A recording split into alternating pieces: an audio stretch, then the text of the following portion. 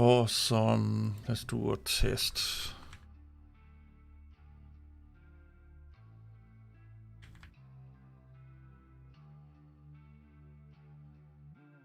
Really?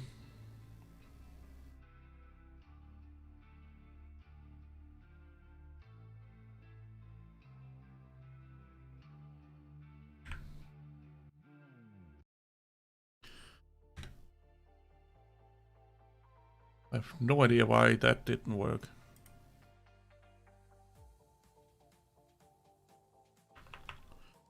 Bluetooth is the devil.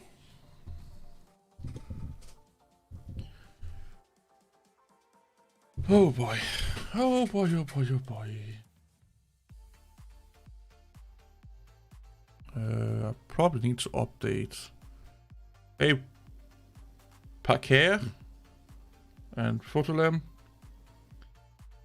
Yeah, I had to update my BIOS because the Bluetooth driver apparently was a little bit iffy on my motherboard. So it seems to be working now, but yeah, I had issues with it dropping out quite a lot. How are you all? Are you all enjoying the week? I'm bored. And I want it to be Friday, but then I don't want it to be Friday. I want weekend, but then I don't want weekend because... hey. I can't pronounce your name. I'll call you Hawan or something like that. I'm so bad with names, but hey. I got no sleep last night and it's 10 in the morning. What the fuck are you doing? What are you doing? Go to sleep. My sleep is really bad also. I got a nap today. What is my... Yeah. I have 30% left in my body of energy apparently.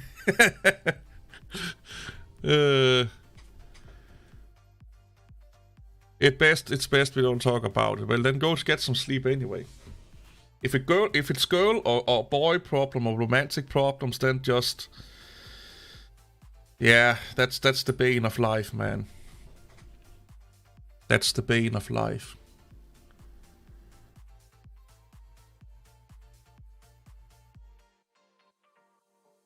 Like, a good woman will ruin your fucking brain. Oh, so have anyone been catching up with the the tech drama? It's so funny. It's so funny. Oh, wait. Why is it uninstalling Microsoft Android SDK? I didn't even know I had it installed.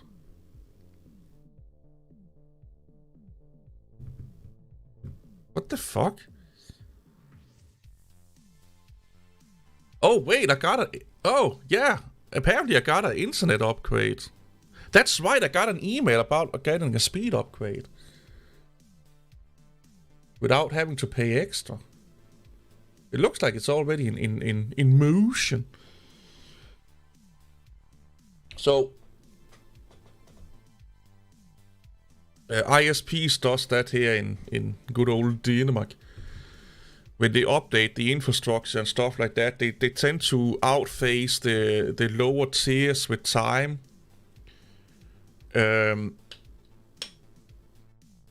Because people are not buying the lower tiers so much, and they keep adding newer, higher tiers, so not to have, like, 10,000 choices of what kind of tier you have on your, available. They kind of keep it to like 3 or 4 different tiers. So let's say if a new top tier comes in, everything just get bumped down. So the one that was tier 2 becomes tier 1. They tend to do that quite a lot, just to keep it simple and not confuse the customers. And I kind of like that. Hey, Lamer, are you still getting spanked by Sexy Becky? Yeah, why is it... I have no idea I had installed Android development suite on this, but apparently I had.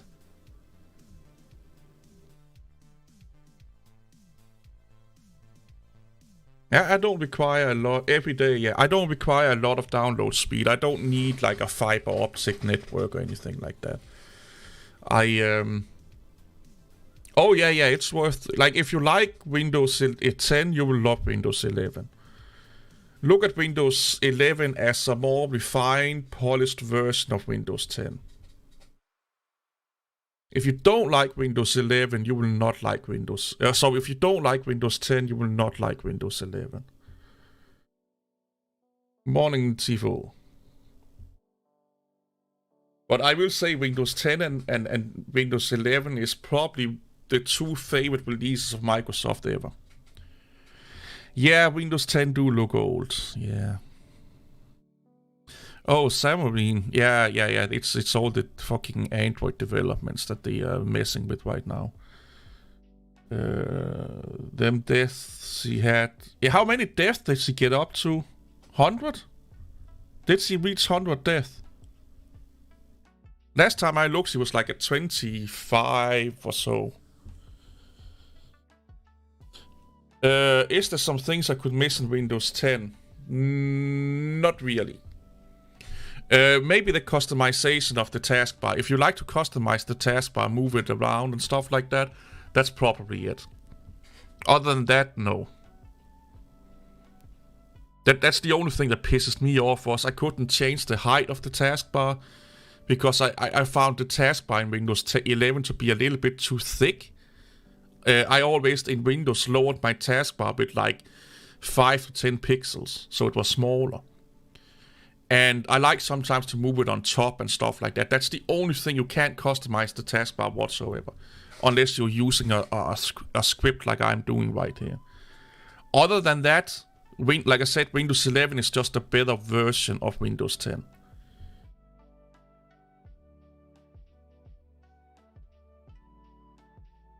It's what it is. But yeah, Windows 10 do look outdated. I will agree with that. Also, I forgot to fill up my fucking water jug, so I may go to get some water. Live tiles. You have tiling under Windows 11. Is it tiling you're thinking about, or what? Do I even have multitasking enabled here? Yeah.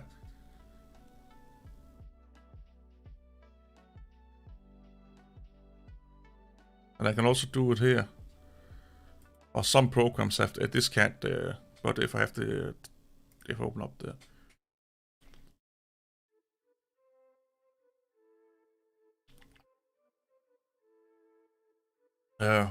Oh, the start menu. Oh, yeah, gotcha. Oh, it's going good, Don. I hope you're doing well. I kind of like this one down here. Oh, not this one. This one here. Takes some time to repopulate because I haven't set it up. Like I do like this here, like the kind of like the news section or what you will call it. I do kind of like this one. I actually use it quite a lot. Yeah, if you used to have it on the side here, but I kind of like that it's over here.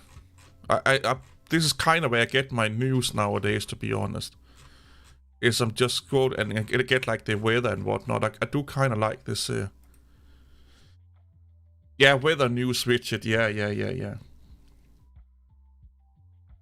Oh, if it's oh, good dude, get that fucking iPad. Go get that sucker, man. I'm so close to getting a Mac Mini.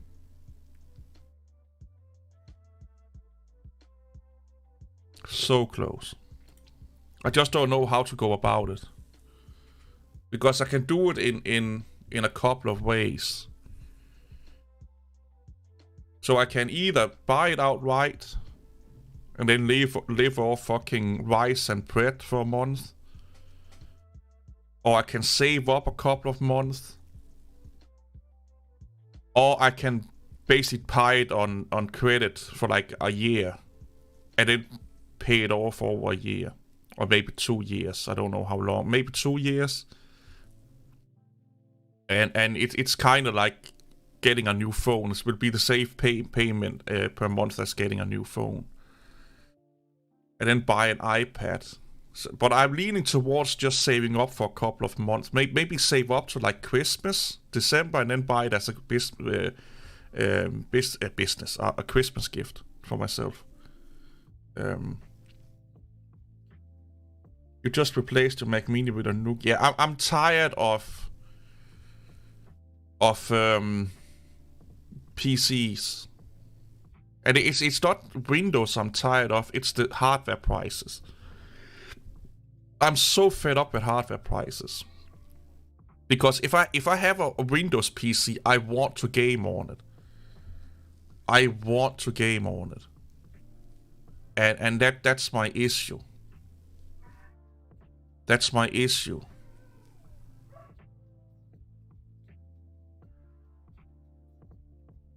In a shopping bag. How can you...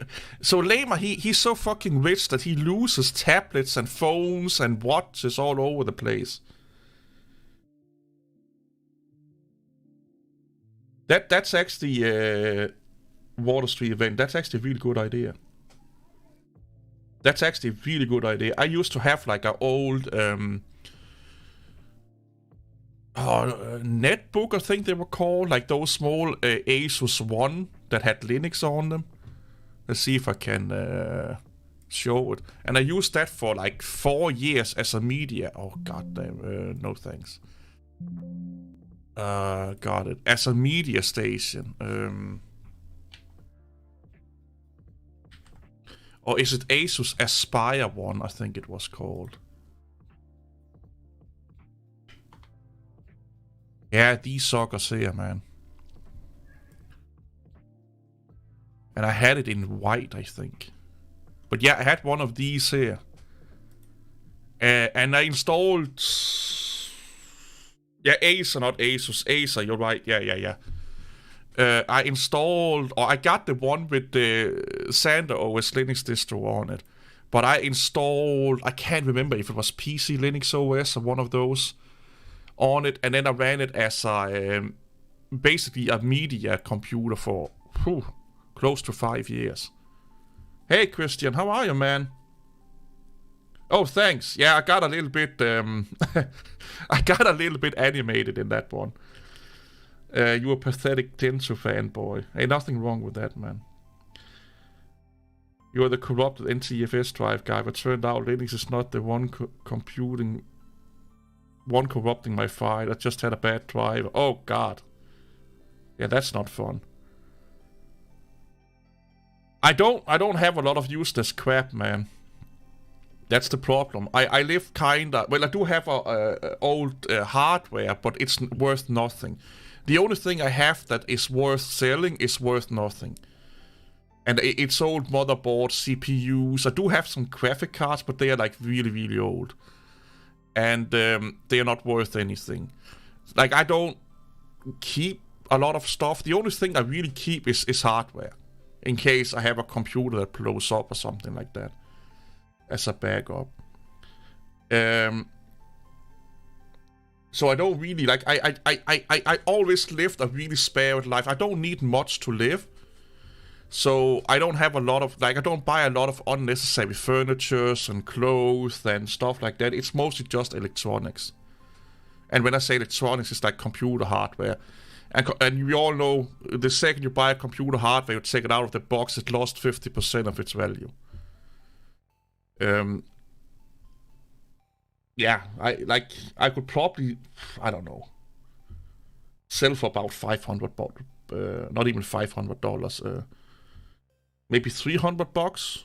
I have stuff I could sell for, at most, that people would want.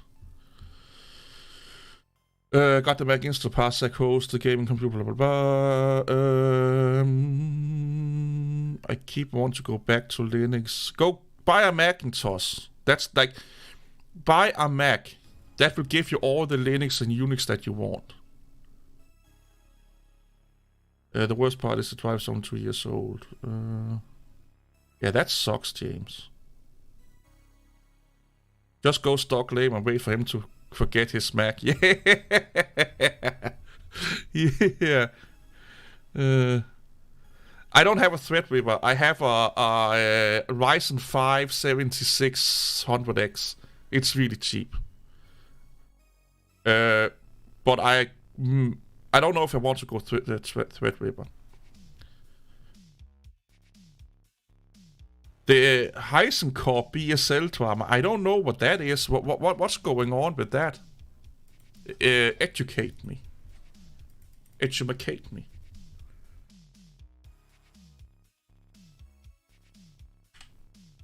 Oh, that's... Oh, I did spot Has. Sin. Or Hassi Corp.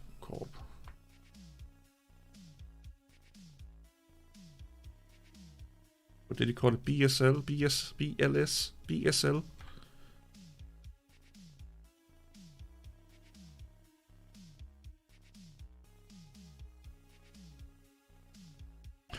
Oh, yeah. Yeah. Okay, I got you. So they switched to another license, basically. What the fuck are you not? Is my... Did I drop my... Yep. No, my keyboard is back. Oh, the fucking Bluetooth, man. The Bluetooth on Asus devices are so bad. I'm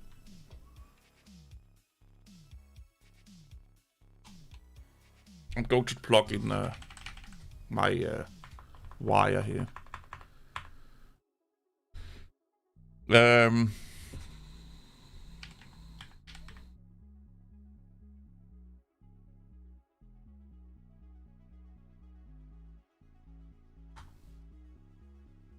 Is the source license.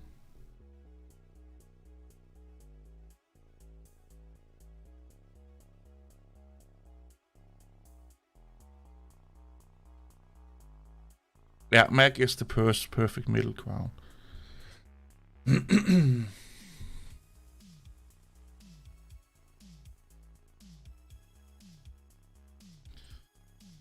Got your Axel Tower for gaming. It's expensive, man.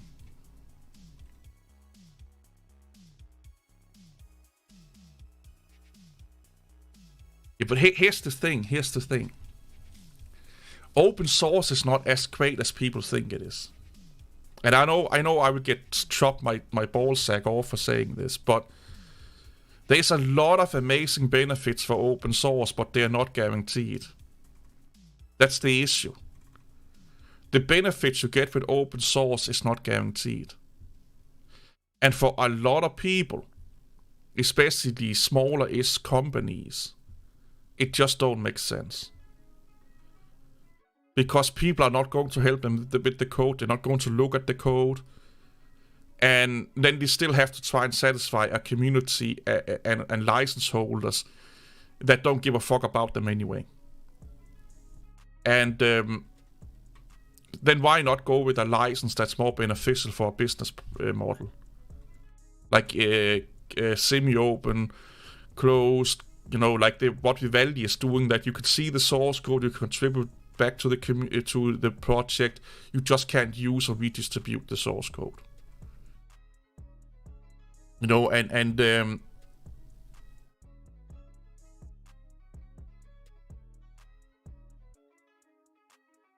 Oh, dude, yeah. Luckily enough, I don't do much Linux content anymore, which has been a god blessing in of itself if you believe in that big guy on top.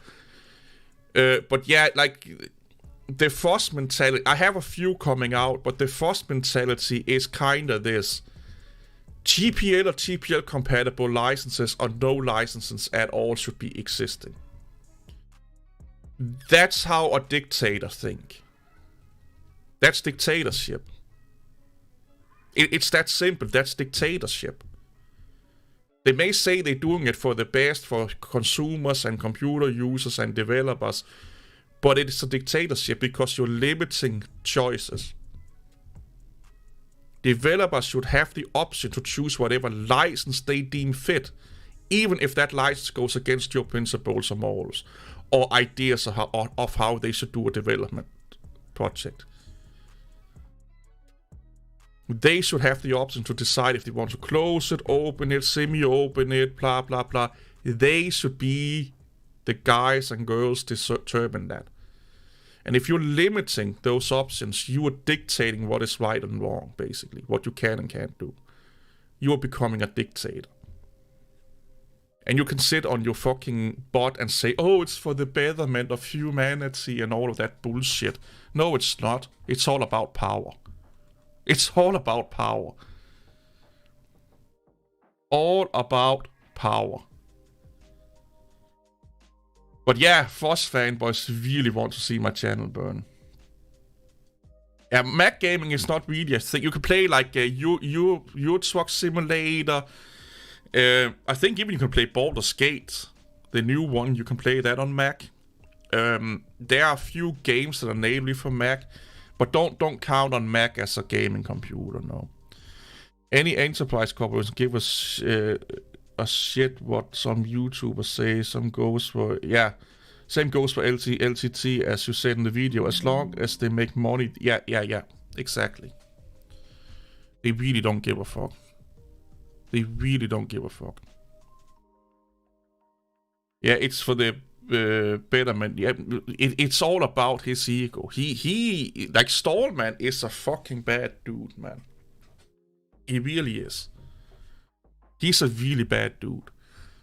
He's a narcissistic, egotistical maniac. Like he's one hit in the head away from becoming Manson, basically. Starting like a suicide cult or something like that. Like he is like, I go watch him at conferences and stuff like that. How he runs around with fucking, his ID badge wrapped in tinfoil because there's chips in it that the government is spying on him on, and it's like, yeah, of course, you're so fucking important that the government's going to spend millions of dollars of tracking your fat ass running around in a conference talking about open source. Yeah, you're that dangerous to society. While most people have no fucking idea that he exists. It's like I said, he's one slap in the face away from being batshit crazy and being locked down.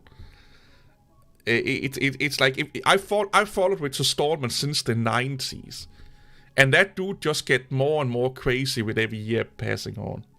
Oh, Debian turns 30. Well, congrats, happy birthday, Debian. Mac is perfect for creators and developers, exactly. Yeah, you can play Minecraft on Mac OS also. But yeah, the whole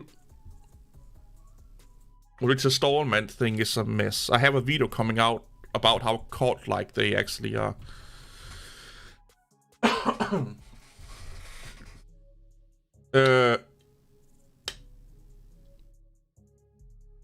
Yeah, go sell merch on YouTube. I sell merch on YouTube. I have, well, I don't sell anything, but I have my merch store, which I'm the only one buying from, attached to my YouTube channel.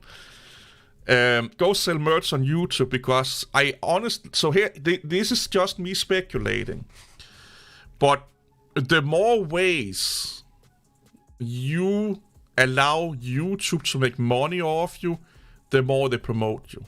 That's just my crazy brain thinking like that.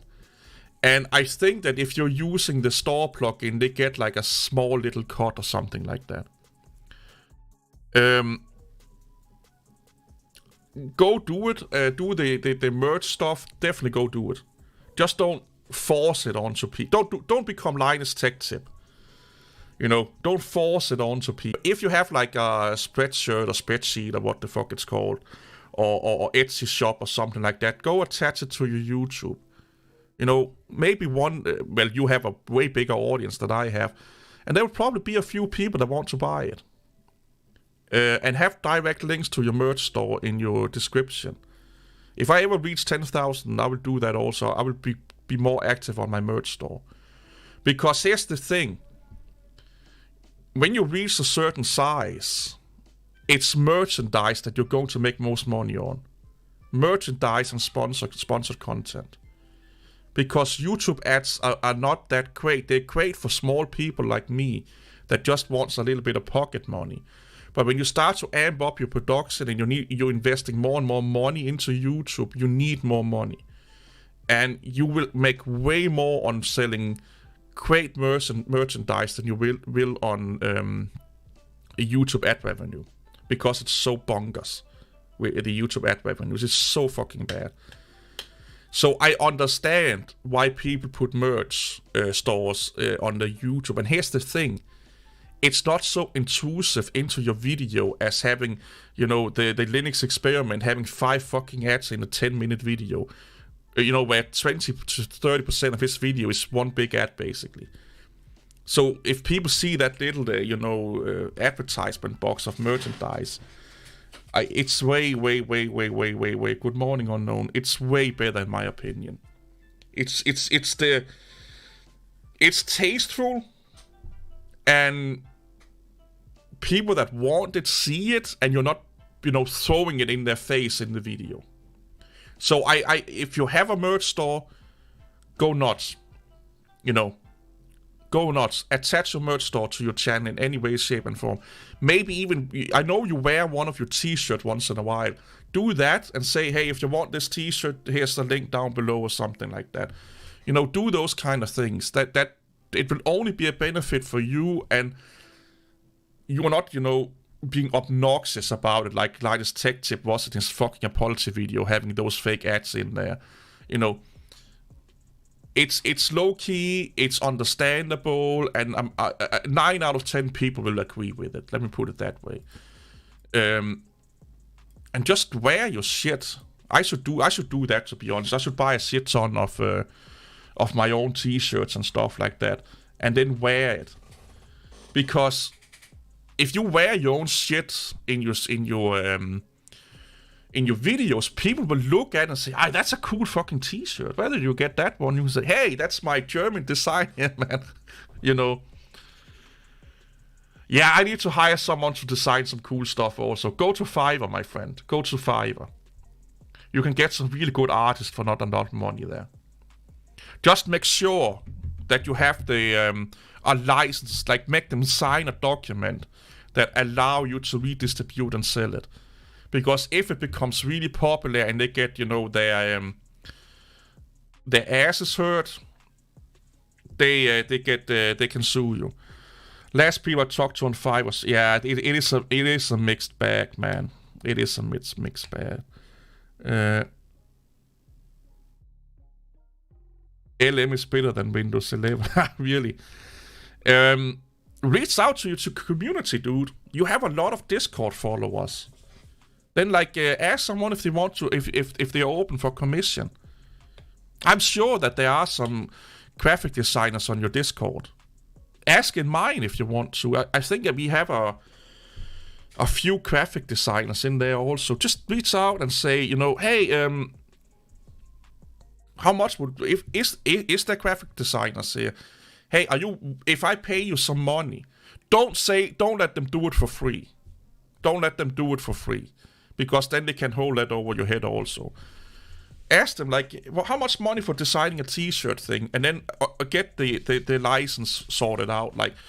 Write down on a piece of paper that I hereby, the author of this fucking design, give Christian Lambert permission to sell and redistribute my art. With me having no royalties in it. Or word it correctly, I'm not that good with lawyer speak. But word it in a way that you have the rights for the design. And then just give them, whatever money they want.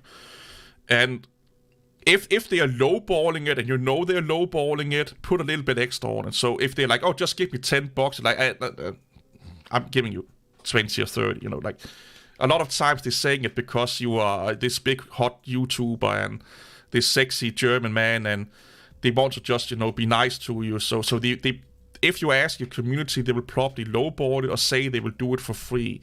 Just don't let them lowball themselves, and give them, if they want it for free, to pay them anyway. But it will probably be cheaper to do it if you could get your community to do it. And it's also, they know you know them to some degree, and it's a little bit easier to talk and get something out of it that way. Uh, yeah, Labor did the storm and gibberish on my on this thumbnail here. But yeah, I would reach out to the community first, and then or just like make a contest. I can't speak. Jace 2 Cents and Bitwit and Paul's Hardware and all those, they've done that a lot. They have like let's just say $100 or $50. Submit your art, and I will buy that art for you get X, Y, and Z amount of money for it, and then you sort out the terms and conditions afterwards. So have like a make a channel on Discord, and then make a video and say I'm having a art competition. I need 2 designs for 2 shirts, and then this is what I'm willing to pay. Submit your art, and the ones that I pick will get paid. The 2 ones I pick will get paid, and then maybe have like a second prize and third prize. Say, okay, the 2 first that I like, they get X amount of dollars. The number 2 and number 3, they get maybe, or number 3 and 4, they can get like $10 or something like that. But the money, how much you want to pay is up to you, of course. But it is like with everything, the more you pay, the better quality you get most of the time. But that's also a way of doing it, having like an art competition. And you could also do like another way is that, well, I pick 2 and I pay those. The top 10, the top 10 or the top 20, I'm going to make a video and highlighting those art and having the artist name, or maybe shout them out on your channel basically in a video. Maybe not the top 20, but let's say you pick 2 and then the top 5 or the top 6 or top 10. You make a video like a video thanking the community for stepping in and say, these are the ones that didn't make it, and here are the artists. If you guys want to go up and support them or hire them, that also a way you could do it. So even if they didn't get picked, they may be getting some exposure. I was truly wondering for the last year why I just fell off watching LTT vids and noticed I was watching a lot more people like Jace. Yeah, exactly. That was how I was like 2 or 3 years into their existence. Like I watched Linus Tech Tips since day one. I've been following them on the sidelines since day one. And yeah.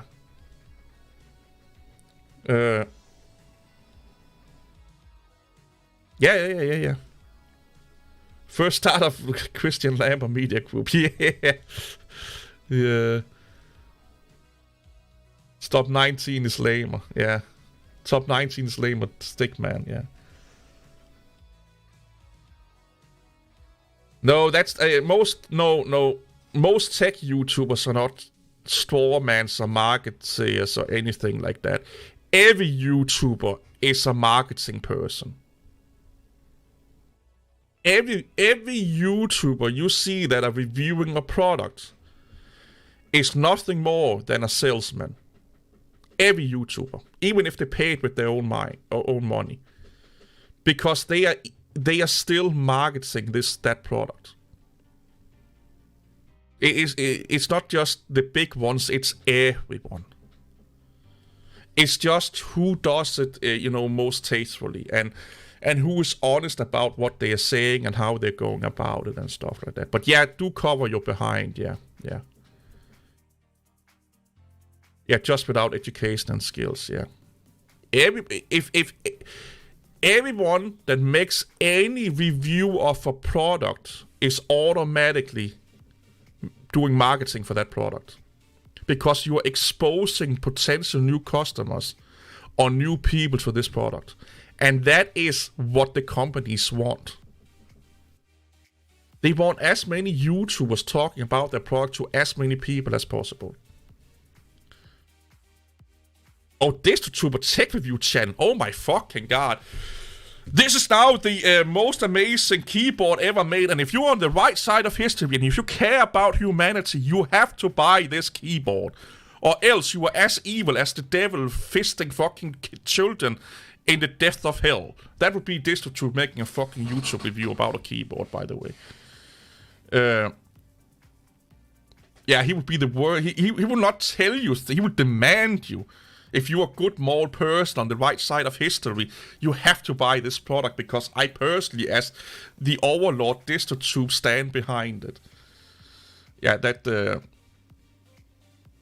yeah, exactly. It's just like car salesman. Exactly. You found it. Oh, I'm happy to hear that, man.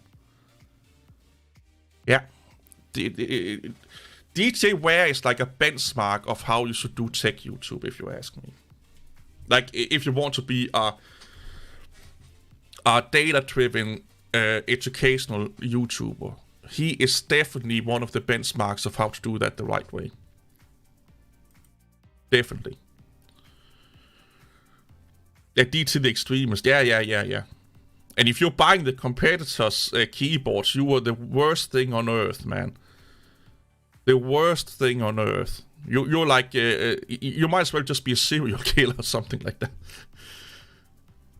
Yeah, he will kill you to high heaven and back, yeah. Exactly.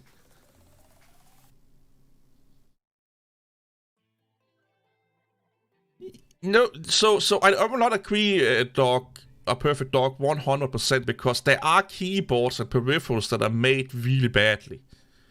What I will agree upon is like the feel and the sound profile and, you know, those kind of things. But the build quality is universal. You know, like, will these speakers or keyboard, will they break the second I touch them, you know? Or are they hurting my fingers? Or, you know, like, am I getting, you know, cuts on my fingers and stuff like that? So build quality is universal. You know, that's something that goes... It's not a... build quality is not personal. Feel, sound, fit, you know, how it fits on your head if it's a headphone or in your ear, that's personal. But how well is this thing built and how long would it last and how well is the software connected to this piece of hardware working and stuff like that. That has nothing to do with taste. That has everything to do with quality, and quality is universal. So I do like those kind of videos, but if someone say that, oh, these sounds bad, I don't take that into an account. But if they tell me how long the battery life is, that I take into account. Or, oh, these feel like they will break if I just shake my head more than 2 times, that I will take into an account. But if someone say, oh, I don't like the sound of those, or I don't like the design of them, or, you know, stuff like that, yeah, I'm like, that's just your opinion. To me, it looks nice, you know.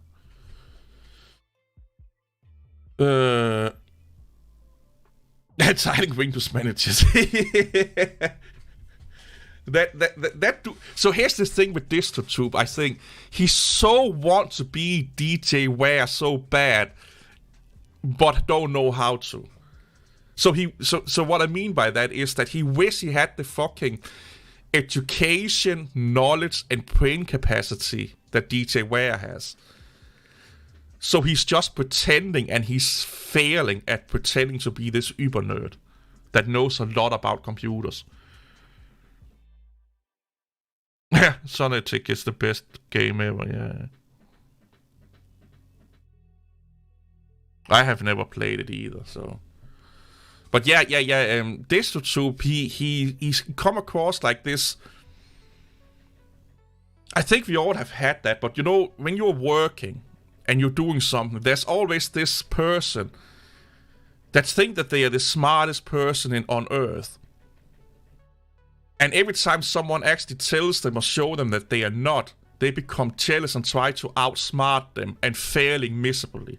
That's DistroTube. He thinks he's the smartest guy on Earth. And every time someone is like uncategorically smarter than him and have better arguments than him, he's trying to belittle them and make himself look even smarter and then failing flat on his ass. DistroTube is Luke Smith. He's just a discount version of Luke Smith. You know. DistroTube is not qualified. On a On an intellectual level, he's not qualified to make a lot of the statements that he makes because he don't have the knowledge to make those statements. He can have the opinion, but he cannot make it as a factual statement because he don't have the qualifications. And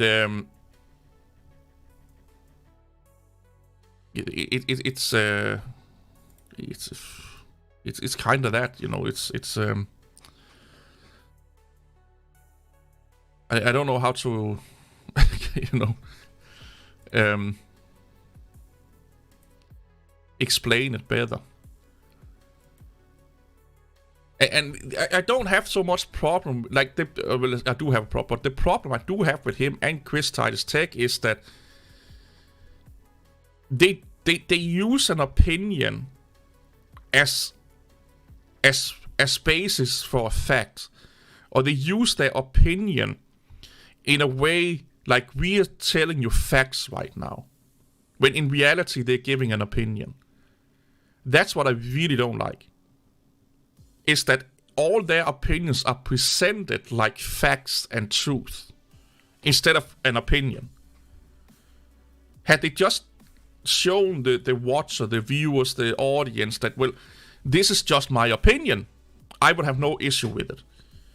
But they don't do that. They come across like everything they say has been validated and is all based on 100% factual truth and blah, blah, blah. When 99% of what they're saying comes off opinions. And it's more likely an opinion of an opinion of an opinion of an opinion of an opinion of an opinion. Basically so far removed from reality that it's not even funny. You know, it's like the dog fucking sister fucking nephew to the aunt, to the brother, to the sister, you know, kind of scenario here. All he needs a meth lab. The last resort to watch when I'm reaching for things to Linux. Oh god.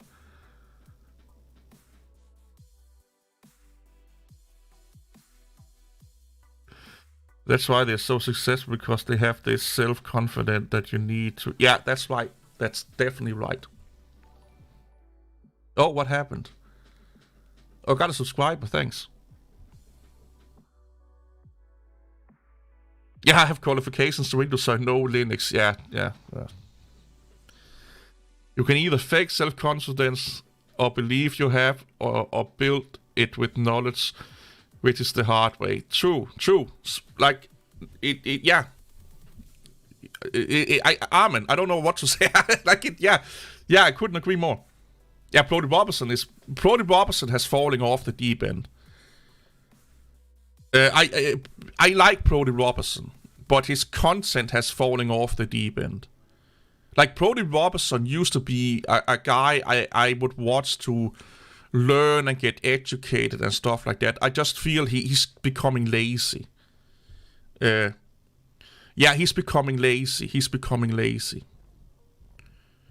He's following a little bit in the same step as every other Linux YouTuber.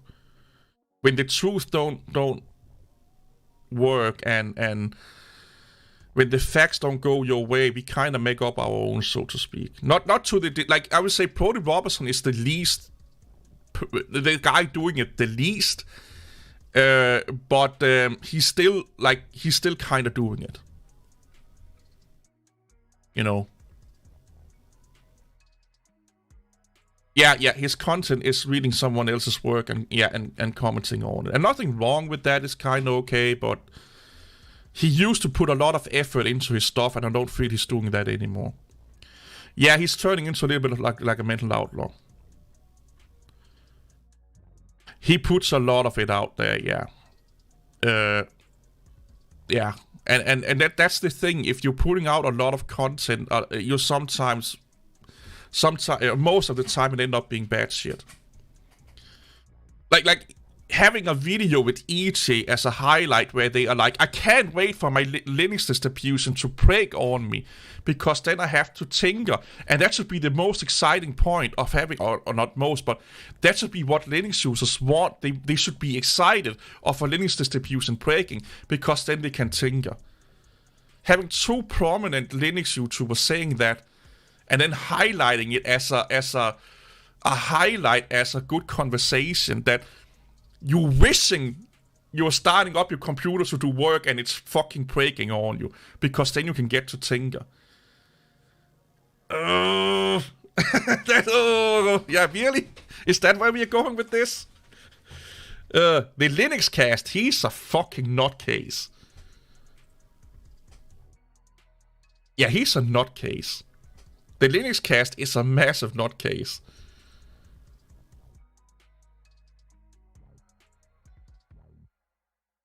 Clearwall tag. I don't think I've ever done that.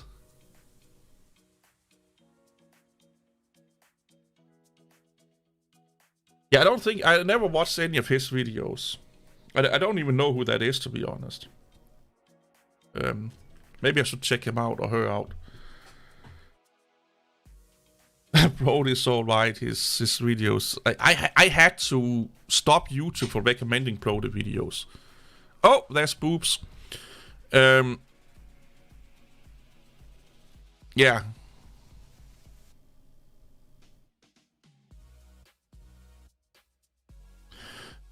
Oh yeah, he's a distro hopper. Yeah. He's a distro hopper. But yeah, I had to stop YouTube from recommending me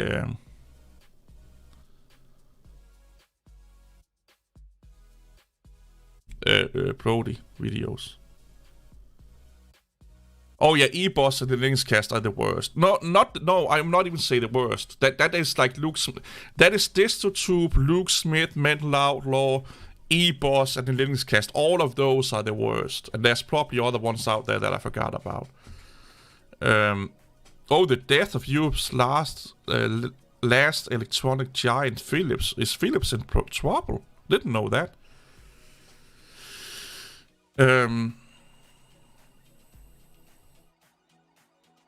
Yeah.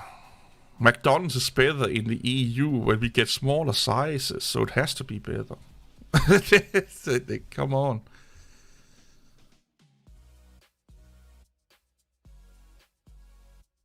Yeah, Lama, that's like Brody's perfect scenario.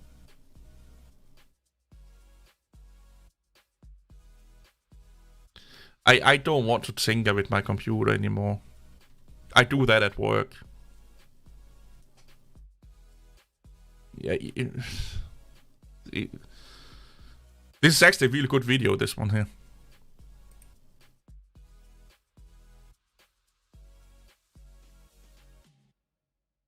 He's building a gaming hut and playing Resident Evil out in the wood from a battery. He actually makes a really good video, The Quiet Nerd. Recommend Linux channel videos, topics. I don't... Here's the thing. I am done with Linux. Yeah, I tinker with computers at work. I not maintain, but I fix his computer and computer problems at work. I get my tinkering done there. If I want to fix a problem, I can just go to work and find a computer has a problem and fix it. I feel somewhat, and this is not meant as a negative, but I feel a lot of people that like to tinker with computers, they secretly they're doing it because they secretly want an IT job. You don't hear many IT professionals, and I'm not regarding myself as an IT professional. But you don't hear a lot of IT professionals that work with computers every day go home and say, oh my god, I can't wait to tinker with computers at home. Most of them, they get their fill at work. I don't do it as much at work. Right now I'm coding mostly, so I do have I do have the feeling to want to tinker sometimes if I have done a week where I haven't tinkered at work. Then I just boot up a Linux distribution and mess around with that for like 2 or 3 hours, and then I'm set, But I rarely hear people that work professionally without IT go home and say, oh my god, I can't wait to tinker I can't wait to go home to work on a computer to get it to do work for me or do stuff for me. You know, it's like taking your job with you home and not getting paid.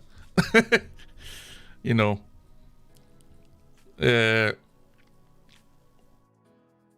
I feel like a hard drive instead of an SSD is the reasons why so many people use Linux.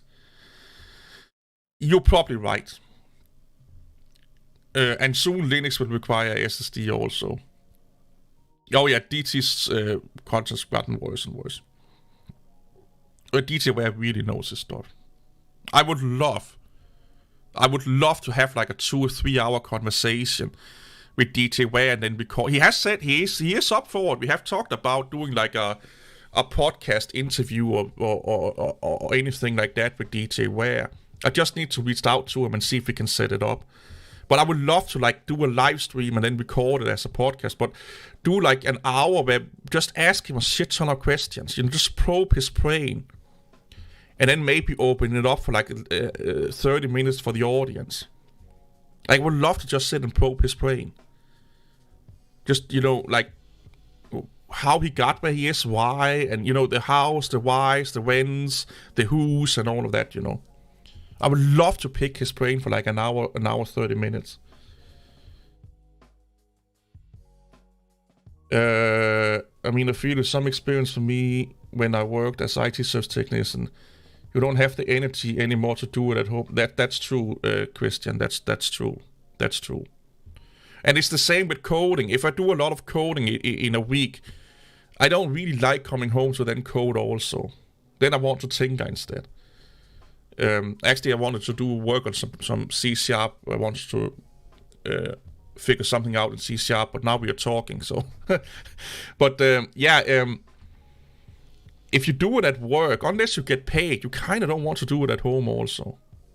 Especially if you're doing it like 8-9 hours a day, which I'm luckily am not.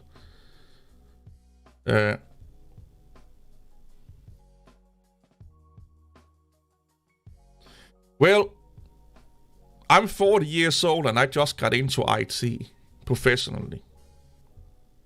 So no matter how many curveballs life throws at you, don't say, oh, I can't do it. That's not the case. I spent most of my 30s being on sick leave, basically. Mentally health sick leave. And I never thought I would be able to work again. And here I am working more or less my dream job in IT and research and development and doing anything from developing and helping developing new ideas, machines and programs and maintaining computers and stuff like that. And I'm a fucking mechanic. I'm a mechanic. I'm used to run around and hit heavy shit with a heavy hammer. So don't look at it like that. Look at it like, you know what? Right now it's just not in the cards for me. But who knows in 2 years, in 3 years, you know, when life starts to be less difficult, you know, when things get sorted out a little bit, when things get a little bit more stable and so on. You never know, man. You never fucking know. And it's never too late. It's never too late. But I know when you're looking at like fuck where you are right now and everything just seems so overwhelming and damn man, I have so much to do personally and you know, maybe also financially and stuff like that. But there's always a way out. It just takes time.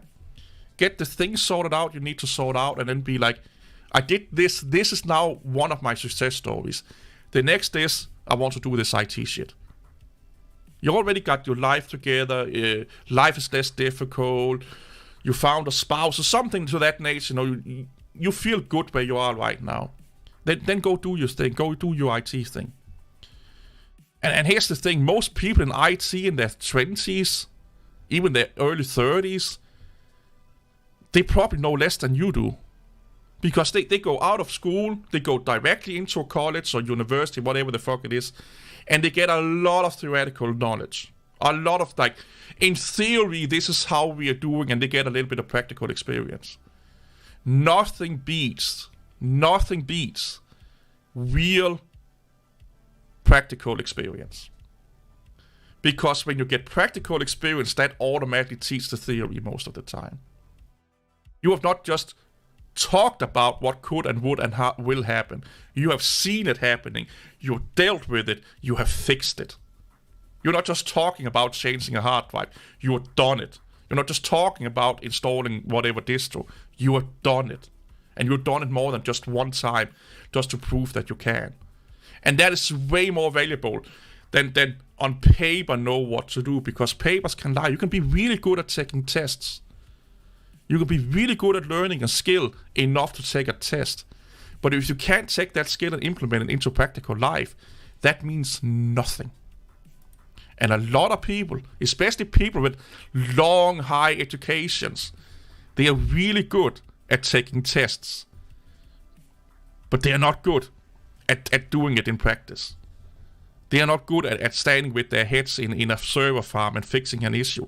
While you have the customers yelling at you on one end, the boss yelling you on another end, and some of your co-workers yelling you in the third end. They just mentally break down doing that. And all of that, the older you get more mature, you can handle stress better, and all that fucking shit. I honestly think that for most people, getting into IT is probably best when they are in their 30s. Honestly. Because they are more mature, they are more settled, they are more level-headed, and they're not like, most people in their 30s and up don't have this, like, I know it all mentality. As a lot of kids in their 20s have that takes a high education that's well paid. They get a little bit full of themselves. So please don't think that it's not in the cards for you. It's definitely in the cards for you. Just maybe not today. Fanboys thinking just as gaming, yeah. I just want stuff to work on beyond digging around everything. Yeah, the same here, man. Yeah. I'm the same. I want to learn, and I really, really like to learn, but I don't want... I want it to be on my terms. If I want to tinker, I will decide when to tinker. I don't want to wake up in the morning and getting ready to work for then my computer needing to be fixed, have a 2-hour fucking fixing problem that I can't do before work, and then I go all day thinking about going home to a computer that don't work and require 2 hours of tinkering before it actually can do anything. No, I want to tinker on my terms. I don't want to be forced into tinkering anymore. I don't have the time, I don't have the patience. Well, I have the patience, but I don't have the... I don't want to start to do a live stream for then, oh my god, now I have to tinker for 30 minutes to get the live stream working, for example. Did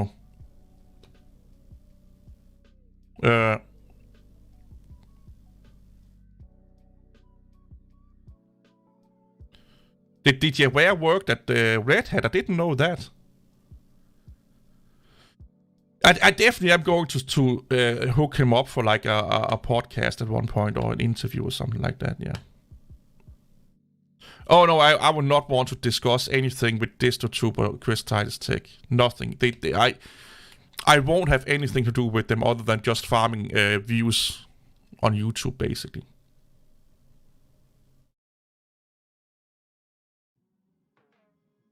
No one with a Red Hat cert and cannot do a sampling real world scenario. Yeah, there's sadly a lot of scenarios like that.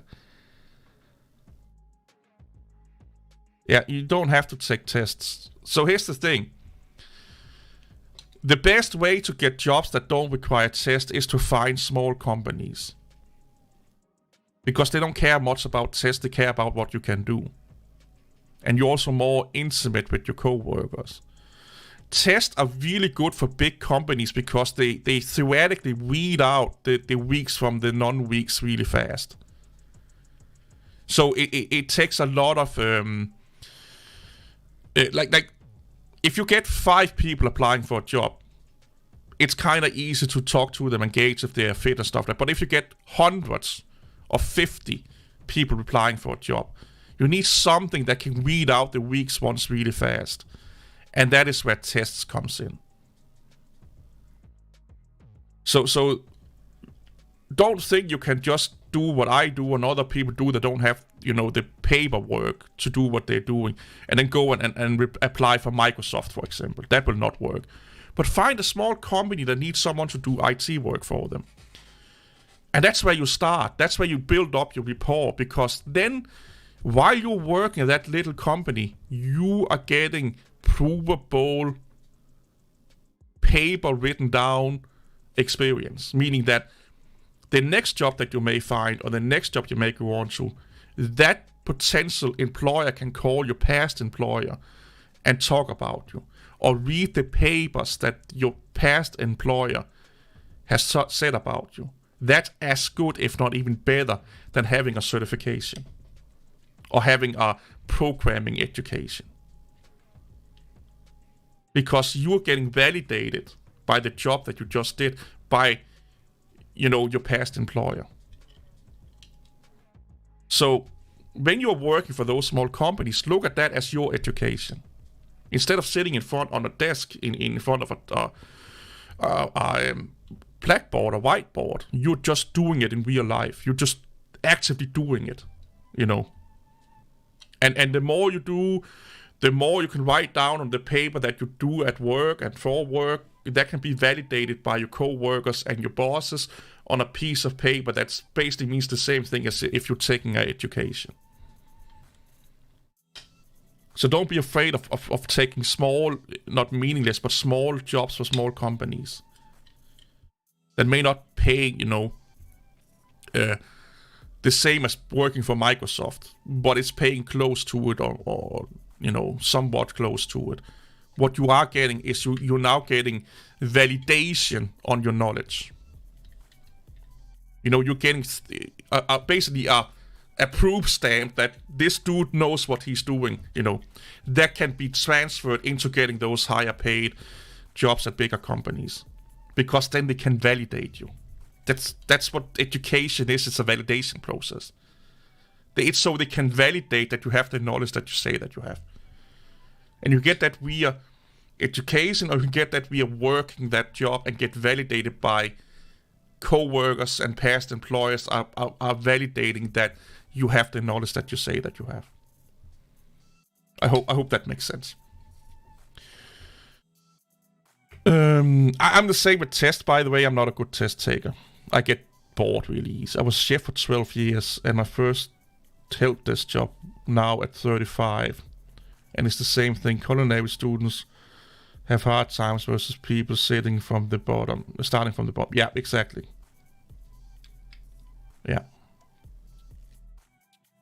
Nothing related to IT. Yeah, I can see why that's fun to tinker then. I can definitely see why that's fun to tinker then.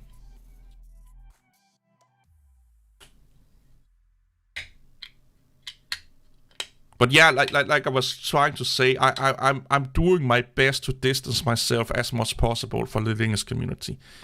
And I am never going to recommend anything open source or Linux to anyone publicly anymore. Never. I'm not going to do it. Yeah, take care, Christian, and go hug the wife and the kid. And I hope your kid is getting well again after that fucking kindergarten debacle with getting sick there. But go have fun with the family, man, and do something amazing. And thanks for stopping by.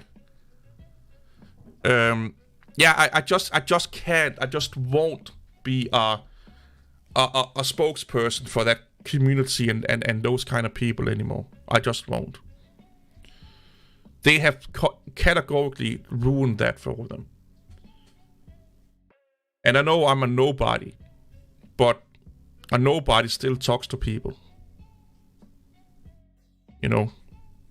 I still talk to a lot of people about IT. Probably more than most Linux YouTubers do. And I am not recommending anyone to run Linux or open source. Other than if I know that open source tool will be the best fit for the person. But I'm not going to say to them it's open source. I'm not going to sell it as open source. I'm just going to sell it as a good program. Or tell them that it's a good program. Not going to talk to people anymore about development philosophies or coding philosophies and stuff like that are not developers. I am not going to push anything Linux anymore. And there are many people that think like I do. And that's the issue.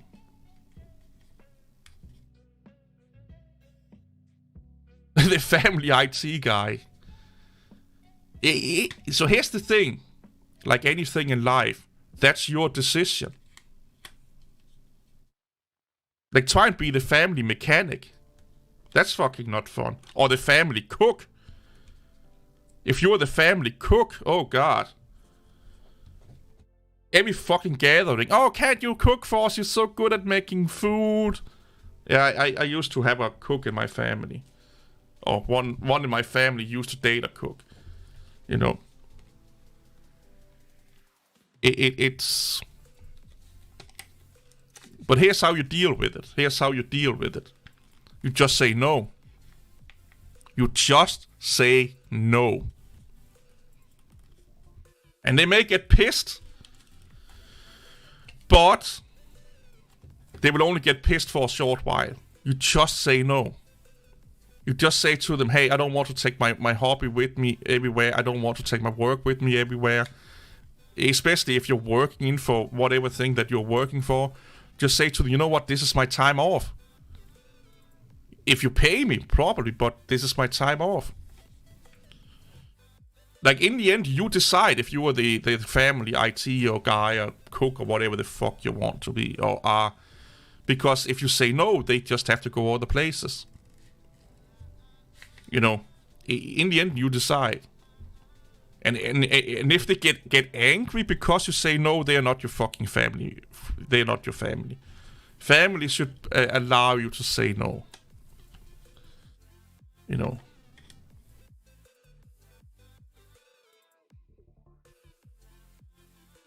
Oh yeah, if they get the ID stolen and stuff like that, I can understand why you would help them out, and you should help them out, to be honest.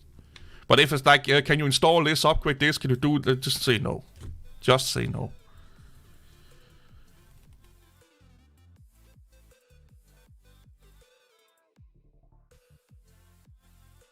Exactly. Waterloo events. Exactly. Like I said, I used to have some family members that dated a cook, and that it was the same thing. Like, every fucking time there was a family gathering, can you cook for us? And I was just like, fucking hell, just leave the guy alone. You know, you never get to talk to him because he was always in the kitchen. So every time he was at a family gathering, if you wanted to talk to him, you went out to the kitchen. Then there's another fucking family gathering. If 2 or 3 of the family members always, you know, at the fucking kitchen or something like that, I felt so bad for that dude, man.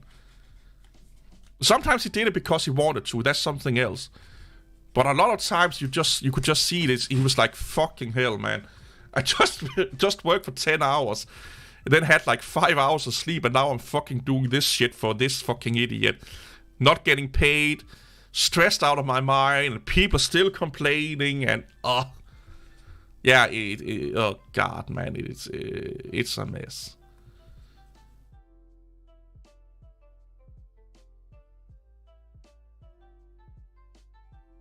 Yeah, I would not get anyone into Linux, to be honest. Oh. Yeah, I make this feminist eat his her own word. I love that. Oh, the computer canonical. If you want to see how it was to be a computer nerd in the 90s, go watch this channel, the Computer Chronicle.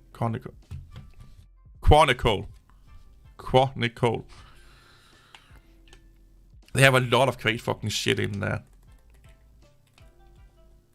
And see how many options, viable computer system options that you have in like operating system options that you had in the 90s and 80s. Like, you had like 3 or 4 or 5 viable operating systems that you could use.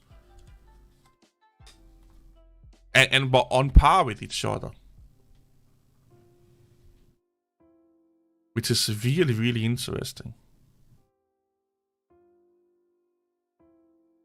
But don't fool yourself, it was not a better time to have a computer. Like, there's no better time than present to have a computer. Because there was a lot of fucking computer issues back then. And you didn't have the option of software as you have now.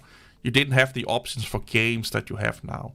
Everything sucked exponentially more back in the day. Other than operating systems, you had way more option as with operating systems. And big cases, like big massive towers, like the one behind him there, was a thing. Like that was like the cool shit. Like those pesky pizza boxes desktops was like, bleh. You needed like they were calling them mega towers or something like that. You know. Yeah, that's yeah. There are so many issues.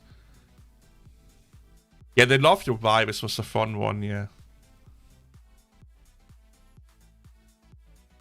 That was a really fun one.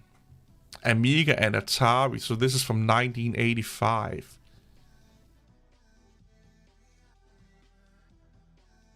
That's Superman. Good old Amiga, I think that's an Amiga 500. He looks so young and snappy there. Yeah, a huge tower mean more work and hassle, yeah.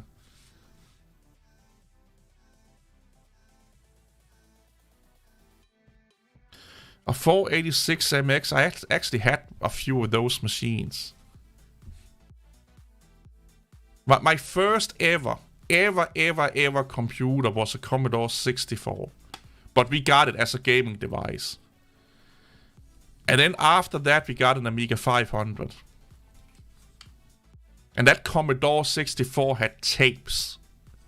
It was tape driven. So if you want to load anything into the fucking machine, you had to go to a certain timestamp, type in some commands in the command line, and basically hit play on the cassette player amount of time before you could run the program. And then it was basically just run off memory. The Computer Chronicles actually lasted a lot of fucking years.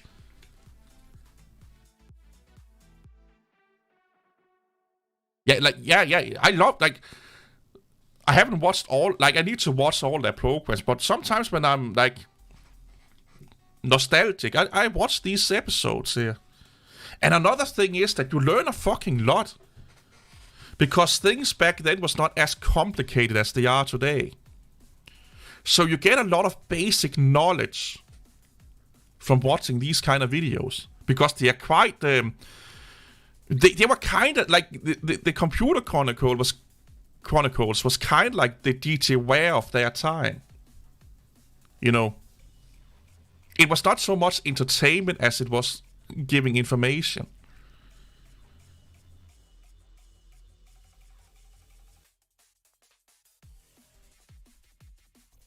It was not a terminal machine. You may use it as a terminal machine, but we used it as a gaming device.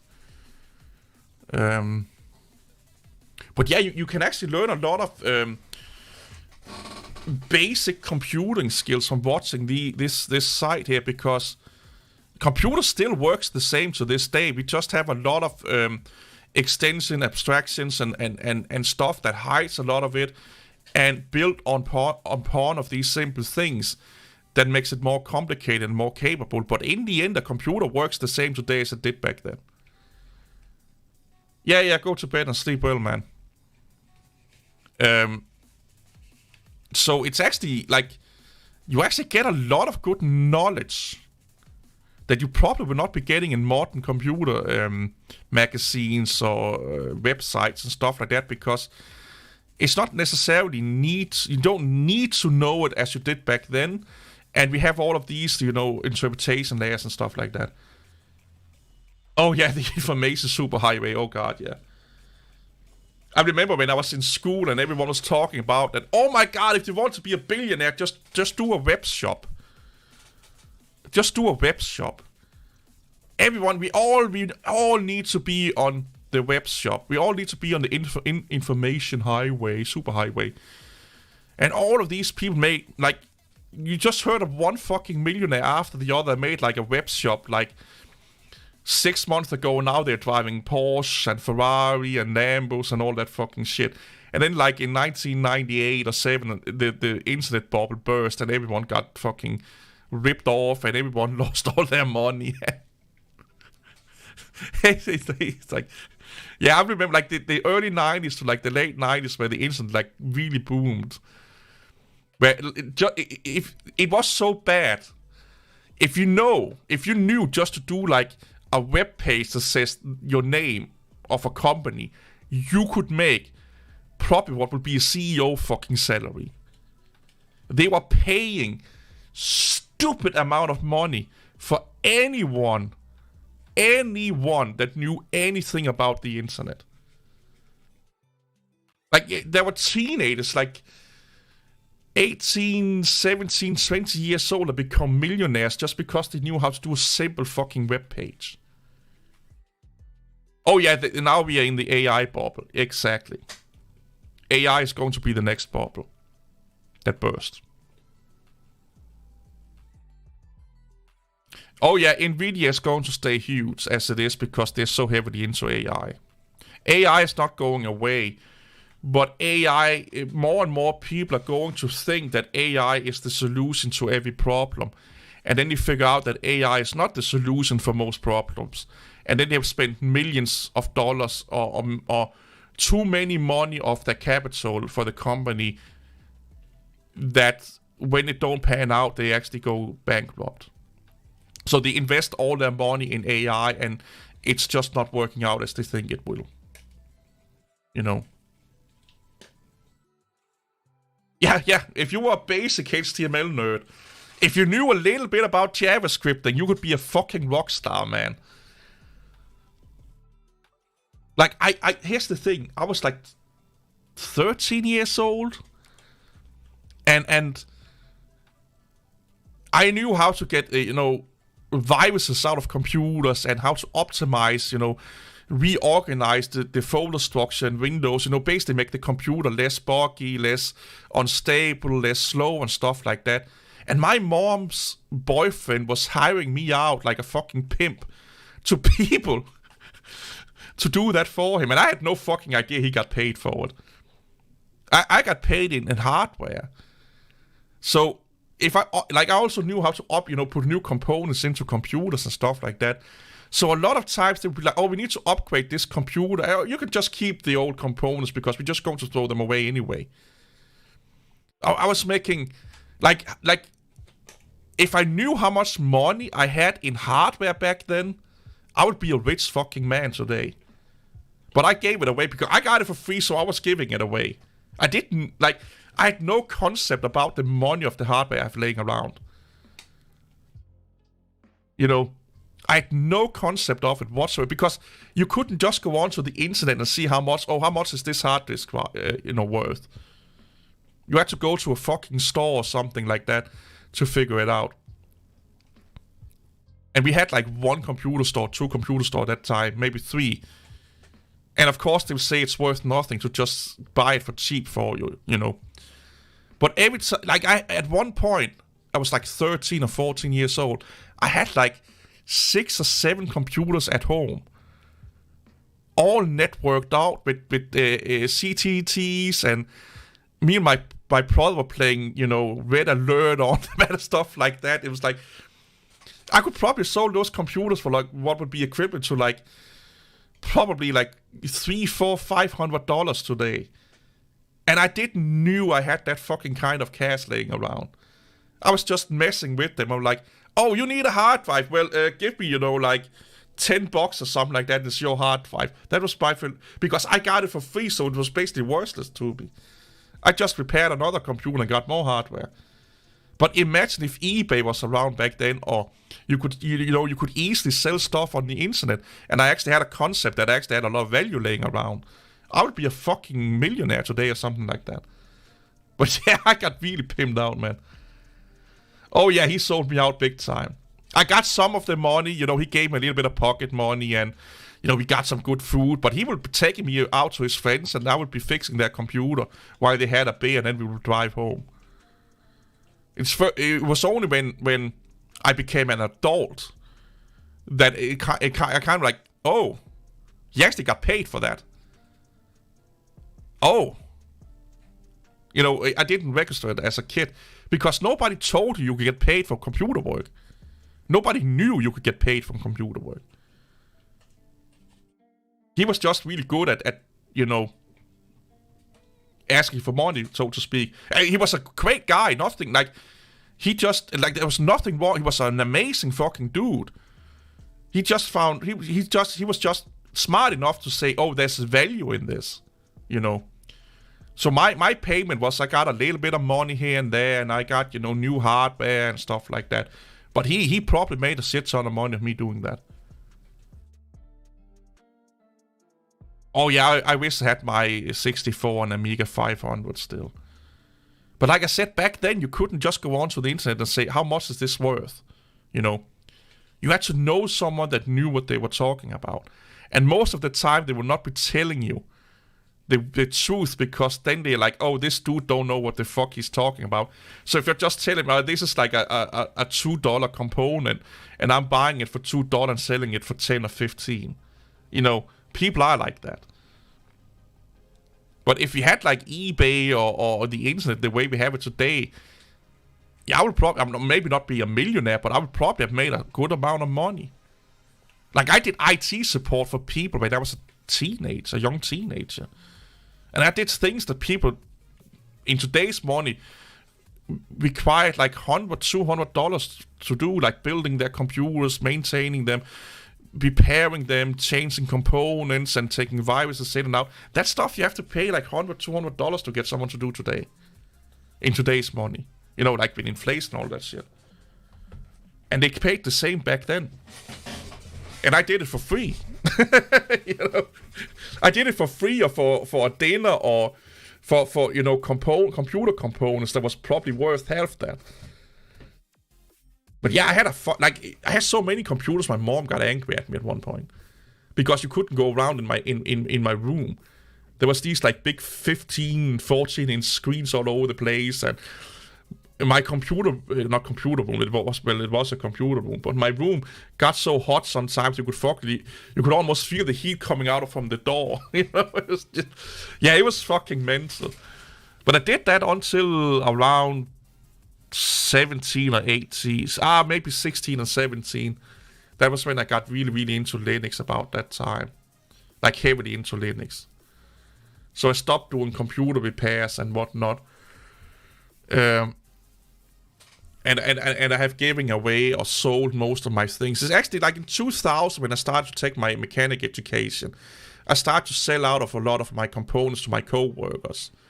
Disk drives and floppy drives and CD drives and stuff like that. And I made a little bit of money pirating music. But again, I didn't know that there was like that people were willing to pay a shit ton of money for it. So again, I sold it for like almost nothing. It was like, if you give me the CD or DVD for where I could burn it onto, and then pay me like $10 per for making 3 or 4 fucking DVDs or CDs. Give me the media and $5 to $10, and I will do it. I will do it for you. But when I was like in 2003, 2 to 3, I've sold almost all my shit, and I started to get out partying way more, so I didn't have time to do all of that computer shit. So I kind of didn't do much of it, to be honest, other than for my closest friends. And I don't want to get paid from my friends, so I didn't earn any money doing computer work in the better part of my 20s. Because I was mostly either partying or working out. But yeah, man, I probably had for like a couple of thousands, if not more, of computer hardware laying around at one point. Which is really funny to think about. Yeah, that was my mom. I can barely walk in here. Yeah, she was so fucking angry. And it's taking so much electricity and all of the fucking mom shit that they come out with. I could probably, like, between 12 to...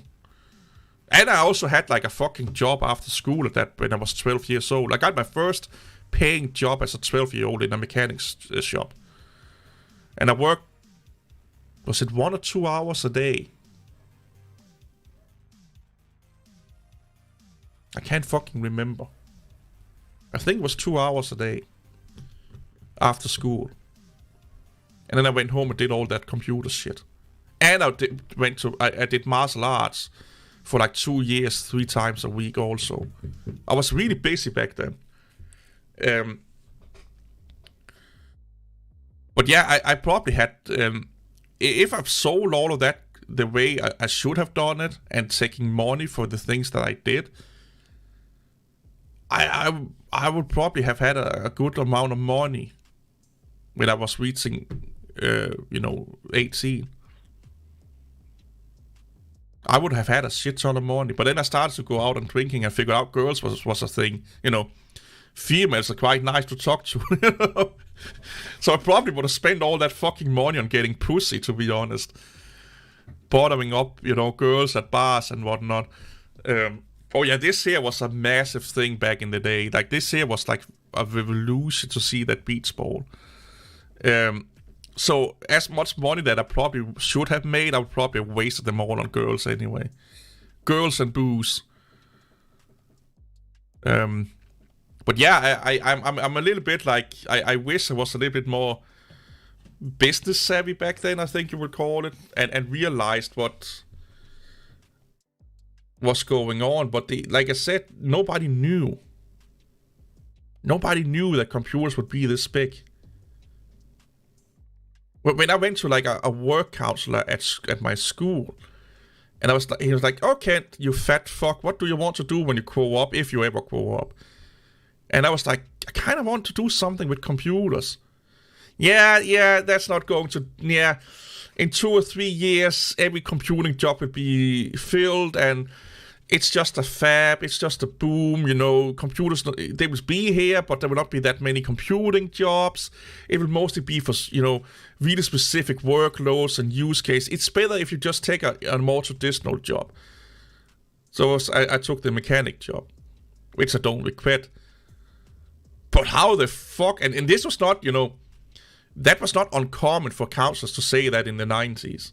Nobody knew that the world would be run by computers in the way that they are today. Some speculated it, but they didn't really knew it. And the internet, nobody knew that the internet would be as big as it is today.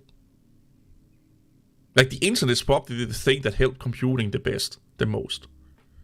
Without the internet, we would probably not have that many computers as we have now. It would be like my counselor said, it would be like, banks and small business or big businesses, and it would be really select few jobs around and stuff like that. Like the internet and cloud and all infrastructure and all that shit. That's why we have all the computers that we have. That's why we can have a smartphone and tablet and all that shit. But nobody really knew.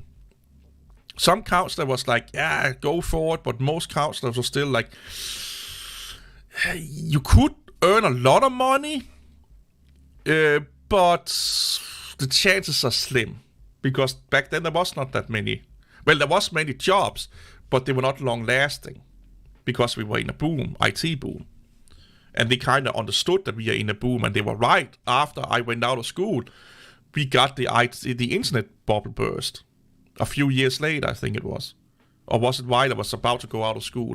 The internet bubble burst. So they were kind of right. We just didn't know that the internet boom will then become what it is today after the bubble burst. Because the bubble burst and then they just took off from there after a few years. When YouTube and social media and e-commerce became a really big thing again on the internet, it just took way off. And when people started, like more and more people got better and better internet, the cloud become that was like what AI is today. Everyone was talking about the cloud.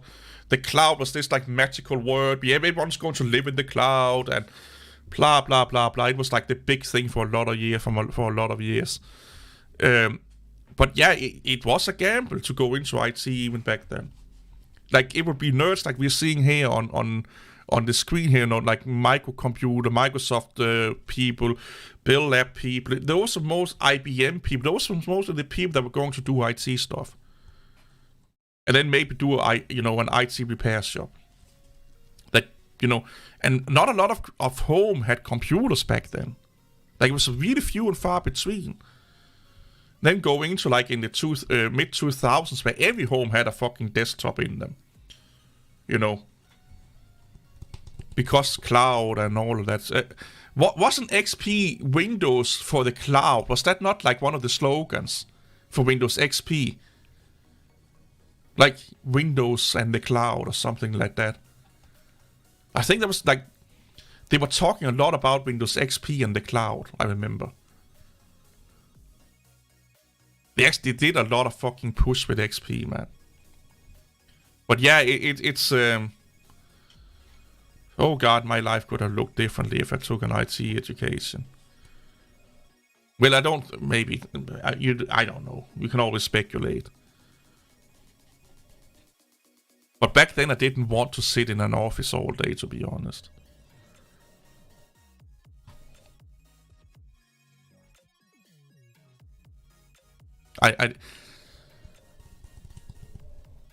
One thing I love about where I work right now is that I'm not sitting in an office. I'm sitting in the production environment. Like, the guy next to me is selling a lot of shit online, and the other guys on the right of me, they are taking components apart and fixing components. Like, I'm based, like, if it was like a production chain, I would be smack middle in the production chain, sitting and doing IT work. And I kind of like that. That I have, you know, like, manual labor kind of people left, right, and center to me, running around with big fucking heavy machines and hammering around, making noises, taking shit apart, and then sometimes I get to help them, and I feel all fucking fuzzy inside because I get to, you know, take something apart again that I haven't done in over 10 years. And, you know, oh, this is like fixing a car and stuff, like, you know, get all fuzzy on the inside. I don't think I would do well sitting in an office. I don't think I would do well sitting in an office. Yeah, and you're close to the people that you're making the shit for. You know. The people that I'm doing all of that IT things for, they are right next to me. They are not in, you know, I don't have to go into an elevator and then go down a fucking floor or up a floor and then go into a fucking hallway and into 2 and 5 fucking offices to get to the people that I'm helping or making tools for or helping with IT issues. They are right next to me. Right there next to me. So if they have an issue, they have to walk like 2 or 3 or 5 meters. And they don't have to go into an office, you know, and knock on a door. They just run down and there I am. I fucking love that. I love that. You feel more connected with the people that you actually like working with. If they ever want me to go into an office, I actually think I will say no. I really, like, if they're like, oh, don't, like, we're building, like, they don't have room for me in an office setting right now. Because there's not enough offices. And that's why I actually sat down there, where I am right now. But if they ask me to go into with the other dev or the other office people, I think I will say no. Because I think it's important to have that connection with the people that you're either working for or helping, or what you will call it. Like, you're more accessible. And they don't feel that you're different from them, because just because I'm sitting in front of a computer, I'm no more different than a guy or girl, you know, putting something into an inventory system, or putting something into our inventory shelf, or, you know, taking apart a component. I'm no different than them. We're just doing different jobs. You know, but we are no more better or higher or lesser than each other. We are the same people. You know, they are just as worth and valuable, maybe more, than any of the office people. And I think it's really easy to lose that connection and that concept if, well, here we have this department, that department. Then we kind of get into that whole department against departments, and, you know, like, people start to get strangers to each other to some degree, you know. We are our little department, and then they are their little department, and I don't like that, to be honest. I do like that open floor office mentality, that a lot of companies are doing, like Facebook and stuff that where the managers, they don't have a big fucking office. They're just out in a cubicle like everyone else. You know, and there's this open door philosophy. I do like that a lot. But of course, if there's meetings and stuff like that, there needs to be meetings rooms and whatnot. But you get what I'm coming at here. I feel, especially for small companies, I feel it's really important that you have that connection with all your employees. You know, like that they have a connection together, and the decision makers have a connection with them and stuff like that. Like my boss is running around the floors all the time. You see him like 10 fucking times a day, if not even more. Like that's just for the time I'm there. I see him all the fucking time, and I like that. You feel more connected to it, but everything is going on. Then the boss is some scary fucking dude sitting in an office, you know, sipping fancy coffee or whatnot, and making a shit ton of money somewhere. Like you get a little bit disconnected, you know. Exactly. And I will call, they started in 2017. And they are expanding quite rapidly, but I will still call them a startup. The company that I work for.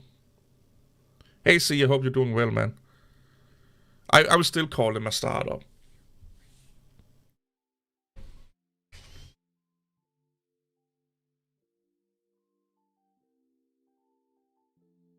And they're doing quite well.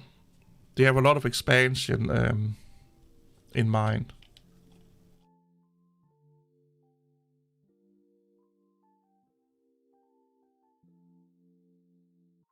Yeah, that's amazing. I love that shit. We are 18 at where I work. And I think he said he had plans about being 40 in like 2 or 3 years. He want to have 40 employed. Why do I need a cup of coffee? I don't know if they're comfortable with me saying where I work. I don't know. It's not like they're doing anything, you know, crazy, anything like that, but you know how the internet can be. I do need some water, so I'm going to get some water here in 2 seconds. So I will find another canonical video, and then we can Amiga 3000. But it's what you will call an e-commerce company. So they buy and sell stuff online, you know.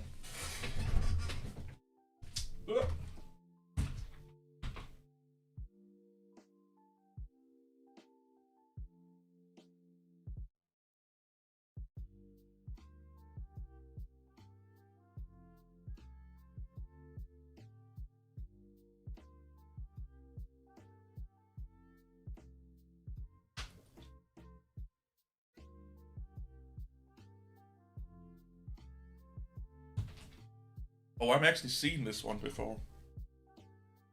That's a really good episode. Oh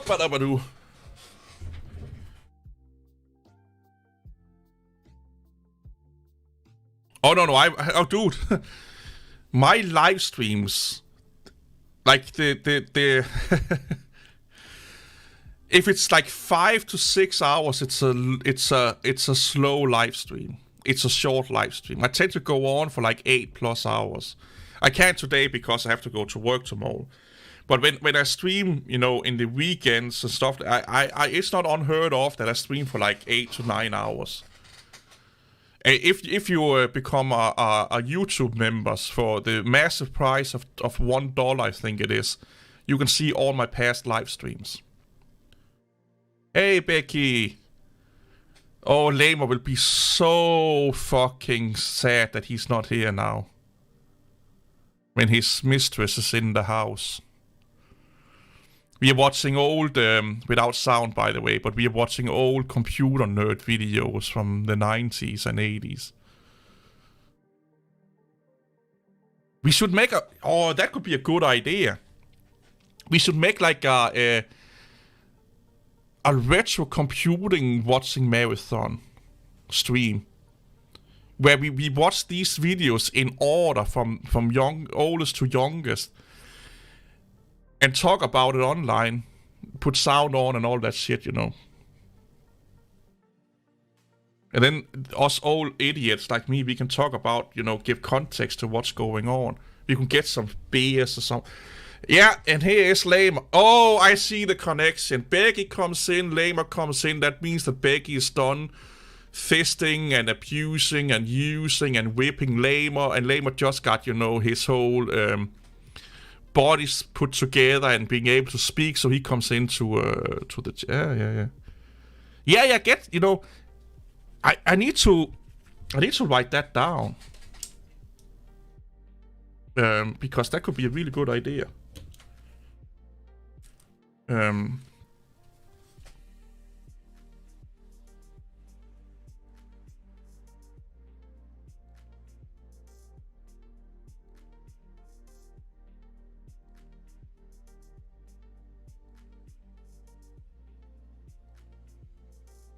Maybe to do that like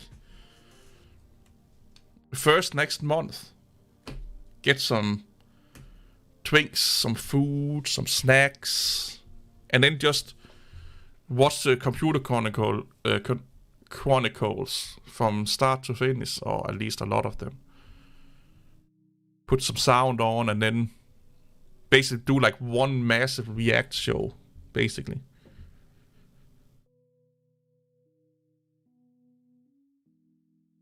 I was a mechanic. I wasn't a mechanic after I got my certification.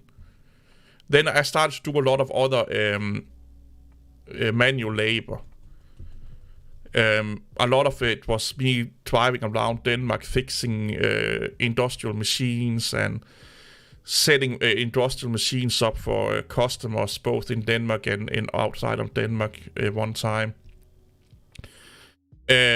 Working in places where they built industrial machines and maintained industrial machines. I did that for like 2 or 3 companies. Then I had like a short stint as a guy that operated a painting booth, an automated painting booth, and standing in at a CNC machine. And then I have done some lumberjacking and stuff like that. I do miss the physical aspect of my old jobs. I do miss being out and using my body and lifting heavy shit and, you know, but I can go to the gym to do that. Just need to get my fat ass to the gym. But yeah, I can do that at the gym. But that's the only thing I miss from my old jobs is the physical aspect of them. What I do like now is that I'm using my head way more than I used to. Like, I have to think more than I used to. But instead of using my muscles, I'm using my brain. So, but I kind of wish I could do both, to be honest. To be 100% honest, I wish I could do both. I wish my job was both intellectually challenging and physical challenging. But that's sadly rarely something that you can do unless you become like a IT nerd in the army or something like that. Then you can do both, but that's a really unique job situation. But I'm also not 20 years old anymore. And you have to start to look out for your body the older you get. You can't just run around and lift heavy shit, you know, till you drop dead, or you will get like, you know, body problems at 50, 60 years old and live in miserable pain and stuff like that. So I think it's probably the right time that I got the job, like physically. Like it's the right time to stop just becoming a meathead, so to speak, and just be the guy that lift heavy shit all the time. Other than when you're at the gym. And only do heavy shit at the gym, and then everywhere else you kind of use your brain instead of your body. So I think it's the right time. And it's done in the right way and all that. But I do miss it sometimes when I'm sitting in front of the computer. I'm like seeing some of my co-workers, you know, moving machines around and hammering around and screwing around and throwing shit out and lifting shit around. I'm like, fucking hell, just give me 5 minutes at your place, man. Just give me I just want to do it for 5-10 minutes, you know? Like, I just want to do something physical for a little while. And I do get those urges once in a while, but like I said, just go for a walk after work, go to the gym or something like that, you get that steam wind off. Like I said, I need to get my fat ass to the gym some more. I really have slacking off gym workouts the last 2 years, and it's really bugging the living shit out of me. But yeah. Are you still waiting? Oh, dude. Oh, security issues. Did you scream out your fucking password to your computer farm while Becky was spanking you? Is that what it's all about? Imagine that this back in the 90s was like the most advanced shit you could do on a computer. And today that's something that your calculator can do for you.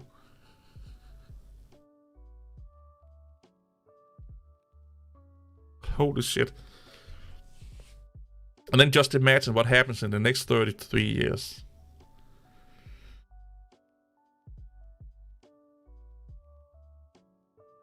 Oh yeah, you need a shower, Lamer. You can't handle the sexiness that's Becky. It never make you say word your password, no. Lamer, listen and learn, man. Listen and learn.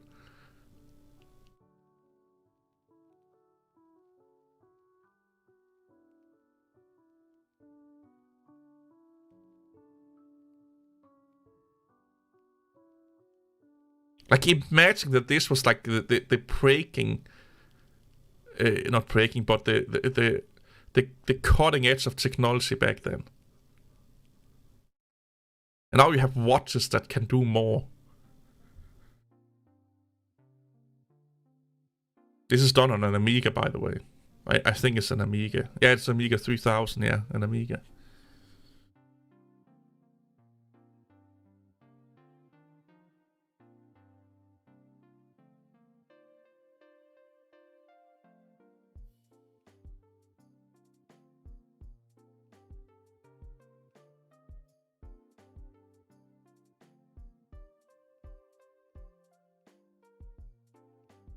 Yeah. Or they will have a sticky note on their screen with their username and password on. It'll just be like a sticky note down in the corner, up in a corner, or on the feed of the monitor.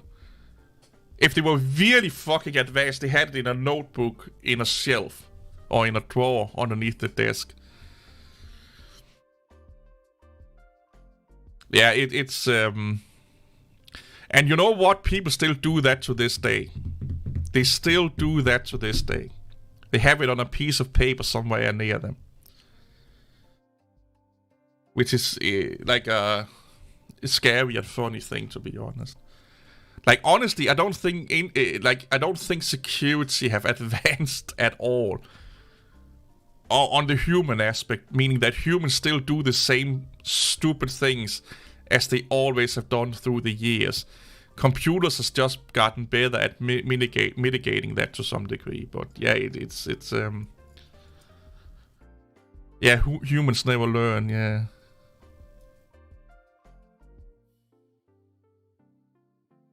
Yep.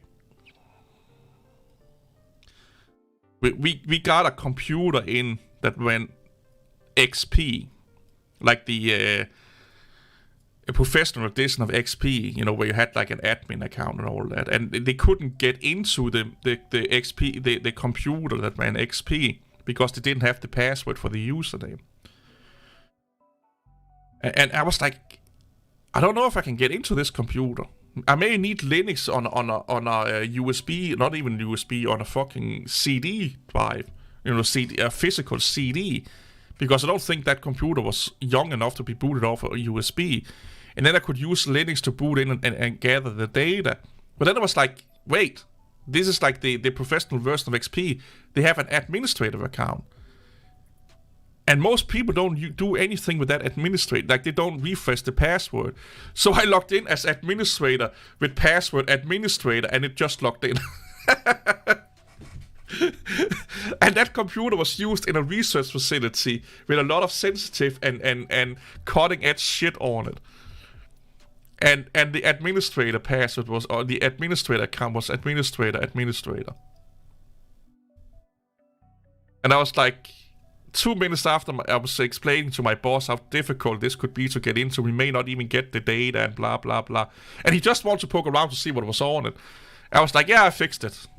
I just had to Google if it was administrator with capital letters or not, and if it really was administrator. Because I think there was Windows versions where it was admin and administrator, or administrator and admin. One of those, one of those combination. But XP, it was administrator. And I had full access to that old computer. Well, the computer was old, but where it came from was not that old. Like, they were still using it in somewhat modern research. But because of the software and peripherals, they were only compatible with XP. They could use it there. It's really strange, but that's how it is.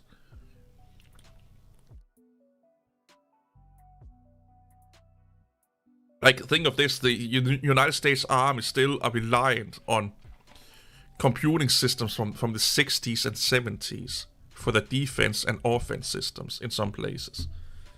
Because if it ain't broke, don't fix it. And if you fix it, you don't know if you are making it less hackable or more hackable and all of that fucking shit. So it's not unheard of that you will find cutting edge research and what have you not that are still using really old software and hardware. Because that in of itself can mean that they are more secure. Because if it's not on the internet, for example, you can't access it without getting physical with the machine.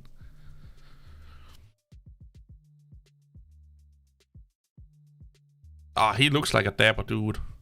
Oh, he's from Commodore. Commodore was a really bad company. Like, they were almost worse than fucking Apple back in the day.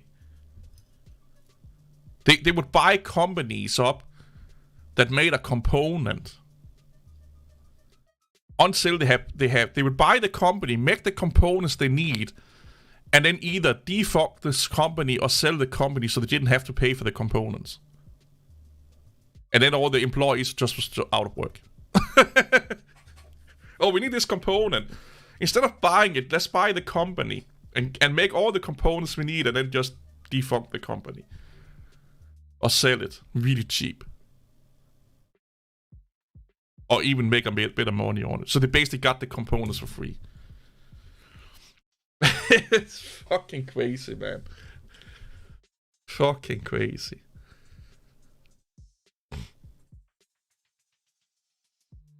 Oh, I miss the old Amiga systems now. I remember when I got my 500. And I was, like, back when I got my 500, it was already outdated as a fucking, like, we had the Amiga 3000, 4000. And I was just, every time I saw these Amiga 3000, 4000 computers, I was just jealous as fuck. You can't sleep. Damn it. Get a beer. One beer could help. Or get knocked in the head by a beautiful girl. Whatever happened to that company? Oh, they've done it a few times. A Commodore got bankrupt. Commodore went bankrupt. Yeah, they went bankrupt. And then some intellectual properties and so on got bought up by other companies. But I think the company in of itself went bankrupt. But I think someone has the license for the name Commodore. I can't remember who that is. I know someone has the license as a name Amiga. There's a company that owns that now.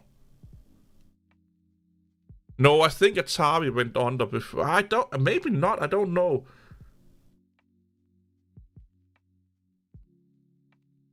I actually can't remember.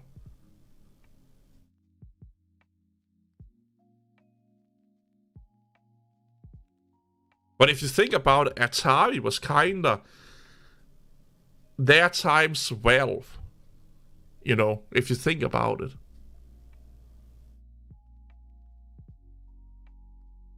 Just imagine being fucking Gabe Nobel or what the fuck his name is. Like, you just imagine that you are the storefront for most PC gamers. And you're just ripping money in year after years of other people's work just for you hosting it.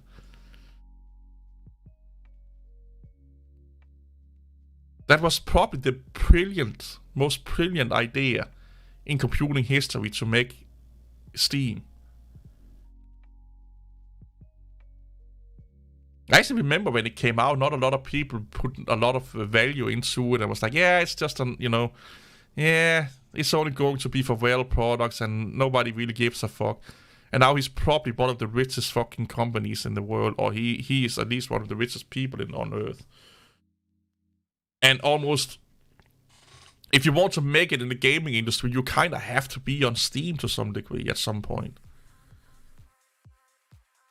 Or you will have a bigger chance, to be honest.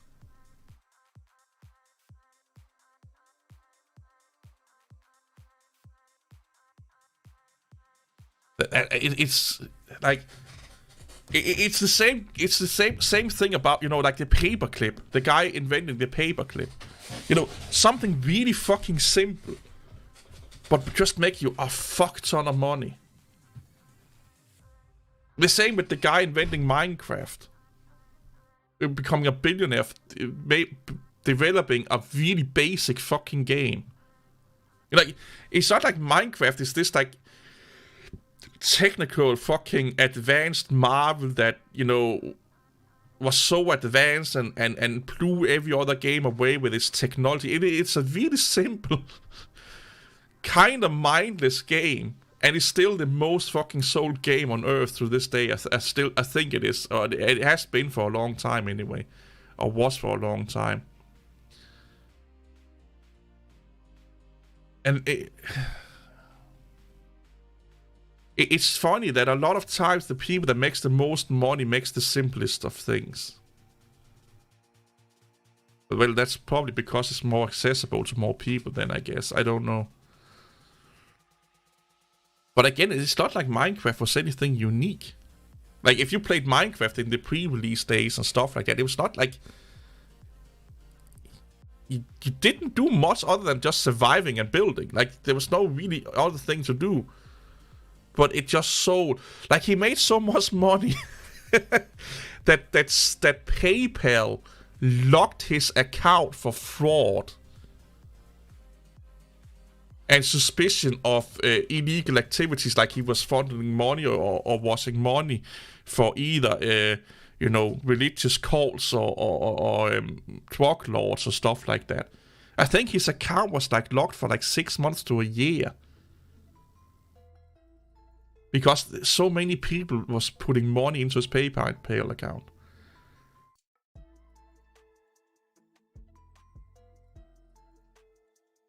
Yeah, that's true. That's true. I will not even say that because Minecraft kept becoming more and more popular when Microsoft had it. Like I said, I think it's still the most sold game to this day.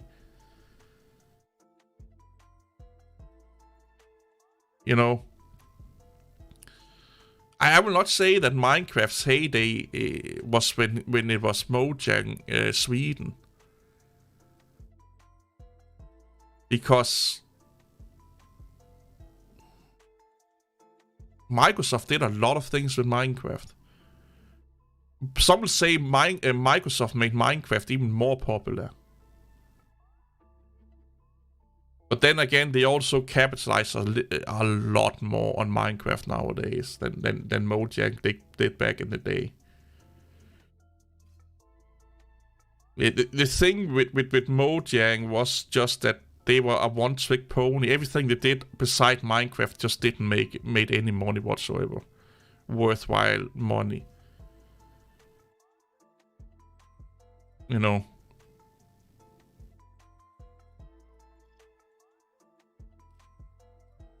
That should be the life law philosophy. Keep it simple. Yep.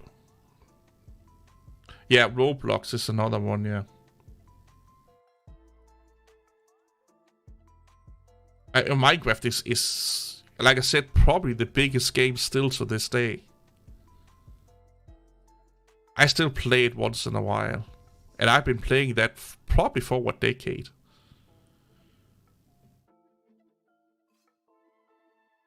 Yeah, Mojang, yeah.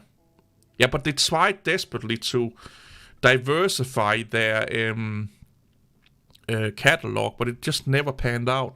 And I think that's why he sold the company, because he knew the company was Mojang is Minecraft, and I think he realized that, and that's not what he wanted. It's kind of, I think, what is that gay company that makes No Man's Sky? No Man's Sky. What is that company called? I have a feeling they can't do anything other than No Man's Sky, because that company has been for this many years associated with No Man's Sky. That they cannot diversify. I don't think they can. Not under the same company name. I use Temple OS. I installed Temple OS before YouTube made Temple OS a thing. So I didn't use it as a daily drive, but I ran it a few times way back in the day. Also Tetris, yeah, another good example.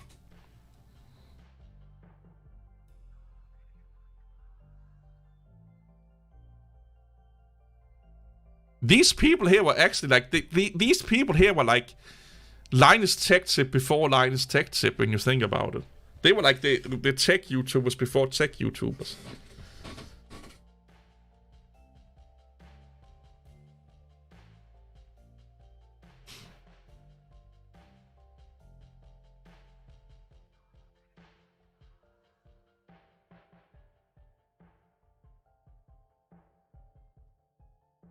This is like a calendar program. This is like from Macintosh.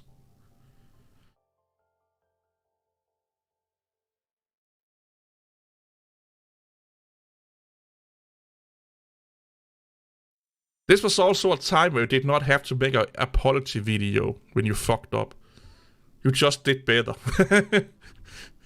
You just did your shit better.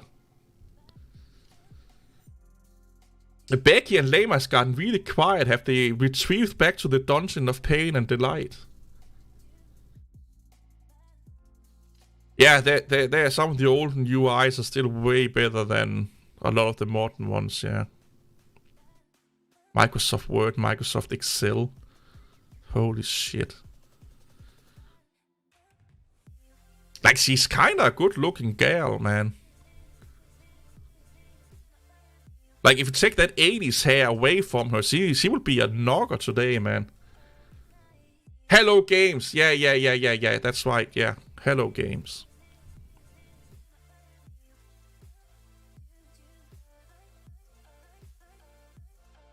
Begia put like a ball gag in Lamer's mouth and tied his fingers together so he can't speak or type. And put like a chastity belt or what the fuck, a cage on his penis or what the fuck it's called. And a butt plug up his ass. And now he's swinging over, from the ceiling in a sex swing or something like that.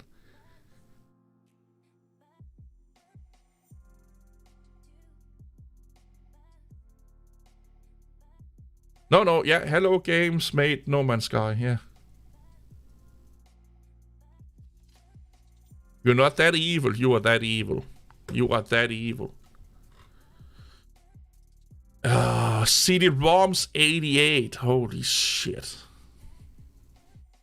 CD-ROMs is almost like the fucking floppy disks nowadays. I actually have a CD as a coaster.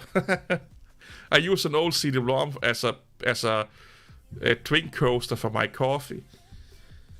There's a lot of people that actually... There will be people today that is alive that never have used a CD-ROM. Or a DVD.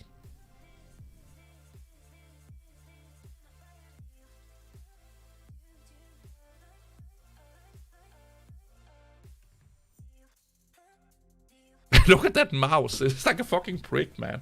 I think I've seen this one before also. They also have a Linux episode. There's also a Unix episode. There's also a BOS episode. They have a few OS2 episodes. Not sure how that works. Not sure how what works. A CD-ROM. CompuServe. That they actually existed for a long fucking time. CompuServe.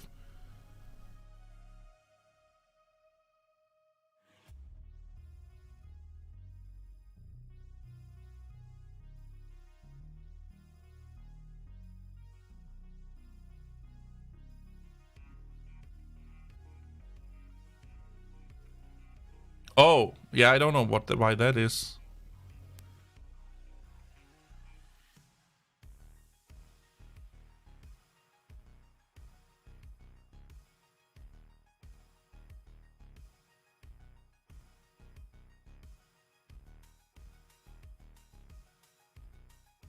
As a ghost. Maybe I should find one of those also. I bought like an old Wi-Fi dongle. There was like a CD-ROM with them. Like, that's a good, neat coaster. I just kept it. Yeah, I have to blow them, yeah. And not like in the sexual way, by the way. Yeah. You had to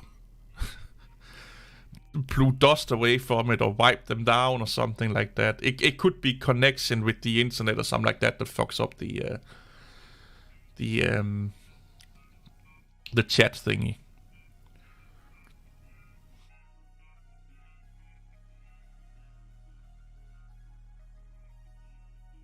$757. Oh god.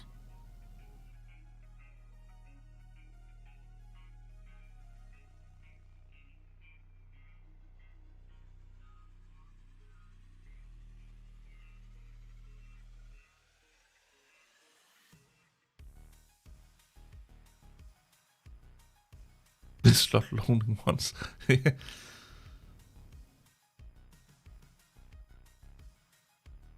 Yeah, that was because of the reading head. That was a reading head issue, Wilson. That's why you had to do that. As a cup holder. Some people actually did that, yeah. Oh, what the save icon means. Yeah. Oh, yeah, that's a floppy drive, yeah. That's true. That's actually true. I never really like that's true. Most programs still use a floppy disk as the save icon. But there's probably a lot of people that don't know what that, that is actually was a physical piece of hardware that you actually used to save stuff on. Oh, Windows tiling. And this is in 88. This is before Linux. Oh my god, Linux is copied. Is this Mac OS? Oh, dude. Windows tiling.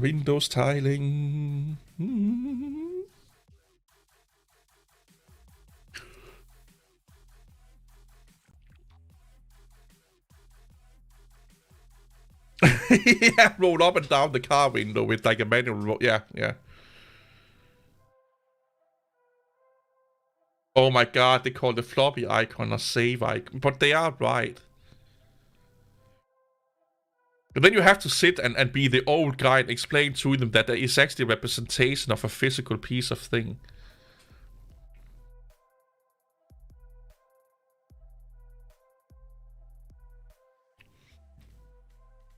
I can hear Lamer scream in pain, man, from his ball gag.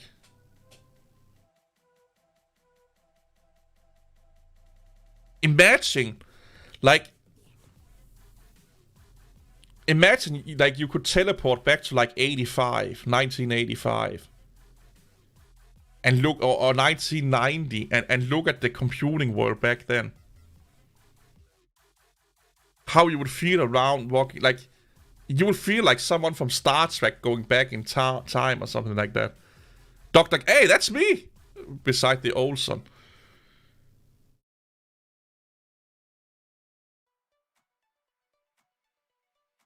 Oh, that's this one here, I think.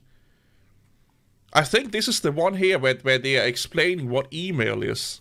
They have an episode about emails and, like I said, with the internet and all of that shit.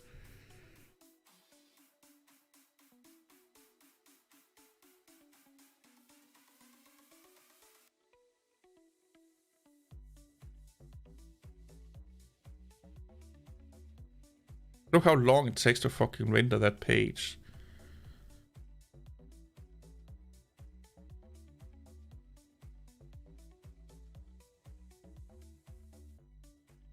Poison controls. Okay. Oh yeah, well.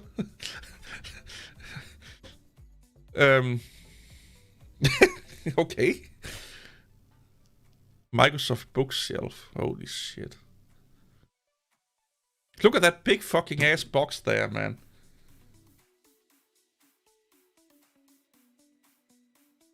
I think it's like the government institute the poison control centers using computers.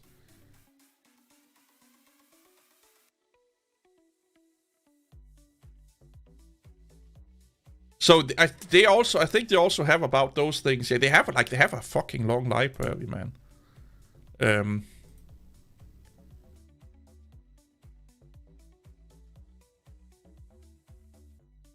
I don't know how many videos. Normally they have like 433 videos. Networking computers, local area networking, word processing. That's my year when I got born. Printers, mainframes to mints to Macs or micros. Software piracy.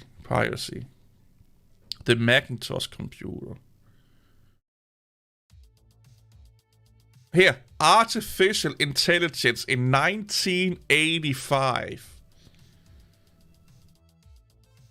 Oh yeah, Chris Perillo. I used to watch his shit all the time, yeah.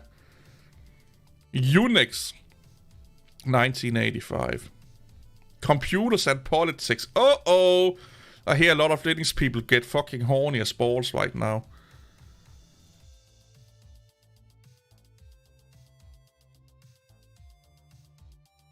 Business applications. Supercomputers. Computer games, 88. Computer viruses, 89. There's a lot of great shit in here.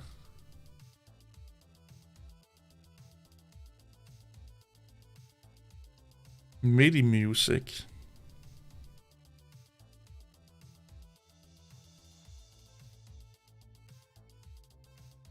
Computer and gambling. Computer security. Computer graphics. Computer and the disabled. Database software. Computers and law enforcement. Or in law enforcement. Computers in sport. Laptops. Holy fuck. We need to see that one. We have to see that one. 89.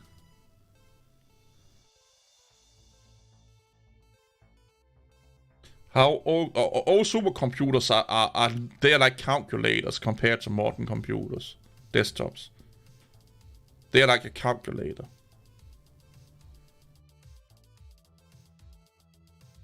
Yeah, in the next 40 to 50 years, yeah, that will. Yeah, like a supercomputer from the 80s will probably be like on par with, you know, a low-end computer today, if not slower.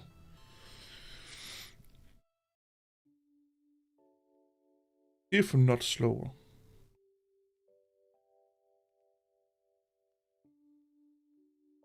Your smartwatch that you have right now is probably, you know, way more advanced and have way more power.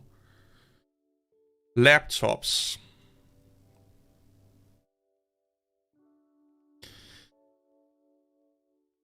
Yeah, and then compare that to like a tablet. Holy fuck. It's like a whole suitcase they're having there.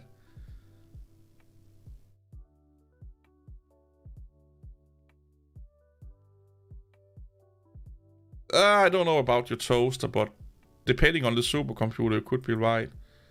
Oh, that's max resolution anyway.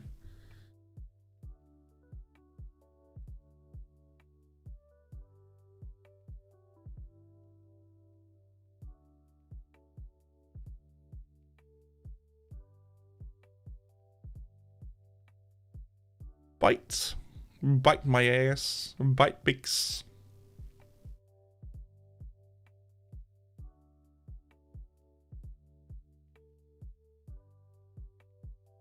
It's fuck yeah, maze balls. But also, like back then, there were way more hardware development and advances than there is today when you think about it. Because there was so much more to gain hardware-wise than there is today.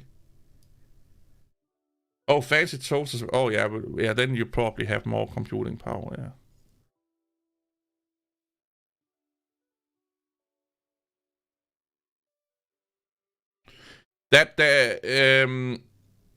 That was how they were recorded back then. That you know, it's part of the lens and film and all that fucking shit. That's just how it looked, you know. That was just the limitation of the technology of what we call it.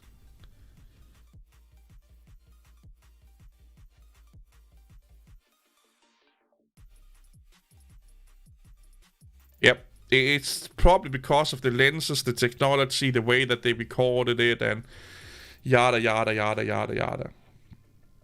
You know.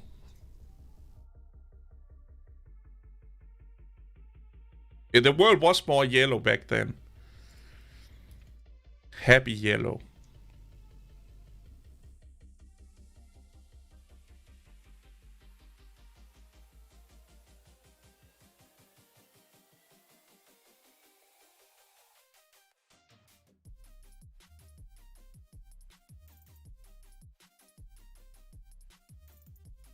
I think it would be fun if you could go back to the 80s and just be there for like a year or something like that. Like play with tech, like retro tech when it was top of the line, and see how amazed people was. You just like, oh, you just wait, bro, just wait and see, man. Oh, the old pizza box computers, yeah.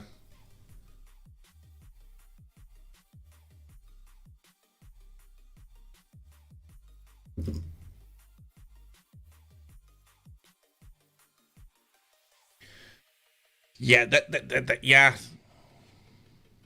Or what you do, you go back in time. You take like $1,000 with you or something like that. You go into a bank and make a bank that still exists to this day, and you make a saving account and you put those $1,000 in there, and then today they would probably worth $1 million or something like that, or something to that nature. Yeah, yeah, the light bulbs, yeah.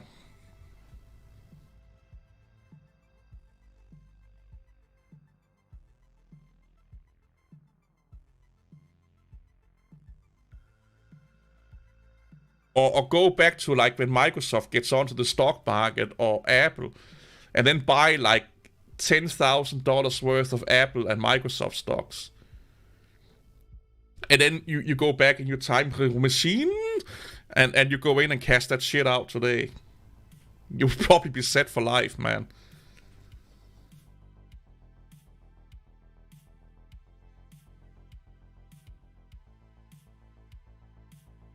Yeah, Toshiba was quite a really well-known and well-built computing company back in the day. I remember I had some friends that had the Toshiba not laptops, desktops for like a few years. But the feds don't know. They don't know. Nobody knew that you will be from the future. And it's a legitimate purchase. It's not like it's not like when you come back that you have not had any money. You was like, you just, oh, I forgot I had stock in Apple. Oh my God, I'm a billionaire. You know, nobody would knew. No, you know, it was like, yeah, they would just think it's like your grandpa or something like that. That, you know, go in with like a name that sounds like you, and then, you know, for my great grandson or something like that, or so, you know, whatever.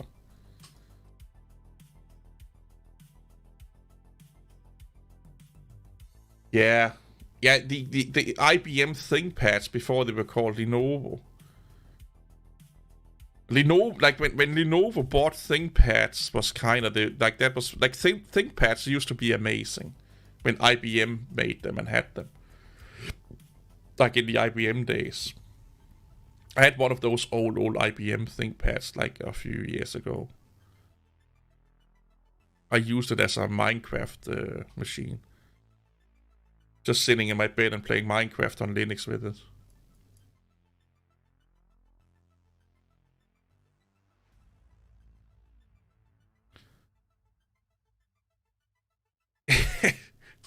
Take like a MacBook Air M1 and put that beside that fucking shit there.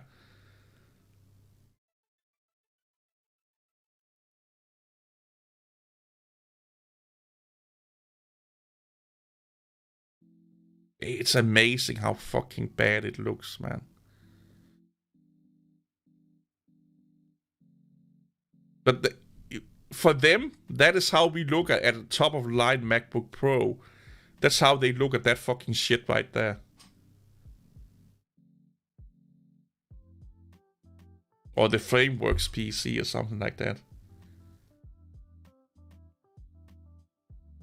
Oh yeah, there was schematics all over the place and repair guides, and you could almost replace anything in them. Back then, there was no real difference between a desktop and a laptop. They were more than likely using the same CPUs and stuff like that. Yeah, you'll probably become Arnold Schwarzenegger after a year hauling that around. It's probably more doable when, yeah, it probably is, yeah.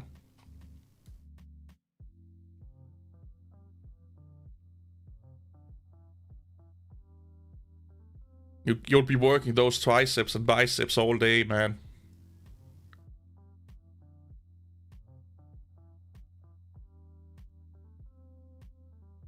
Yeah, they'll kind of have falling off their point a little bit. You don't need to go to the gym, just haul around a laptop. Do some curls with it once in a while.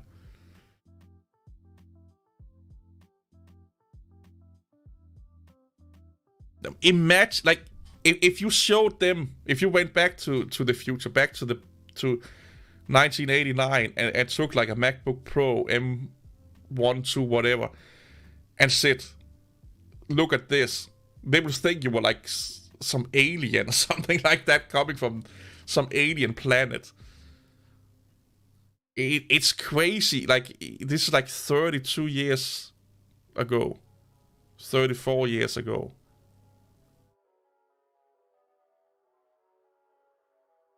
Or 33 years ago, about. Just think about how much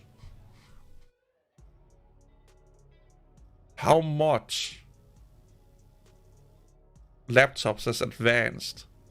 Not to think about tablets. Like, go back to them and show them a tablet. Their dicks will fall off.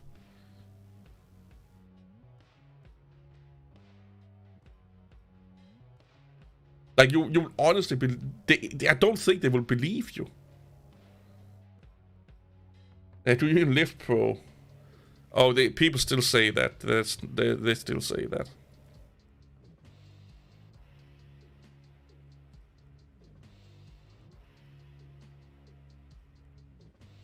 Yeah. I found a rollerball mouse at work yesterday.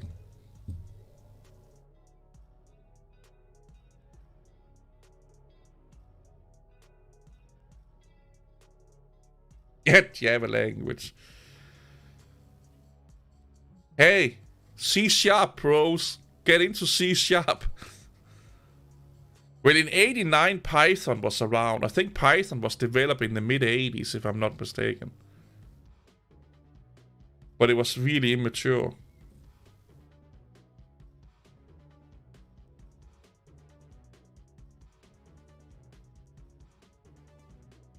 Oh, yeah, Wilson, I will believe that. I'll just go back to the thumb roller. The thumb roller, yeah. Yeah, those were a thing for a while also, yeah. Trackballs was really popular at one point.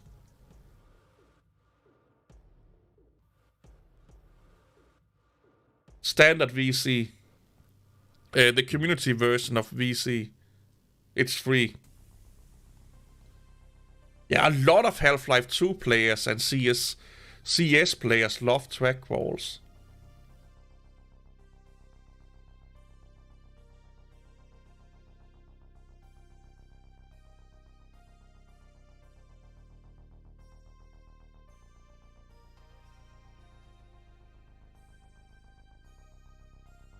Oh, that's an apple. The 386, I think that was my first one also. Like, no, that's not...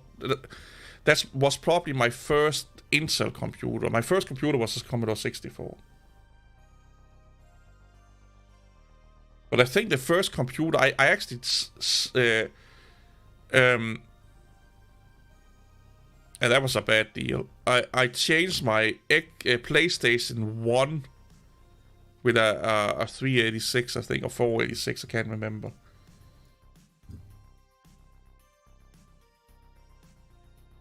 Yeah, that was back in the olden good days, man. They were not trying to sell you so much, they were just trying to educate you.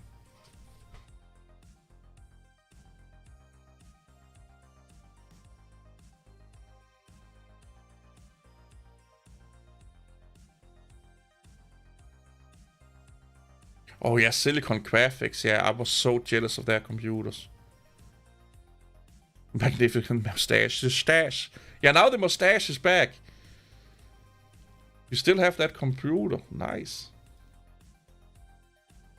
Yeah. Page changed to yellow.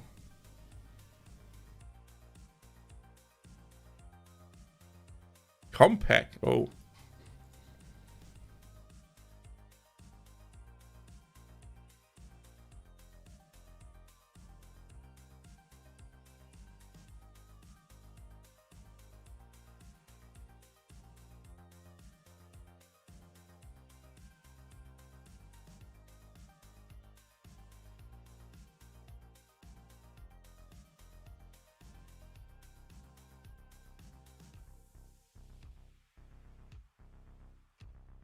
Oh yeah, the Bogdan Spring keyboards, yeah, they were fun. Wait. Oh.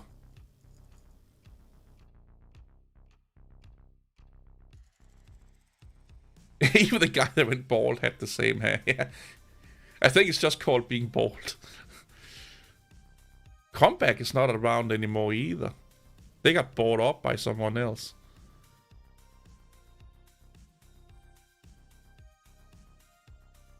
Everything goes full circle in the PC world.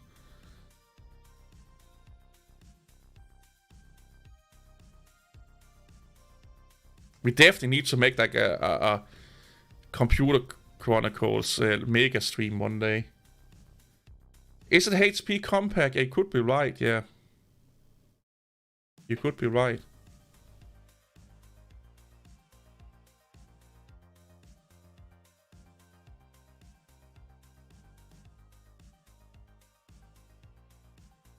The fuck is that? Probably the battery or something like that. We need detachable laptop keyboards. With a long wire attached to it also.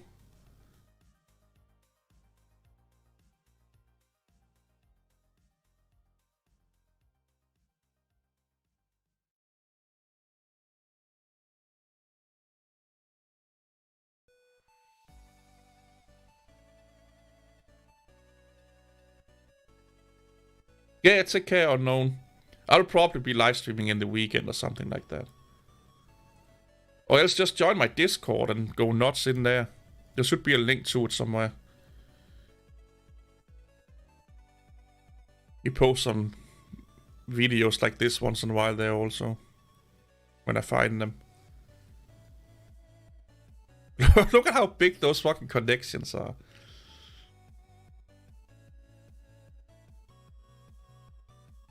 But take care, man. Yeah, serial ports for days, dude. Printer port, serial port, communication port, or COM port. Everything had to be screwed in. This just plug it in and it worked. Fuck that shit. You need to screw everything in, man.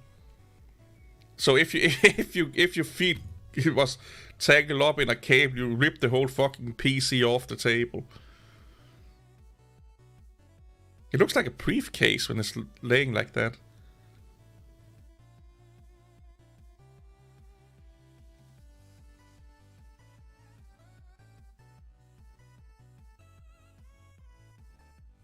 Jim? He's a young dude.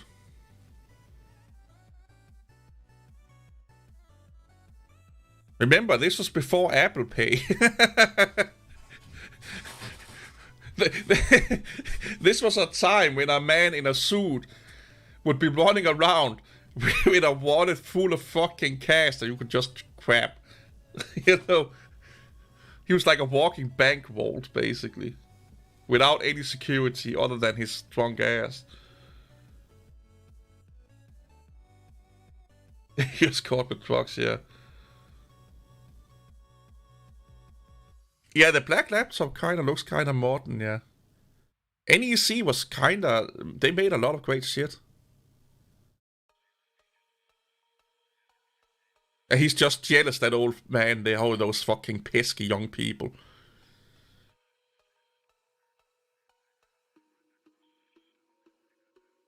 Coming here and outplaying us.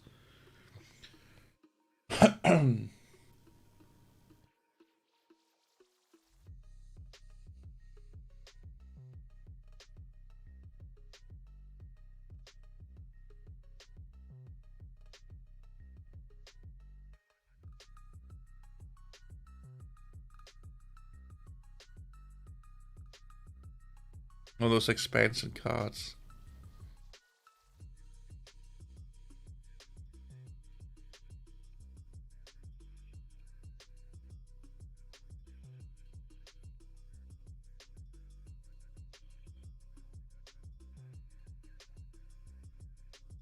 Look at that massive ring he has there.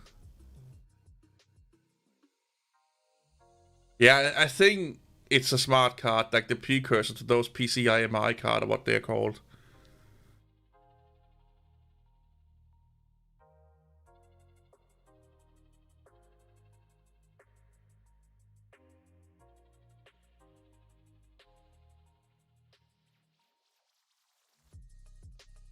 It's actually funny to watch them when you can't hear what they say. Like, you can make up their own little conversations in your head. He looks a little bit like Biden.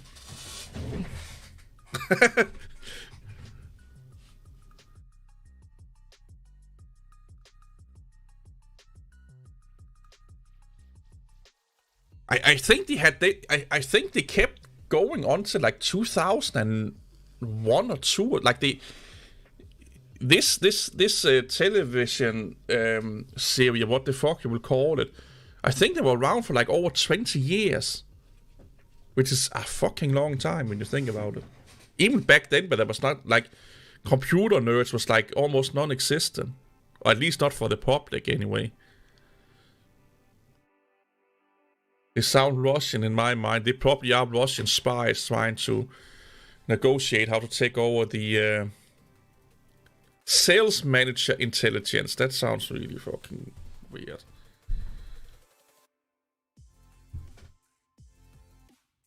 Oh, I'm actually logged in.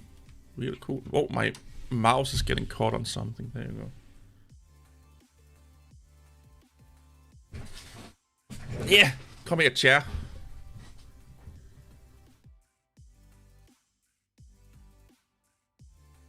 Linus Tech Tip could learn a lot from these fucking dudes, man.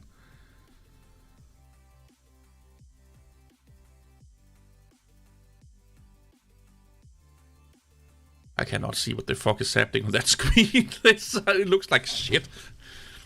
It's calculating his penis size or something like that.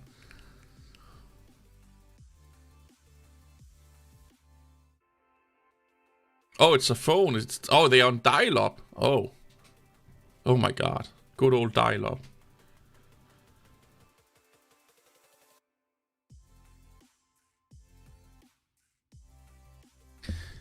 I'm kind of curious now. See if we can find the first ever Macworld.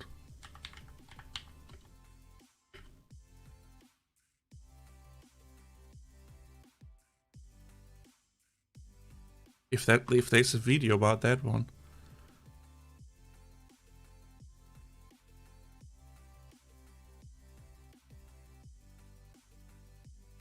That would probably be this one here.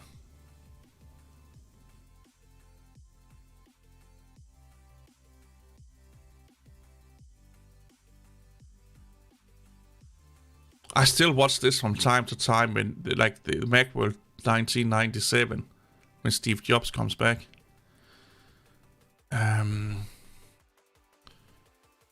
Macworld Boston 96.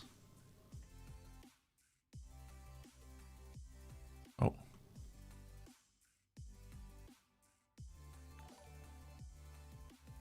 Hey, thanks for the subscription, Moxina.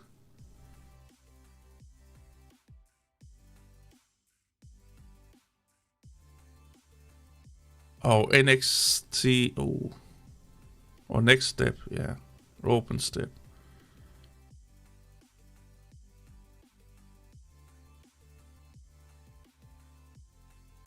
That's 98.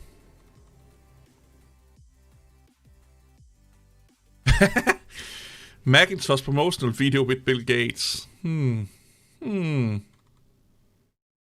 at how young he looks. Beady eyes.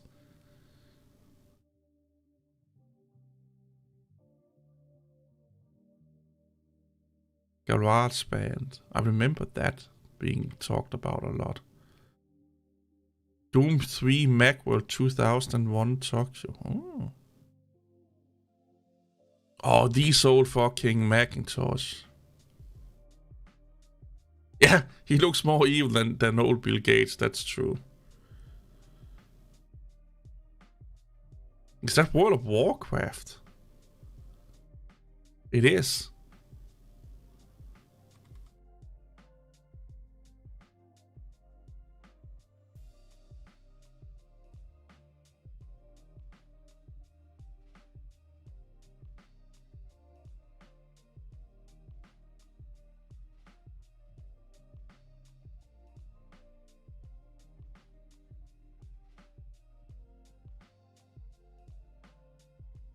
There is something about, like, the way Apple do these, like, conferences here.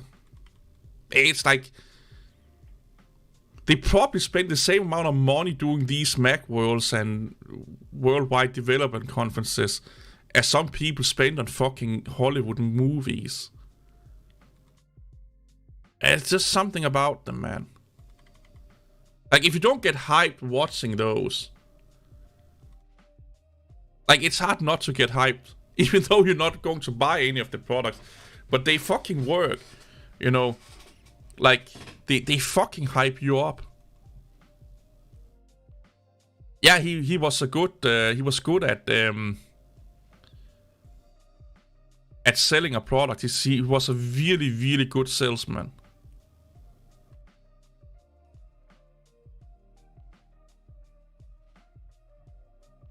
First iPhone release, I watched that sometimes also over and over again. Not all, but I watched it from time to time.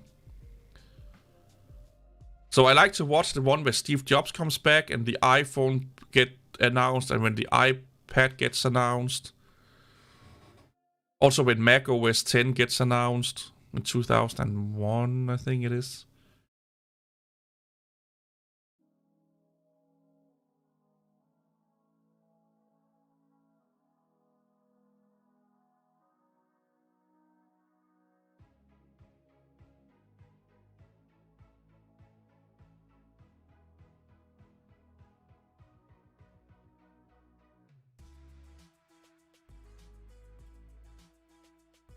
Yeah, he was a fucking amazing salesman.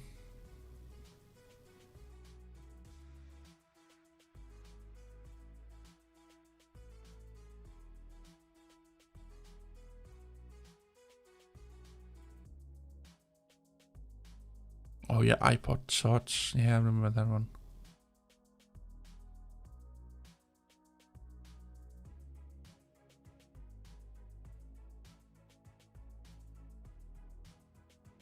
Flip video.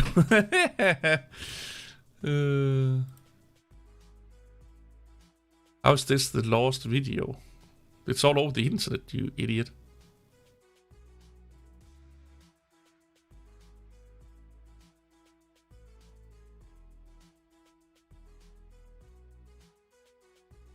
That's a lie. This video is all over the internet.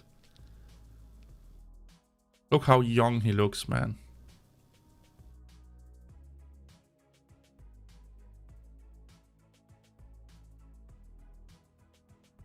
Here, the computer history. We have a better version of it, you fool.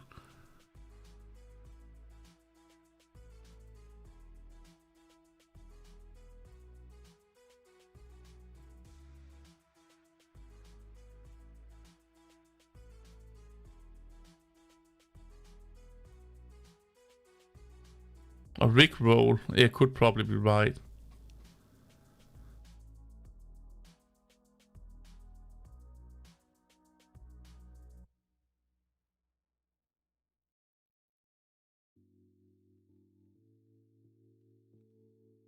Oh, Netscape. Holy fuck. Who can remember Netscape? On the road. I would be 11 years old. Oh no, not 13 years old back then.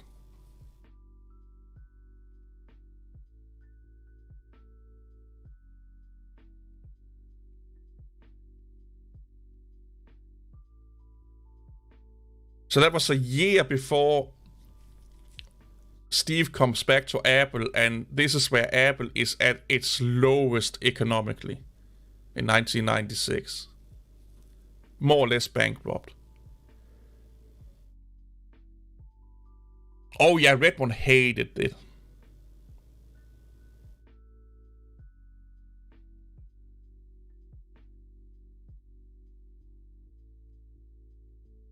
Yeah, they hated it.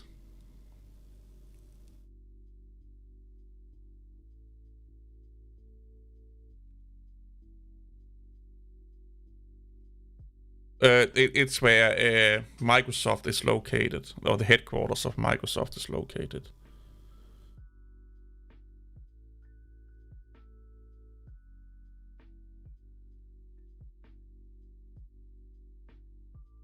I kind of miss the Apple clones.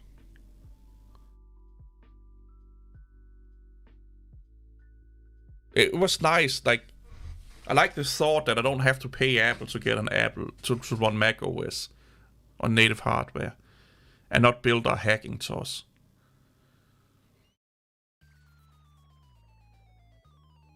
Steve kind of killed that whole third-party market.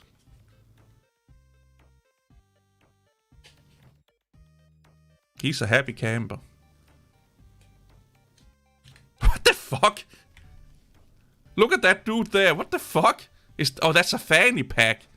Oh yeah, they're coming back again. Yeah, he's a typical fucking nerd. He just needs to. He just wants to be in the camp. So what's over there? Hey, Granny. Hey, Hottie. She has those Bill Gates eyes, so I don't trust her. The LGR, yeah.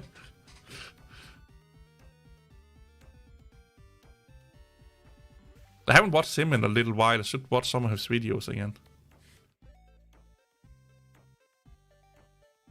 The wind has not been kind to your hairline, good sir.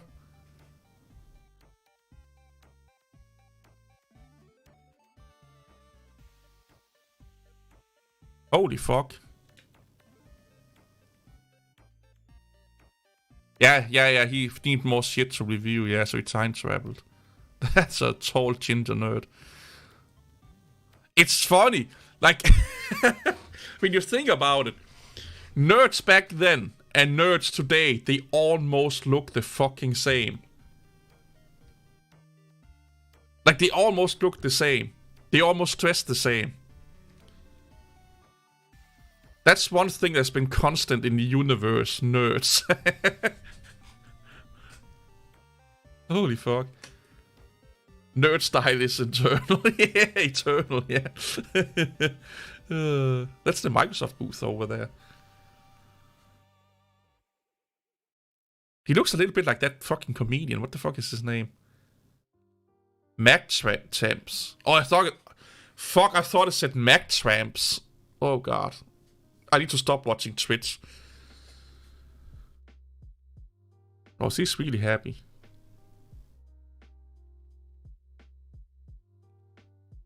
Everyone is happy. So according to this video, we can conclude that using Mac makes you happy. Just don't be a Mac tramp.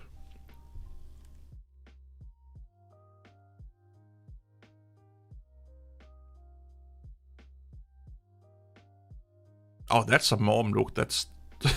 She's just throwing her titties all in his face. Look.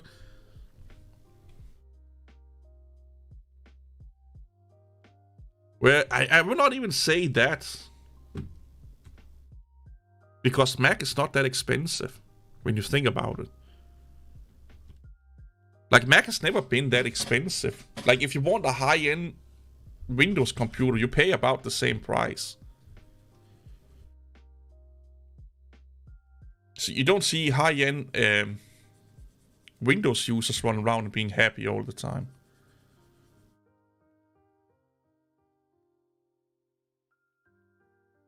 Mac addiction, no cure. Oh my god, and we need that indie band. Of course we need an indie band nobody wants to listen to.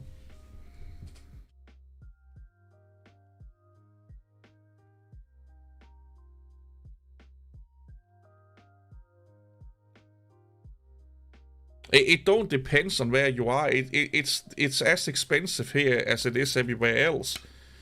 But if you look at the spec, you can't do that with an M1. But back in the day, if you spec'd out, let's say, a laptop with the same hardware as a MacBook, you'll only be paying like about $50 more.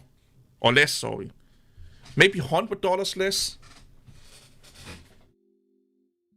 If you spec'd out, let's say, a Windows computer with the same spec as a Mac computer.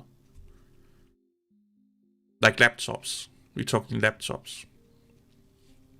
It would be not that far priced.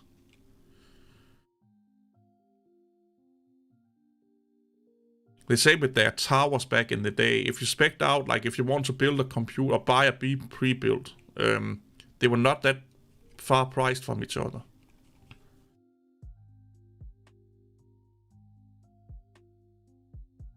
But the thing is that...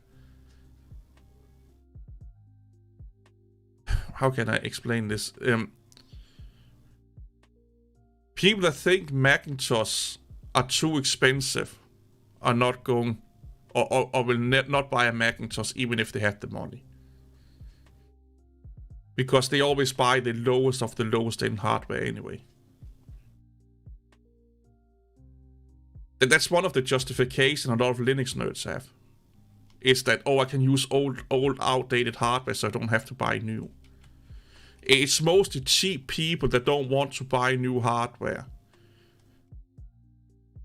that say those kind of things. To justify to themselves why they're wanting really, really old and outdated hardware. Because they don't want to buy new hardware.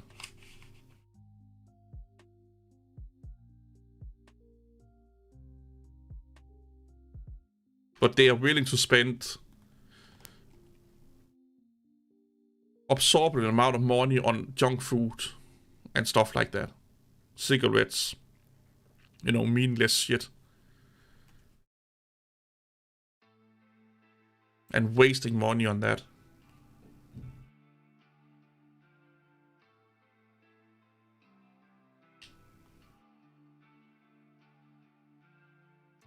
Like example, in today's age, there is no excuse for running a 32-bit computer. Everyone can find a 64-bit computer that they can pay for.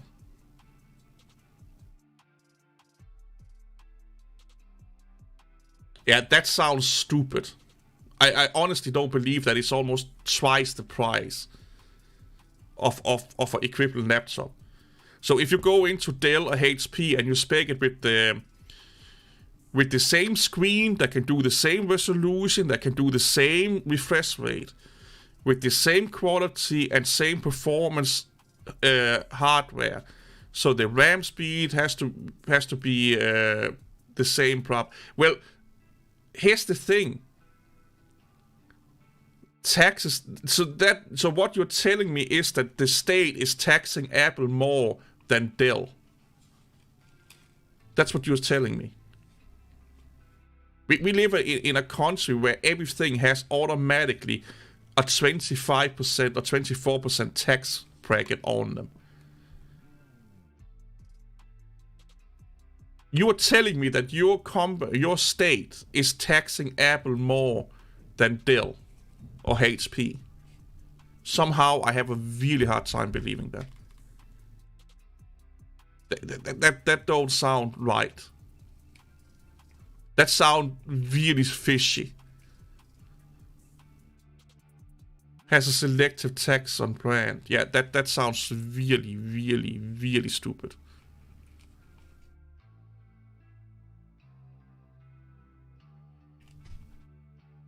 And if that's the case, you need to get out of there. Yeah, corruption, yeah, you better. Yeah, that I can believe. But in let me put it this way then. In countries that are not massively corrupt, then there's not much difference in the price between a same spec HP computer, Lenovo computer versus a Intel Mac. The M1 kind of through that, or the M series kind of ruined that for everyone. But if we were talking the price point of the old Intel-based computers, Intel-based Macintoshes, you didn't say, oh, that's BOS. Nice! The B-Box. Oh, yeah, baby. Ooh. Nice. Look at that shit. That's Star Wars. Like, this was unheard of in the 90s to be able to do this here.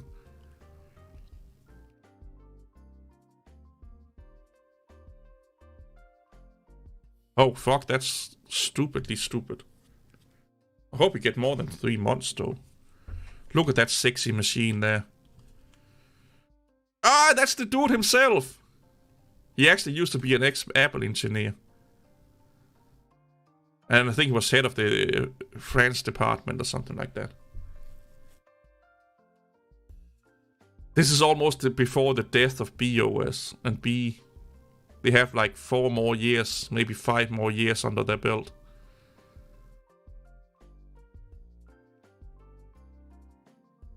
Yeah, they are. There are still a lot of nerds having those around.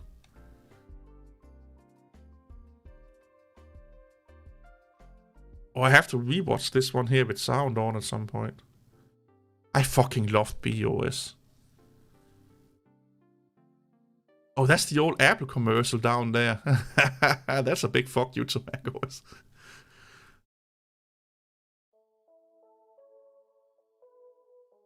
Oh man, I need to download Haiku again. I haven't played with that in a long time. If I had $1 billion, I would spend a lot of fucking money on getting Haiku OS to outcompete Linux. I would probably go bankrupt making Haiku outcompete Linux.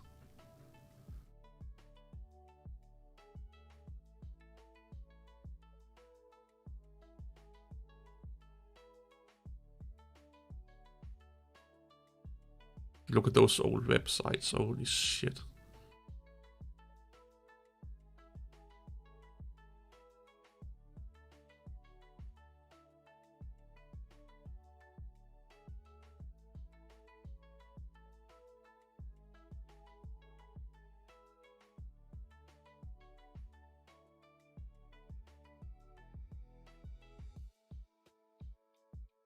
Levitus.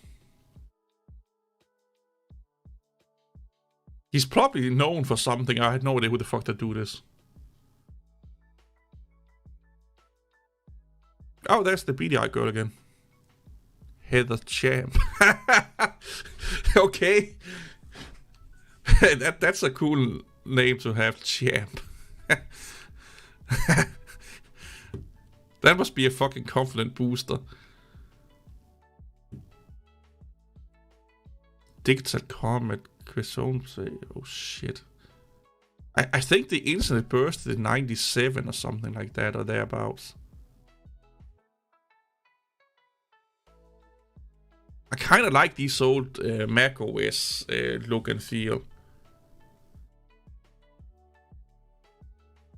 I always made my Linux machines look like that back in the day.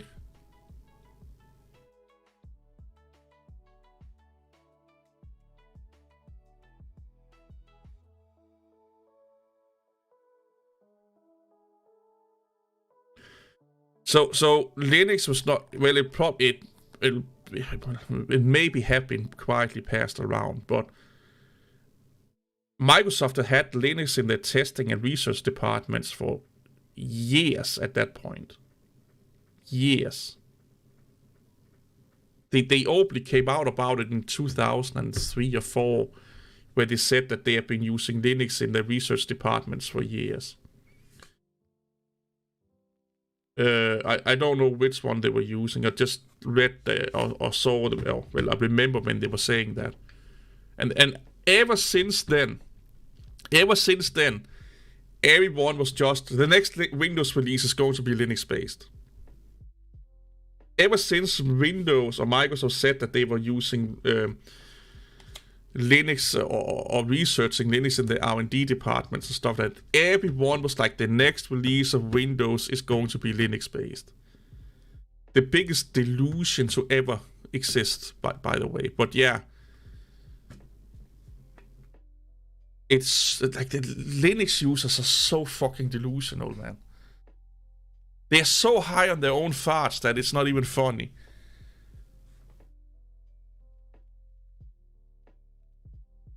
Yeah, it could probably have been Red Hat. I don't know. I don't know what. I don't think they said what distribution.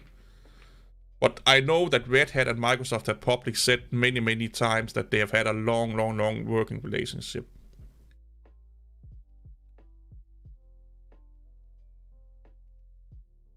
Well, they work together to this day, so it would not be unheard of that was Red Hat. But they probably tested almost most distributions, to be honest. No. They say the year of the Linux desktop every year, not every second year, every year. Every year is the year of the Linux desktop. And here's the thing, they are right every time. That's the fun part. Because then, like, they make some form of excuses to say, well, in reality, this was the year of the Linux desktop. They find some crazy-ass mental gymnastics to explain that, yeah, we may not took over the world, but we did these advantages here and there, so in reality, it is the year of the Linux desktop. And then next year, they're going to say the same shit.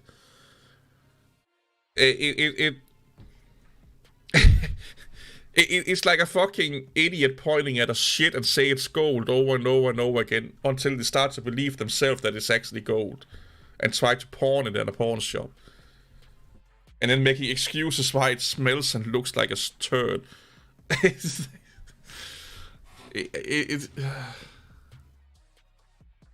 Oh, America Online. Here you go. AOL 3.0 for Macintosh. Look at how beautiful that desktop looks.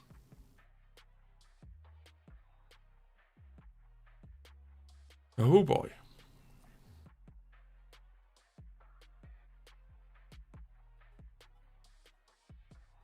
developer greenhouse.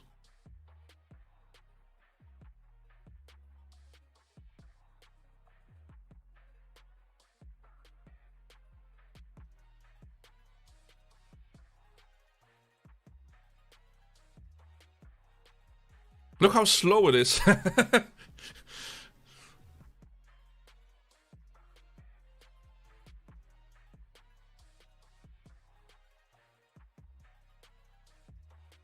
Let's say the bullet. Oh, she's still hot to this day, by the way.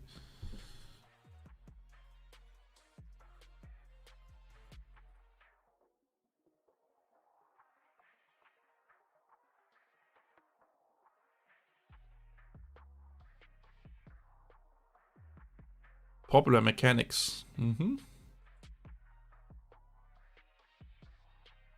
Oh, Zoom! Oh, well, it was probably not...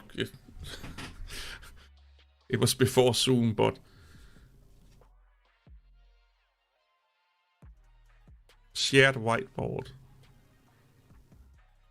Microsoft have something like this in OneNote now.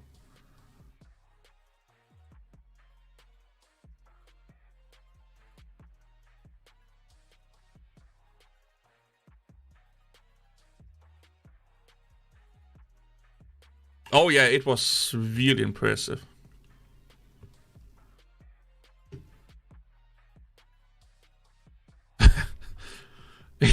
People are fucking weird. Digital Harbor.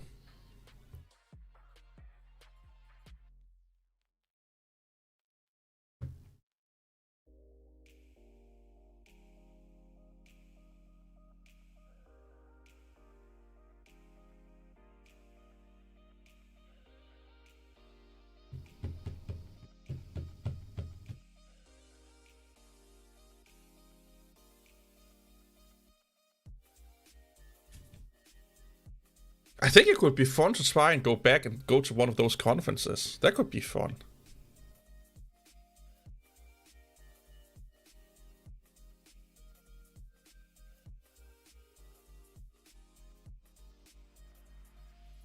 Here we are sitting with multiple monitors, and back then they had one monitor. Them were the days, man. And they had one CPU with one core. Like, remember that this is all done on a one core, one CPU system. Welcome back, Lamer. Becky misses you. Her wrist is not sore yet.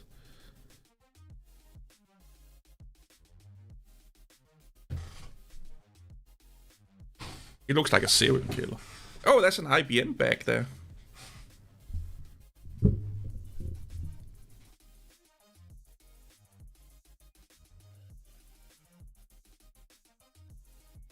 Like you could have multiple monitors back then, but like they were so so big that it didn't make sense for a lot of people. But multiple monitors started to happen when we got flat screens. That was kind of when they started to take off, because you had more, you could do more with less space basically, or they didn't take up that much space. But I have seen the CRTs doing people with CRTs doing multiple monitors before. Oh, this is how we game. You miss Becky Boo. Oh. I think you just miss a girl that wants to fucking touch you. You need to go, there's sites where you can, you can hire an e-girl for an hour or something like that to be your best friend and game with her and stuff like that. It's not that expensive.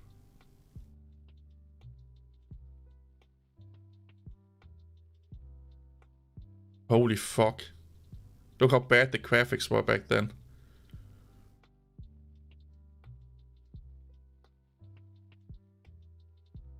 Holy shit. Give that to a kid nowadays, they will be screaming in your face. Oh, at least there's big boobs. Pointy boobs, but big boobs.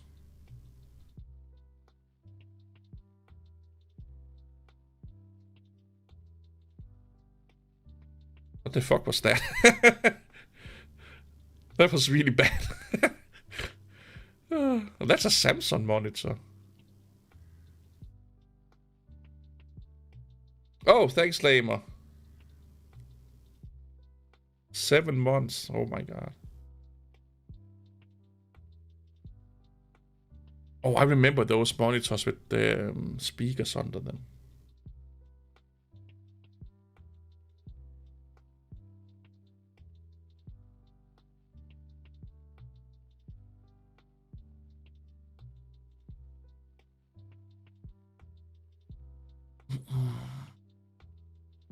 Detail. That's what C said.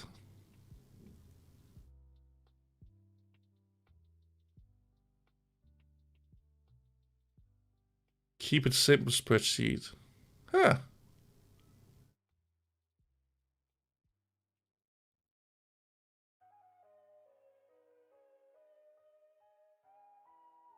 This looks a little bit like how you do effects in DaVinci Resolve. Oh shit, oh now the notification comes. You were slapping Sweet Laura around with your subscription there. Oh, that's Lego.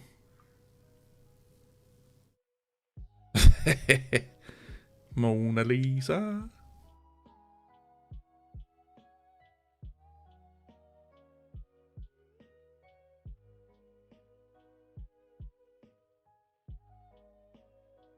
Oh, that's just creepy as fuck. Oh, well, good old Bill Clinton. Was that... When did they find out he was he couldn't keep it in his pants, basically? Like he was a dick swinger. Wasn't that in, like, the late 90s? Or was that, like, in the late 90s? Oh, Becky, she will just like it even more.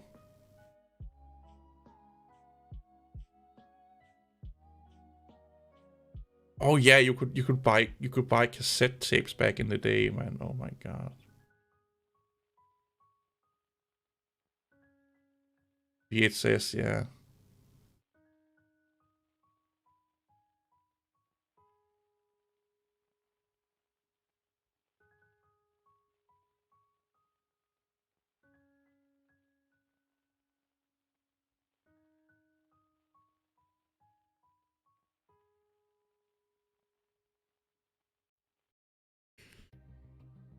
Weird ass video, man.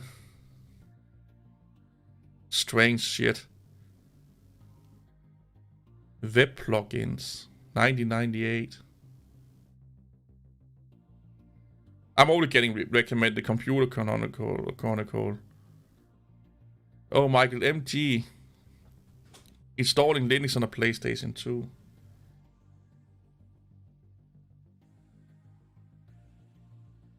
Yeah, you're a young idiot, Lamer. Oh, AT&T Archives, the Unix operating system. This is the basis of Mac OS and basically any other fucking OS, to be honest. Probably Toy Story 2, to be honest.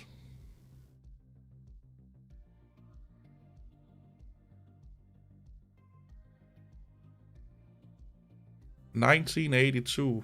I was not even born back then.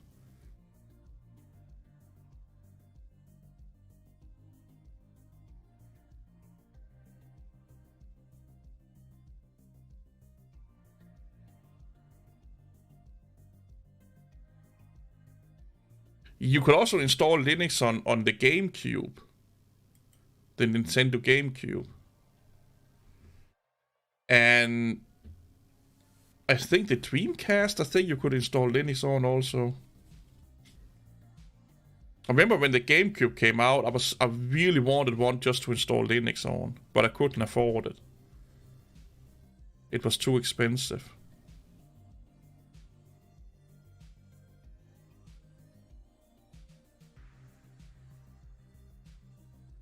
This is actually a really good recording.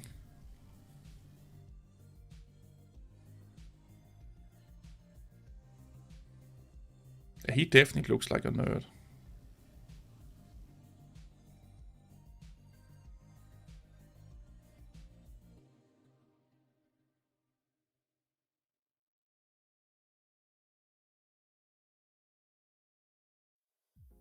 That's true, the fatty dissing, yeah.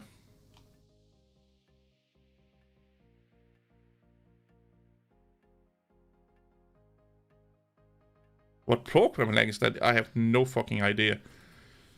It may not even be a programming language. It could just be an accounting program or something like that. But it could probably also be Fortran or assembly. I don't know.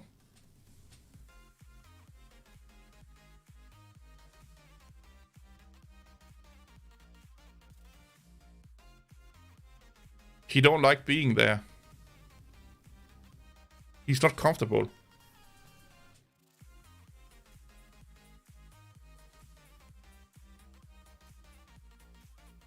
Yeah, I remember there was a lot of modding for that, yeah.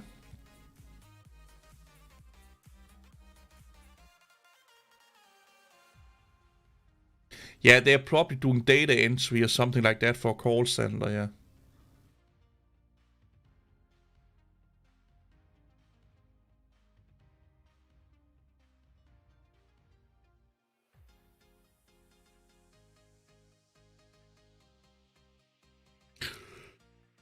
Oh god.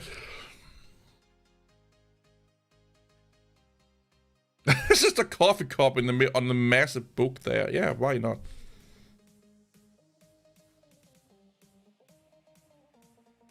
Oh, look at those keycaps.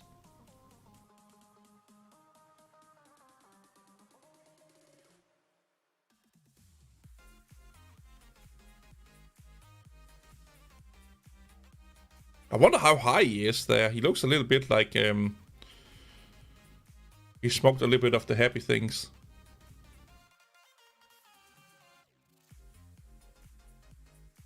They all dressed like serial killers. What the fuck? Turtlenecks. Maybe that's where Steve Jobs got it from also. He stole the turtlenecks from AT&T. A Unix guy. Whee!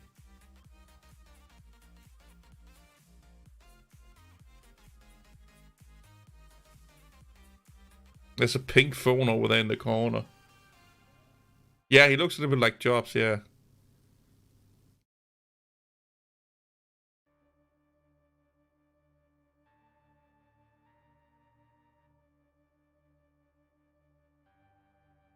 Those are the true inventors of Unix.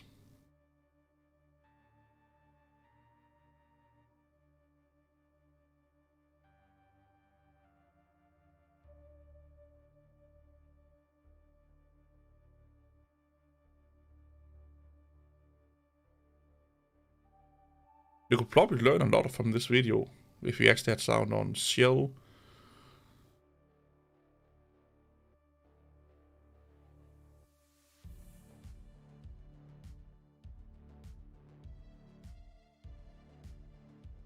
Utilities. I need to bookmark this one here. I need to... You need to save that. Or little.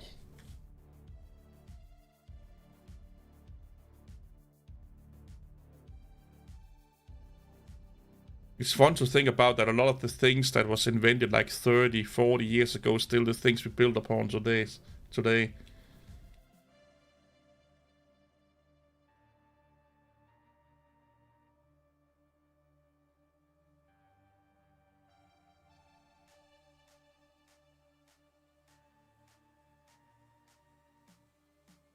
But just tan because where he lived, oh my god. It's like Hitler is still alive kind of thing. Yeah, I have a sneaky suspicion that he's really dead.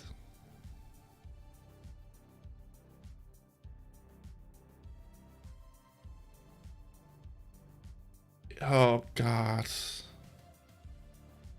And now he's shilling like it's the best thing since fucking sex or something like that.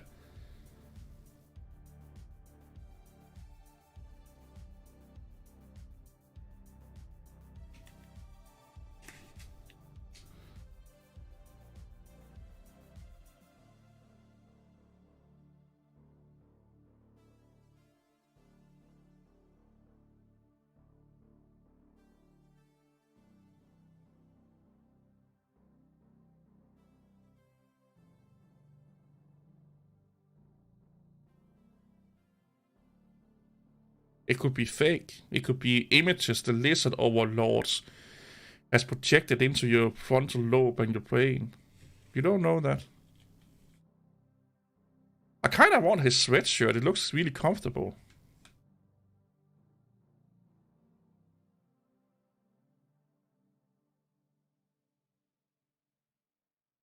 Yeah, Bell Labs was a fucking powerhouse back in the day.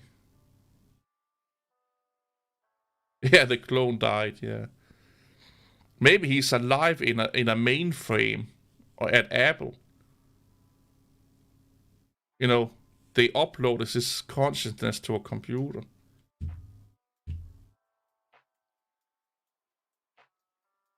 Just like they can in Cyberpunk. Maybe they got the idea for that in Cyberpunk from Apple and Steve Jobs. Now they're just waiting to download him into a human being. Have the technology.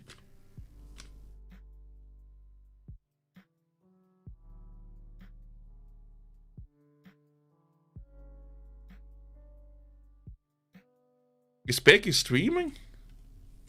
She probably is streaming. Waiting for you to sneak in and do your moist thing. All words lowercase, all alphabetic, remove duplicates, uniques. I think this is a enhanced version of the video.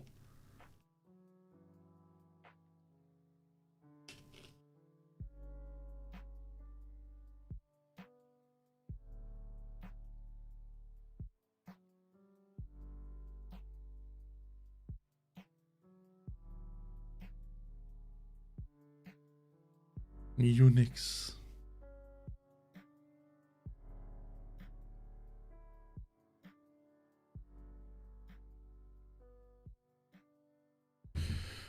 Good old Unix. Oh, it's timestamped. This is actually where we get the Linux file system, or the hierarchy of the file system for root, user, blah blah blah blah. This is actually... This could potentially be a really, really good video. Maybe I could do a reaction video to it.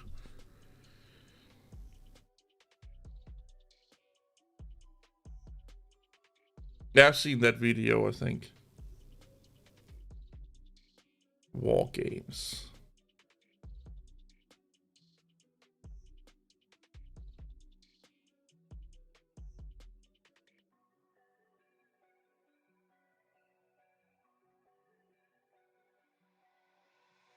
MIT science reporter. Computer for the Apollo.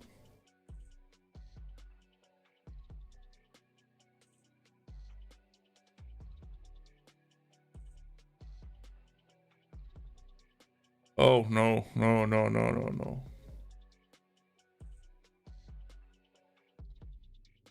Oh, that's a shirt, man. I like shirts.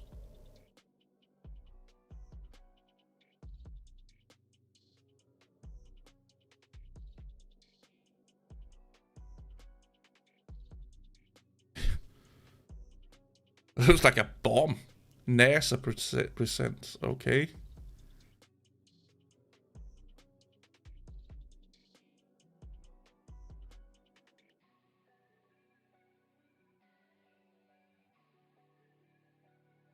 MIT.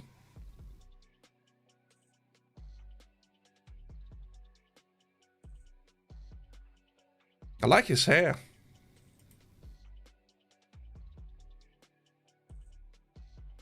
Oh yeah, we need the fucking poster. With a flowchart on it. Fixed memory.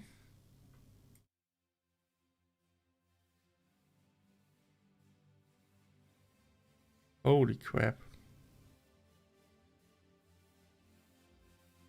Oh, it's all hand wired. Oh my god.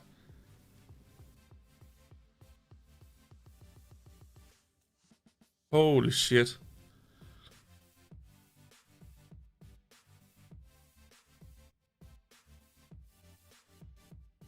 And then you fucked that one up and you need to change. Oh god.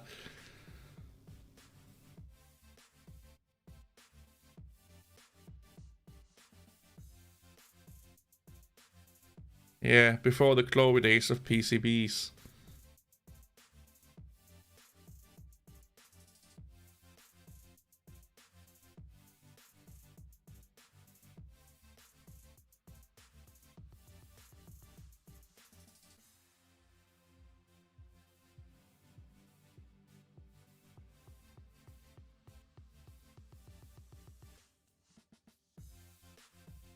Wow. It is a documentary about the Clay supercomputer. That's actually also really, really interesting on YouTube.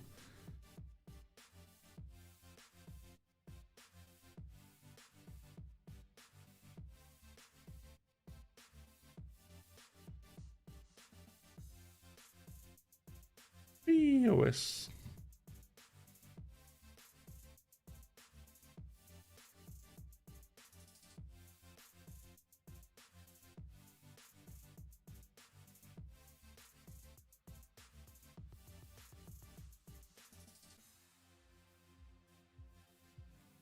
Voyager.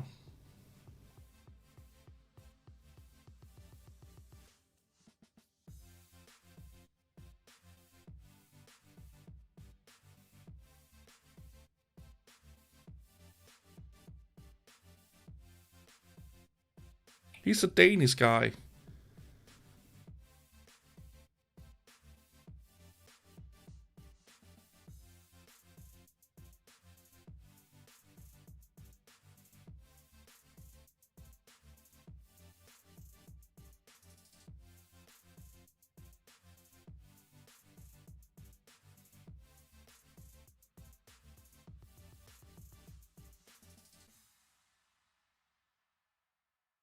Pure genius.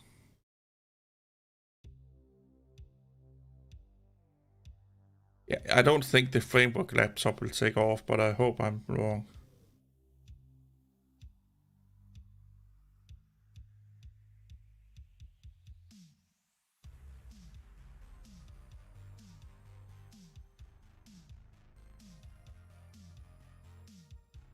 Yeah, PewDiePie got a kitty.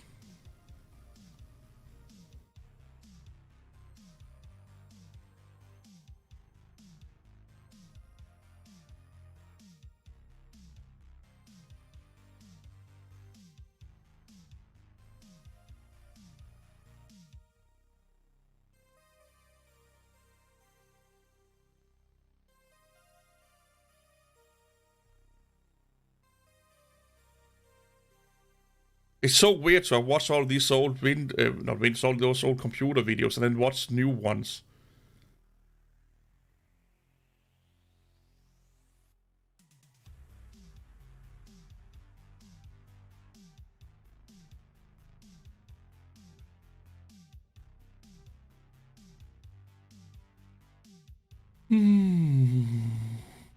C# full course, 6 hours. Yep.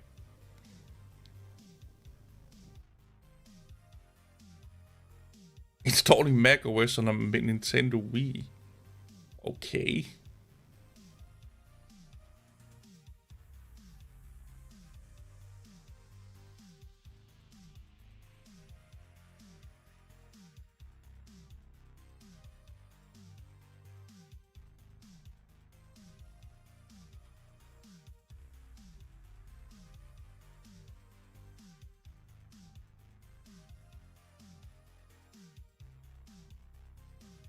Oh, Robocop, I fucking watched that a lot.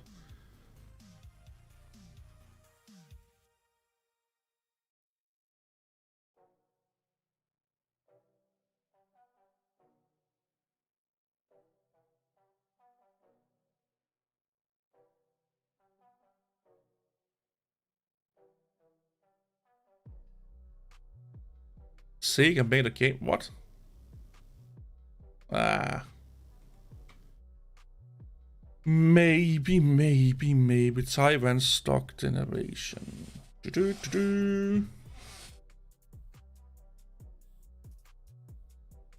What do we have here? Oh, NVIDIA generated AI. Generative AI. Generative AIs forever, yeah.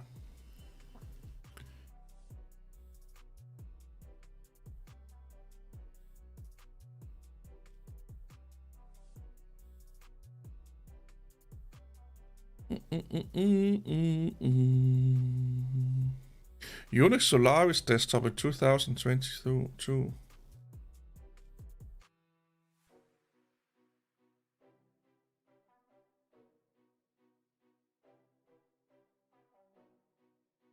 M1 Ultra.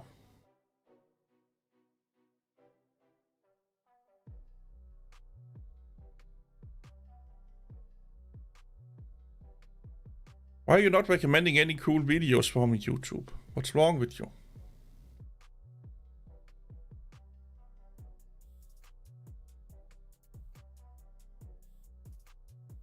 You make some good videos.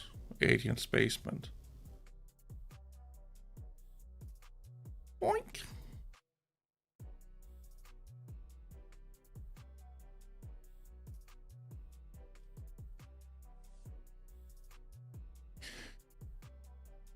Yeah, removable batteries is coming to the EU as a requirement.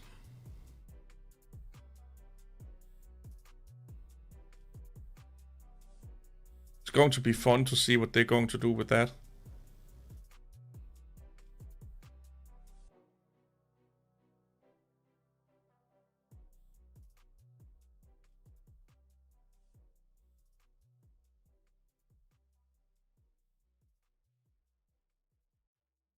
Yeah, I know who that is. I've seen some videos from them.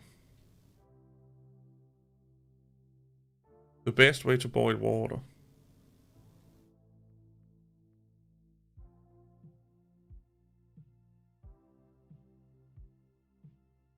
You will buy that?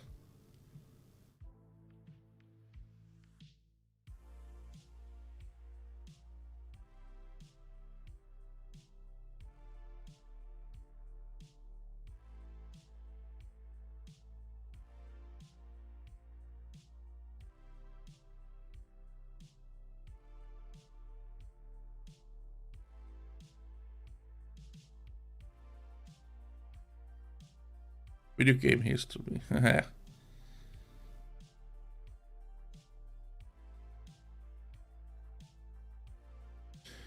We do that also here sometimes. There's a lot of people that use the microwave to boil water.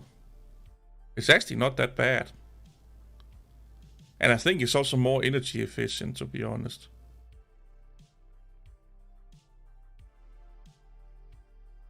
You can also do it on the stove.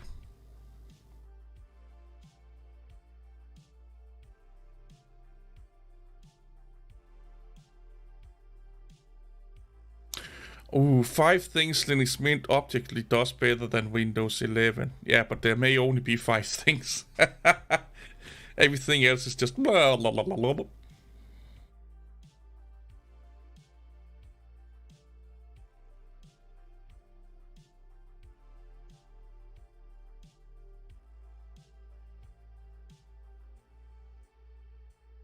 Oh, there's Steve's new girlfriend.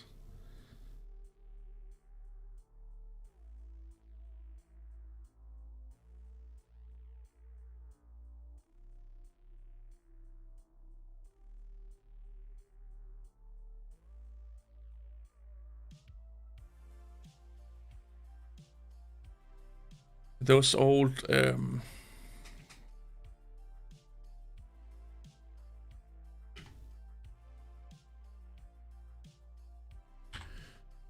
I used to be really, really wanting one of those also.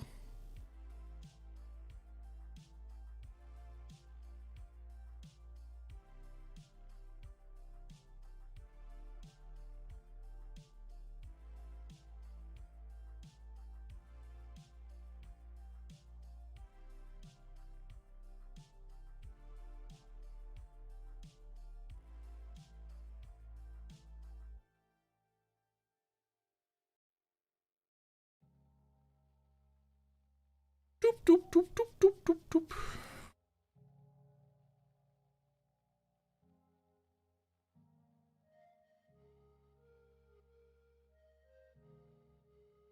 That's the Australian dude. There was a guy that actually put a modern computer inside a G3.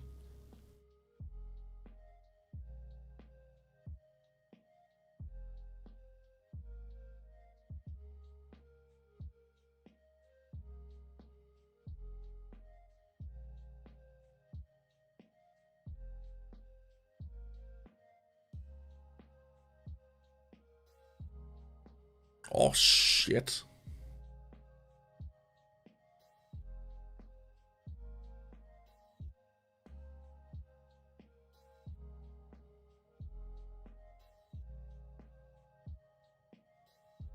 Justin, is he still? Yes, he must still be around.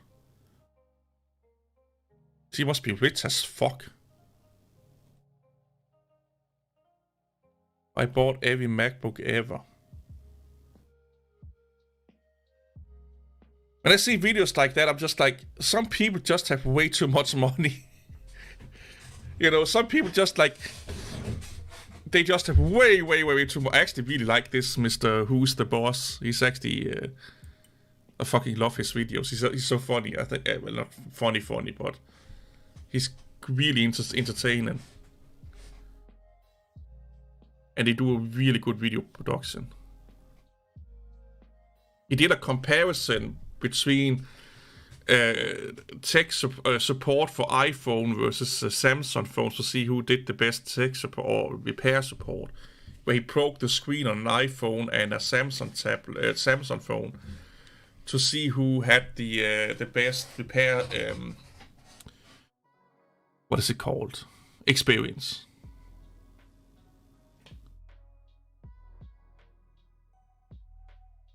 $16 million subscribers. Holy fuck.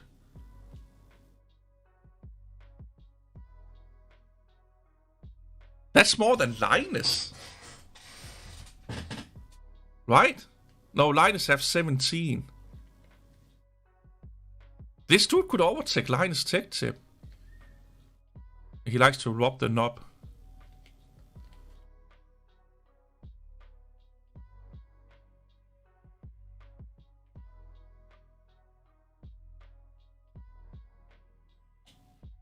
I wonder how much money he makes just from ad revenue.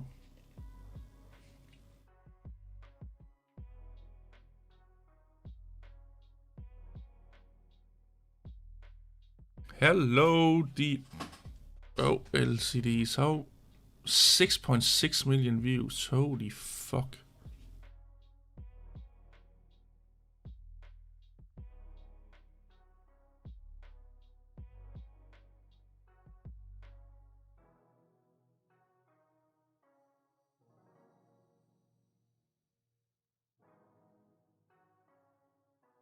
Well, I only watch it if he's reviewing something I may buy.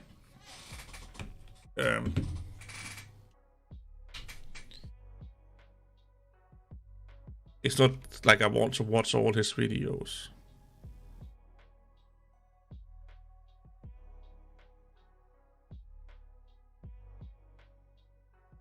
Wait, he can only have 100 IQ. Is that not below average? Is 100 not like below average, or is it average? I can't fucking remember. Well, yeah, they are flashy and what have you not.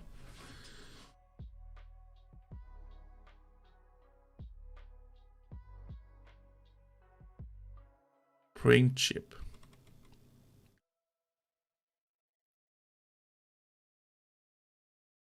I don't like watching Linus. I never find Linus entertaining. I can understand why people find him entertaining, but I have never found him entertaining.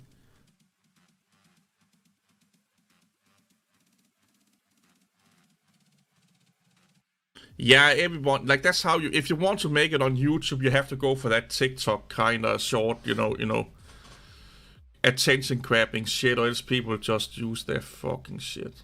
Yeah, I never liked Linus' personality. He seemed too fake. It don't seem like it's the real him.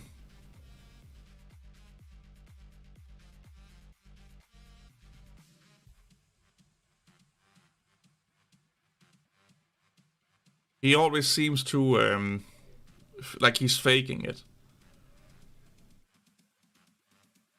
I like watching his other people more than Linus himself. Like, his wife seems to be more generous in the videos he's in than he does. He always seems like he's like pretending and playing and overacting or whatever the fuck you will call it, and it's so off-putting. Yeah, and then I'd never liked Linus as a person from what I've seen of him and stuff like that. I like Luke way more. Well, I think Luke is, again, I'm just speculating here. There may not be anything about this, but I always had this feeling that Luke is kind of low-key bullied around by Linus. That Linus is just more or less using Luke. And Luke is like Linus's bitch, so to speak. I think Luke is more friends with Linus than Linus is friends with Luke. That's just how it come across. But I don't know.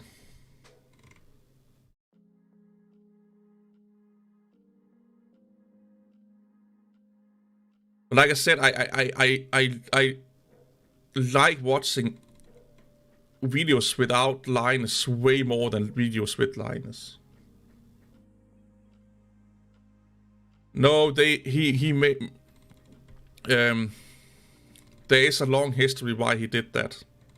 They were actually almost, they talked about it in a Van show where they explain all that. There's a clip of it on YouTube. You should go, you can just Google it or search it. Yeah, he should not have made it. Oh, Luke, sorry, Luke. Yeah, nobody should have been in that apology video other than Linus, if he even should have made one. It's so out of touch.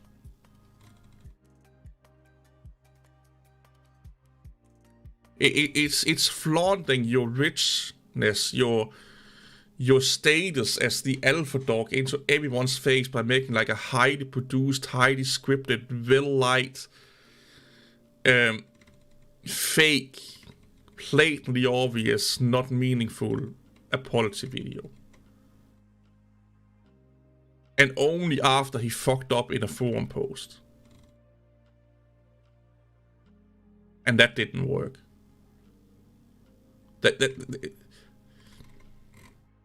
Had the forum post or whatever post, Reddit post, not backfired, they would not have made that fucking apology video.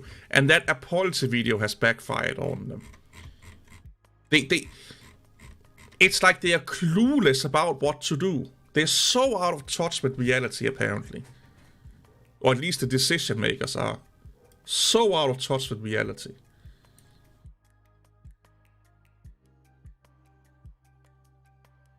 He wants to beat Apple at... That's right, yeah, he wants to beat Apple.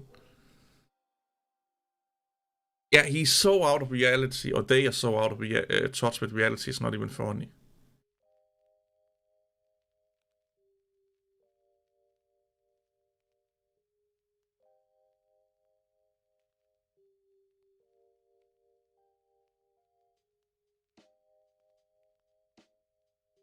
He is disappointed. I'm speechless. I am speechless.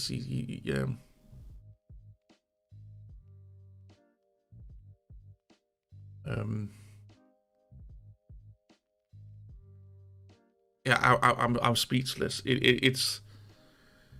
It just shows how little he cares.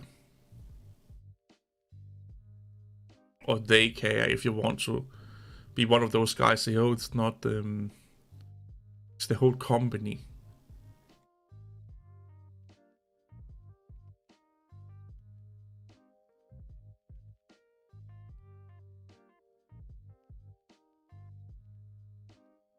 Yeah, it's...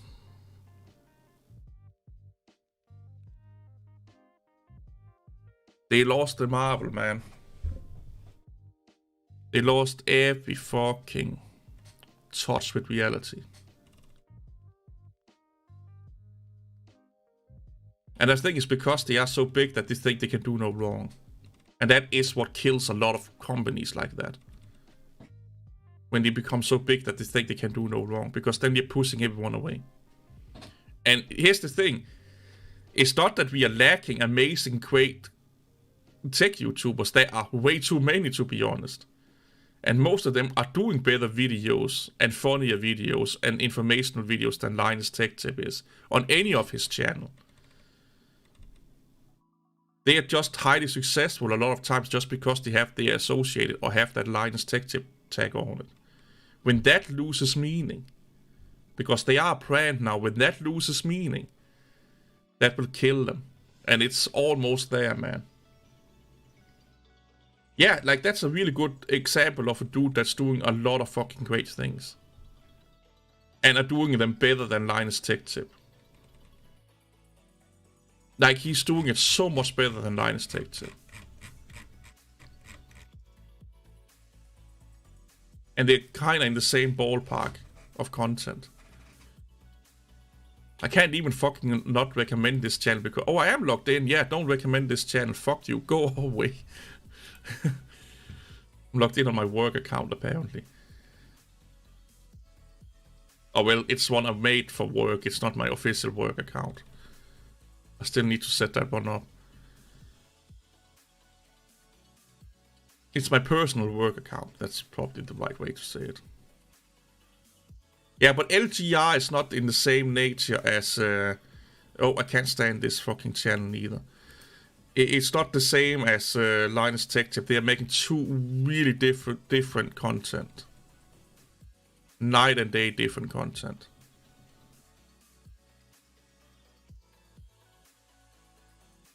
They don't talk to the same audience.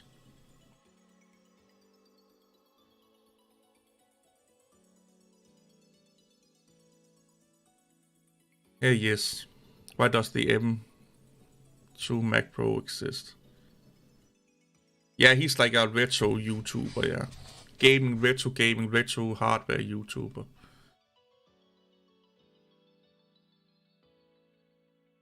Oh, no, there's a lot that compare to LTT. A lot.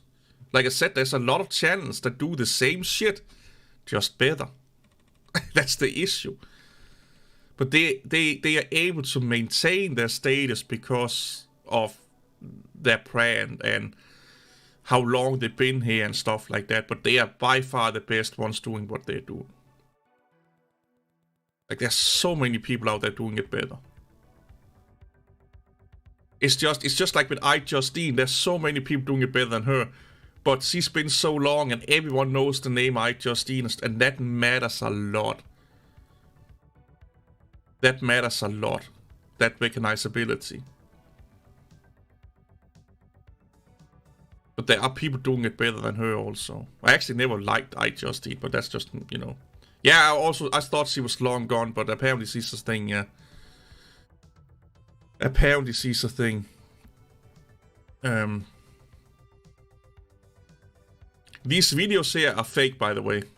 99% of these videos are fake. They found out that they Photoshop and manipulate a lot of those videos. I don't know if they Photoshop, but they manipulate a lot of those videos.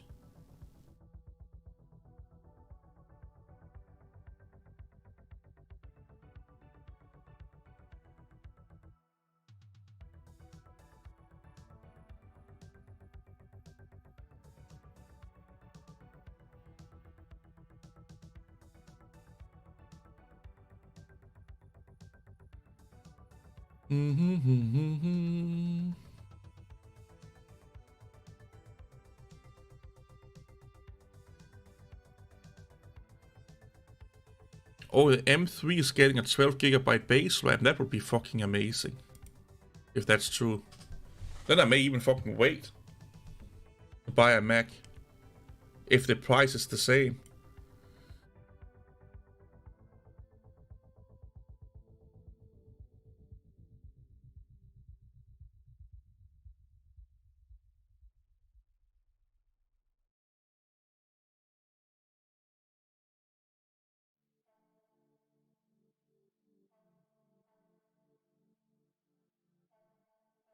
Yeah, Metal Jesus Vlogs is like LTR, yeah. It is Mr. Bean. It's Rowan Atkinson from the a skit show from the 80s, 1980.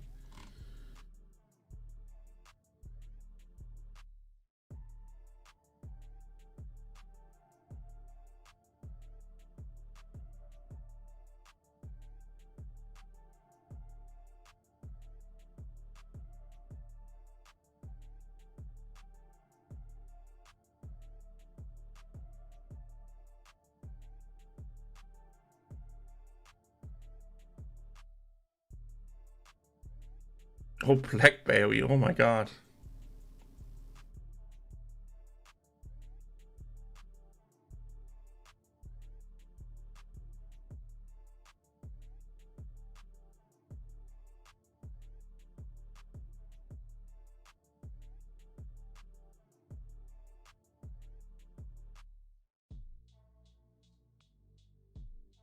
So here's the thing. Here's the thing. Don't think about the storage of any Macs, because you just add external storage to it. That's it. Don't think about that. Just external storage is your friend. The only thing that kinda does it for me with Mac Apple Silicon is the RAM. That it's the RAM and the price they want for upgrade in RAM. That's kind of what maybe will make me not buy it. I don't give a fuck about the storage. Almost everyone is using external storage, either network attached or physical external storage in this day and age. And you just buy a dongle and you just use it that way. And the speed that you lose on it, most people will not have any issue with it, because most people don't transfer that big of files where that speed becomes a massive hindrance. It's the RAM upgrade that gets it for me. It's the fucking RAM upgrade. I could probably live perfectly with an 8 gig, but I know I would always sit and wish I had a 16 gig. And it would probably also make content creation a little bit more convenient and easier. But it's the RAM for Apple Silicon. It's the RAM that does it for me. Everything else I can find other ways to circumvent. But you can't get away from the RAM.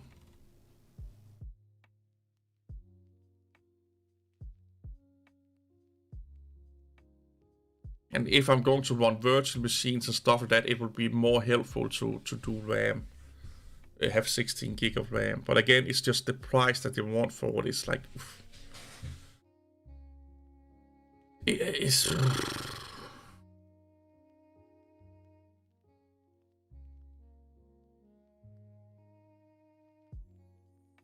It's just really weird.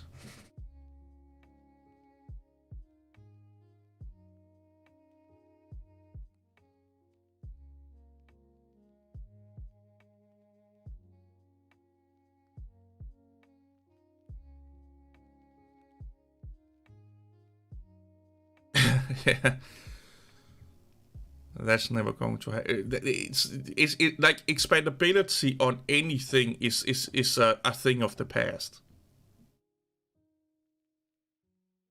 Yeah, but here's the thing. You can boot up a MacBook, whatever Mac machine you want, from an external hard drive. You've been able to do that since 2000 and whatever. I did it in 2008. You don't need the onboard hard disk, or what you will call it, to run your Macintosh. You can run it perfectly fine from an external hard disk. Perfectly fine. Mac OS don't give a fuck. You can still do it to this day.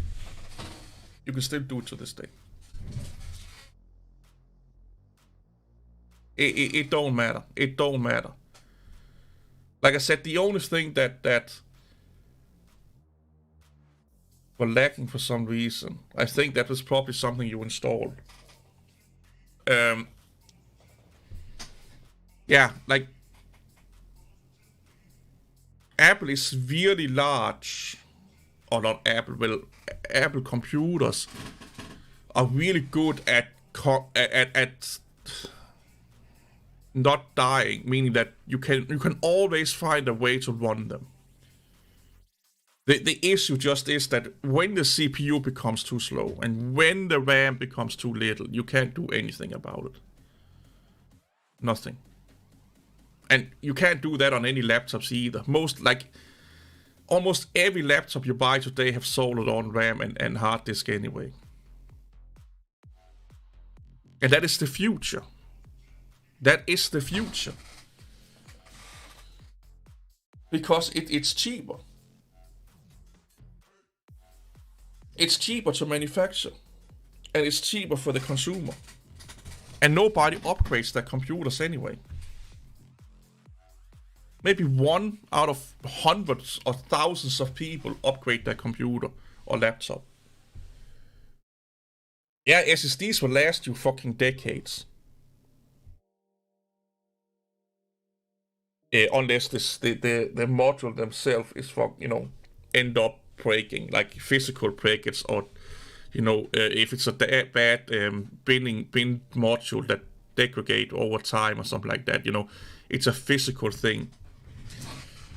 But you need to rewrite and stuff like that for fucking a long time before you get any issues with them.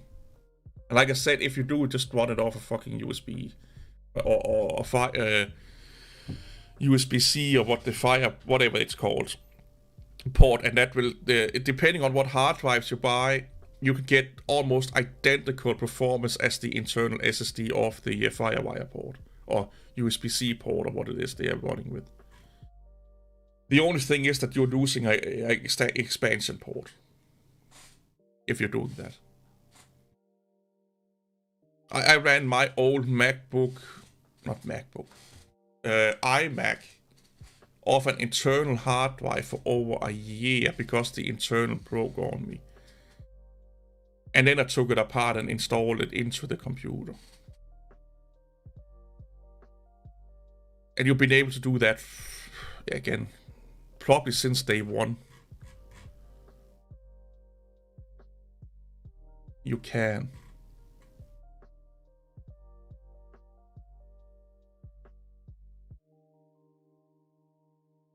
What you can't do, you can't upgrade the modules, because the modules is linked, the firmware is linked to the BIOS.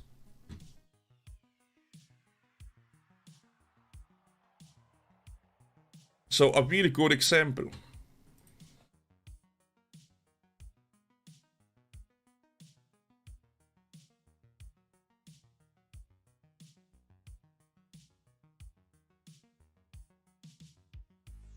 Here, they just upgraded a Mac Mini.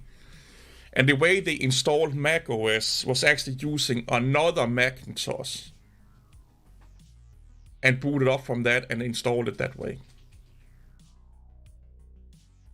It is doable to run from an external hard drive.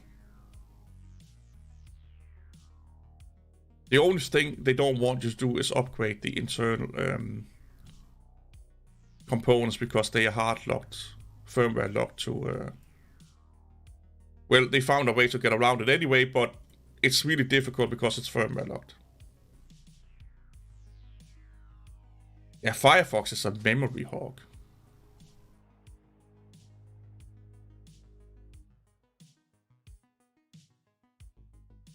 A Toyota from 1990. Techno minimalist. Oh god, is that a new religion?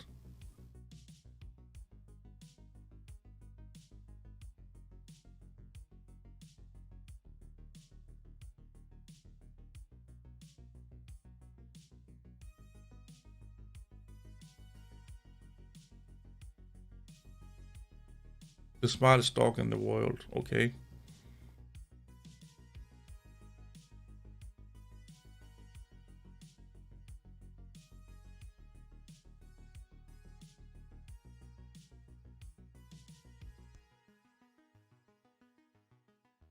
The Legend of Zelda. Oh, that's a dinner. Oh.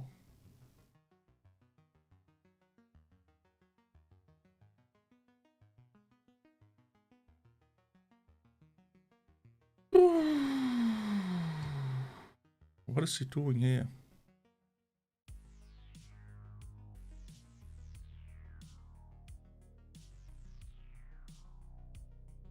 Oh, pancakes.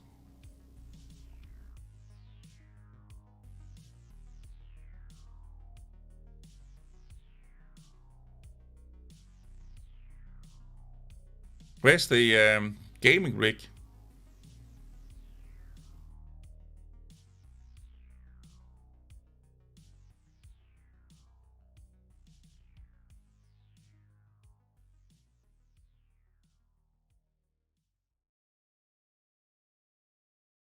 Yeah.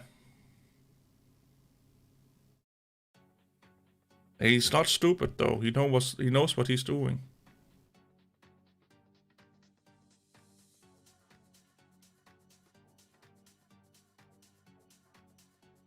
I wish I had a fucking shop like that.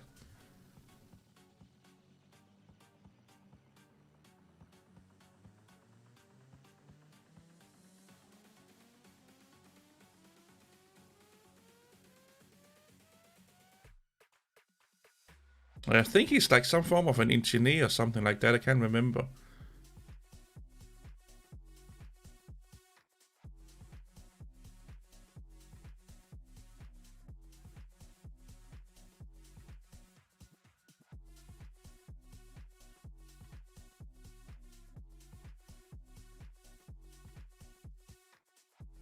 I would love to have seen him fucking fall on his ass doing that. It's probably heavy as fuck. Don't he pre-drill those holes? Probably not. Apparently not.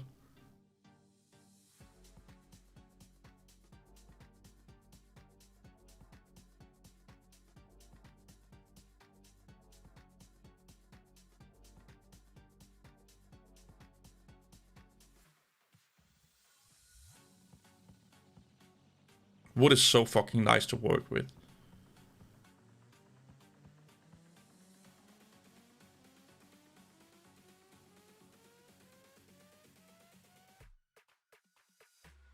I wonder if he's doing it so he can adjust the chain slack.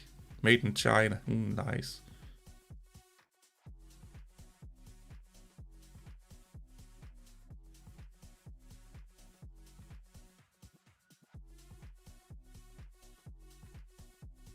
No, he's not. That's not a good idea, bro.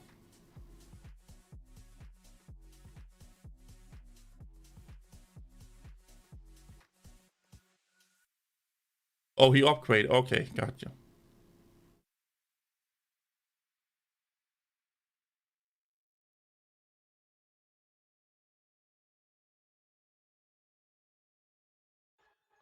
Was that a Leatherman he was using? No, a file.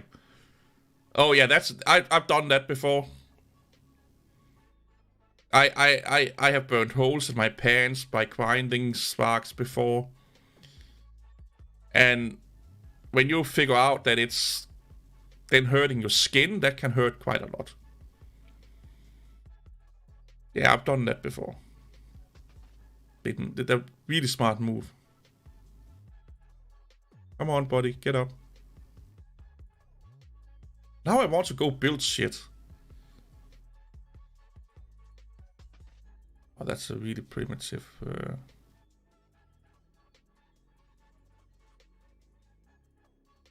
joint. I would have used some ball bearings and stuff like that for those joints. Also, this one over here is crooked as fuck. That could probably be a potential issue. That's almost identical to how it works on a car. It's just bigger on a car. And a truck.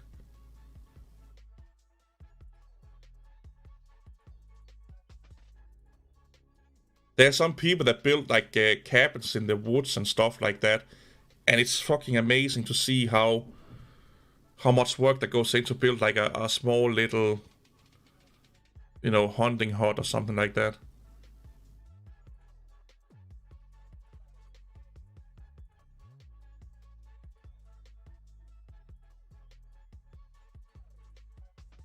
Yeah, that's not...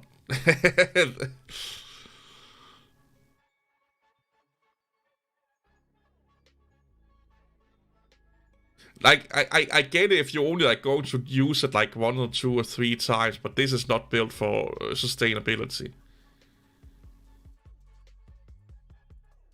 This is not going to work day in and day out, and it's probably only going to be a short lifespan.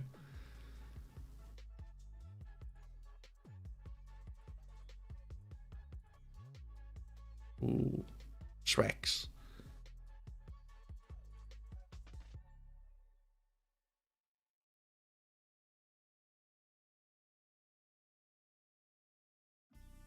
I wonder how much those things cost. They're probably not cheap. It's just like an advanced soapbox car, basically. Yay! We just need some fucking unemployed people to push him around. Who needs electricity? This is the fun part.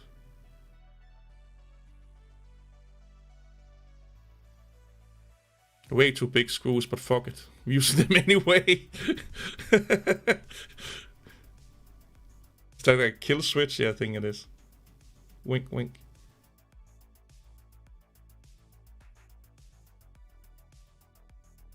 Oh, fire hoses. Nice.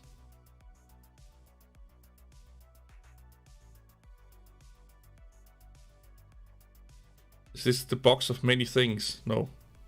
Or it may be a fuse box he's making or something like that.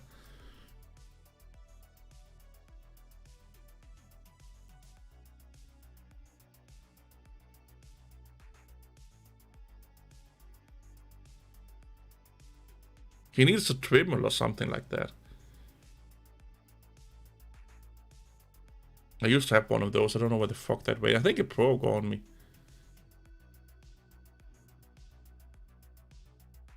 I would love to be able to do stuff like that. Make a channel building shit like this. Have the money to do that. That would be fucking amazing. Like do all kind of crazy fucking projects.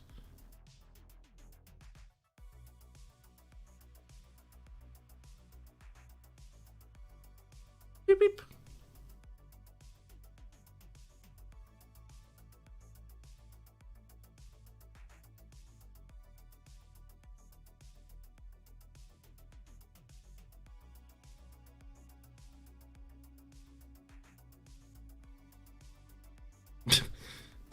Okay, that's a way of doing it, I guess.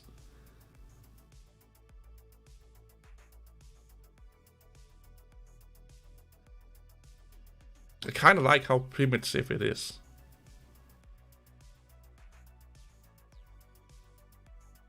Then we just need like a tablet with Google navigation on it and what have you not. Then we have a Tesla.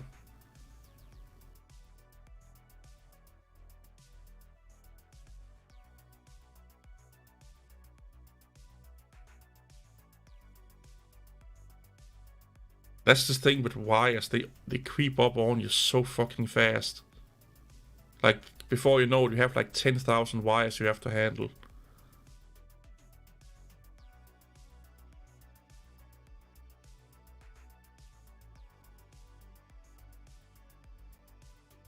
This is this, and we're doing it because this told us to do it.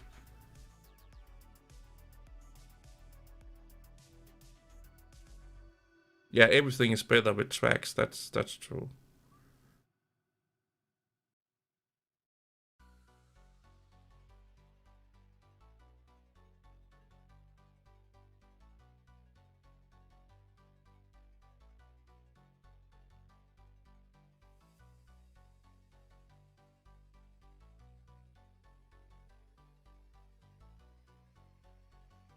He really likes hot glue.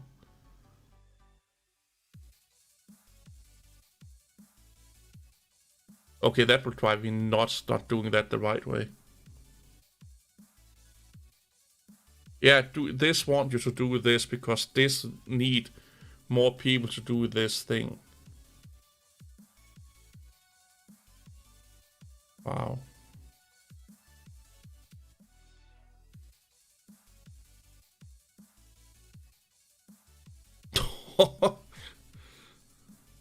I would secure that a little bit more, but okay.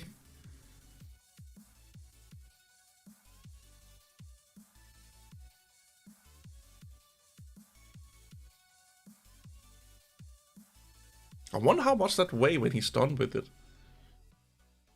Oh, that's a finger cutter if I've ever seen one. You could lose some fucking fingers in that one. Oh, hello.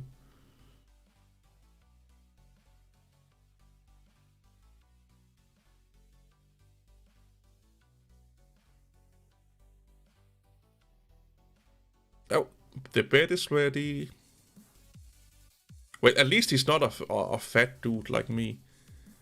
So it don't have to carry that much weight. Whoop, whoop.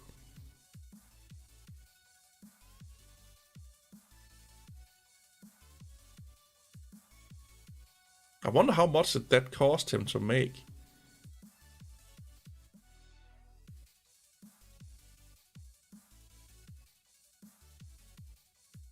Or if that spins around, that will hurt the living shit out of you.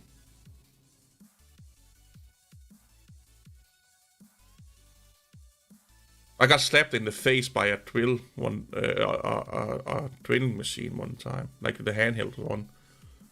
The drill got caught in some metal and it just swung, and I lost my grip because it was wet, and it was just standing there and driving around and hit me in the face. I had to hit it with a piece of wood to get it off. That hurt. One of those things there. Okay, that's a way of doing it, I guess.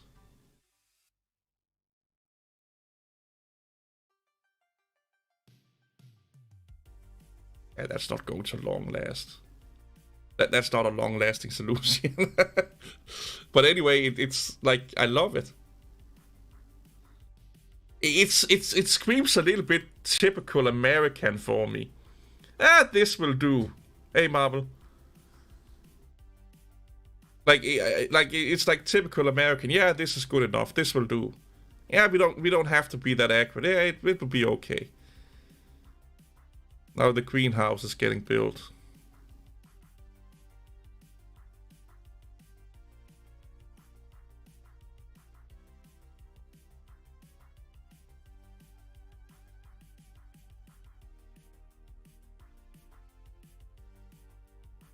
Oh, it needs more duct tape. Yeah, gotcha.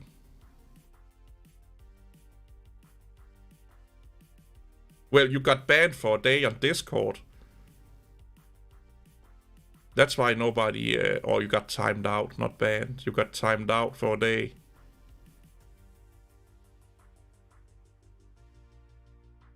Yeah, as long as you behave, you're back now, yeah.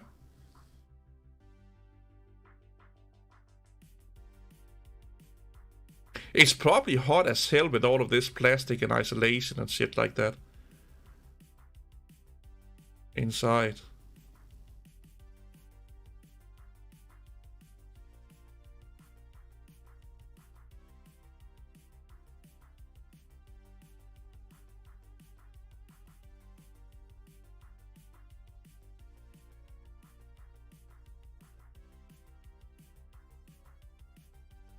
Oh yeah, you probably need some ventilation. You need something to put all those farts out of the window.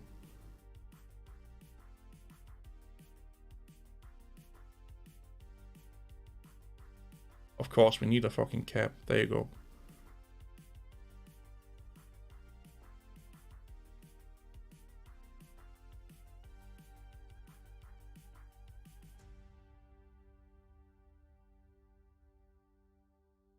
I wonder how much this cost him.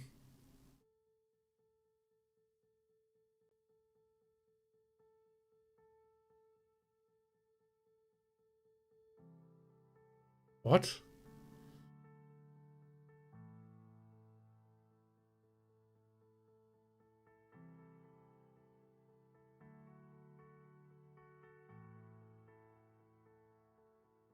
No.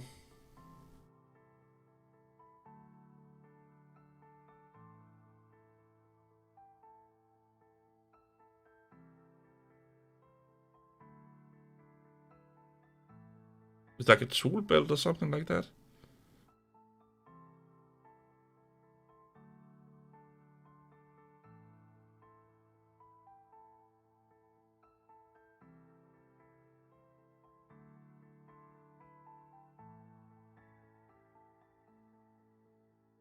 Oh, he did not like that or what? Or did he need a... Yeah, he need the tarp. Yeah, that makes more sense. It's just big and heavy though.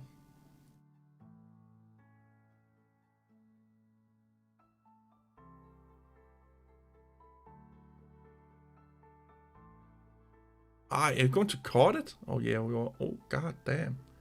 Well, they are not that expensive, but still.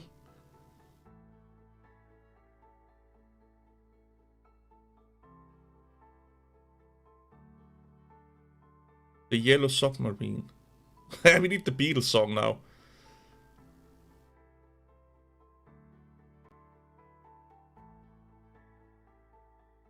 I thought it would just double it over, you know, like put it over twice to, and then, you know, make it extra thick.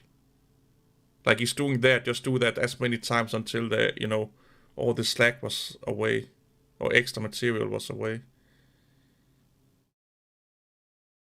Oh, that's the fan, yeah.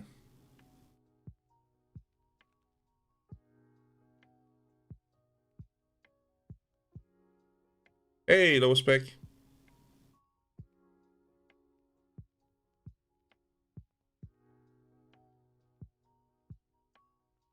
Yeah, I don't know how it's. I don't think it costs as much as we think it would, to be honest.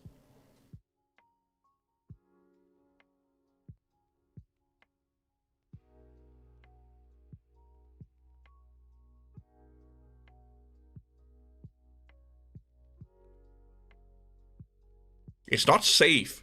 Like, you don't want to hit anything with it, but I think it's cheaper than we think it is.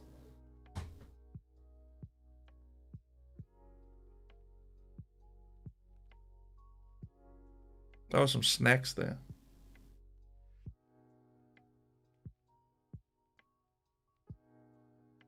He's doing this as an intellectual exercise. That's why he's doing it, not because he wants to do anything efficient.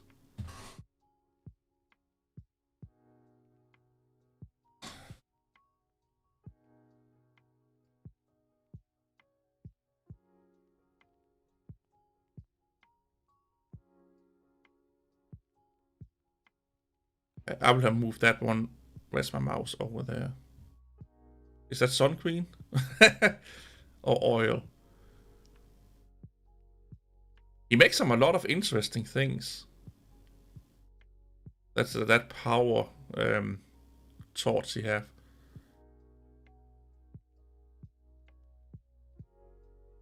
I bet it's probably cozy as fuck to sleep in. Like you feel all nested, you know, like. Yeah, it's a flashlight. That's a torch is also a flashlight.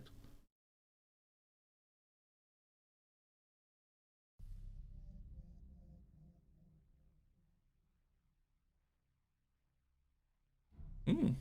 Pasta sauce. Is he making pizza?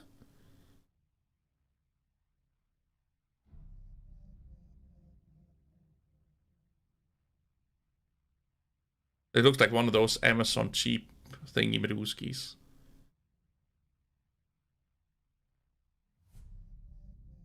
Oh, there's light in it. Cool. I don't like that. Well, you can put something over the battery in case of rain, but it's still. I'm not comfortable with it like that.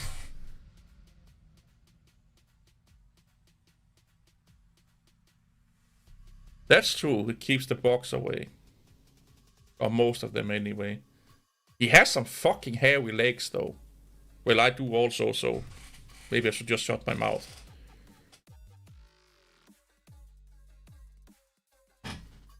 Oh, my leg is itchy. Whoop.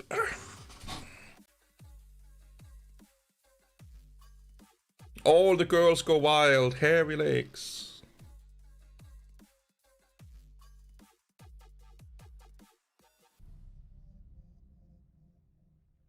It would probably be nice if it was raining also. You could listen to the rain hit the top.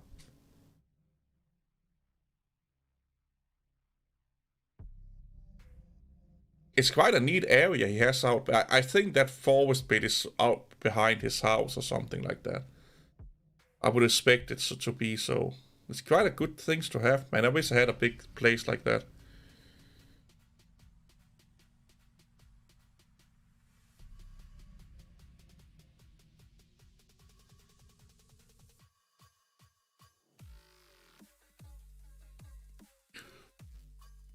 Oh, God.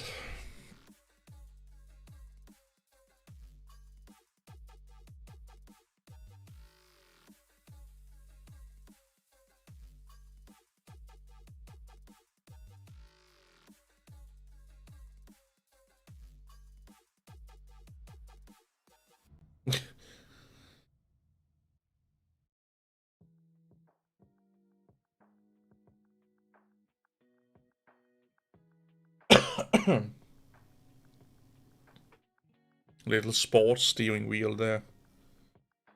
It's really overgrown. Whoop.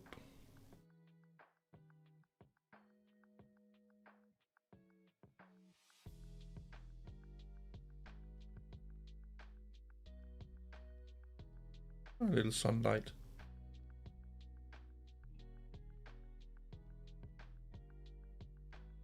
Yeah, I will go soon also. I'm getting a little bit tired. I think after this video I'll be logging off. Maybe find a video about someone building a shed in the woods or something like that and watch that before I go to sleep. Is that a little pond? I think it is.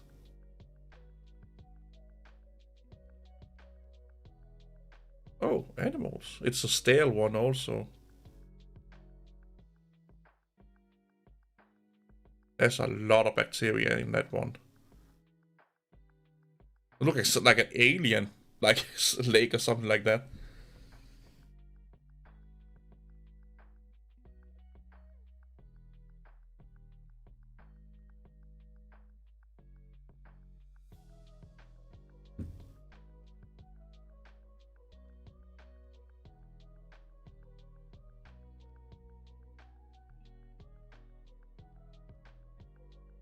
Yeah, drink from that one, you'll be sick.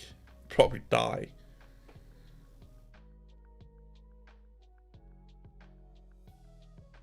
Oh, hello, creature hole.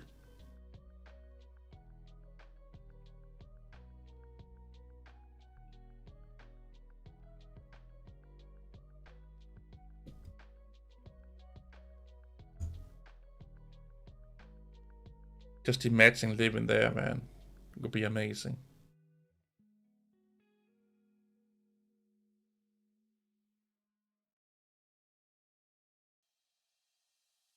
Apparently also really hot.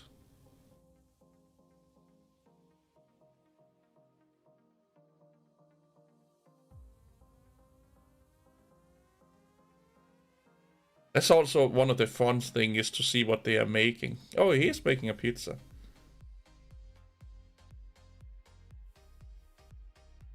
I need to get me one of those pans.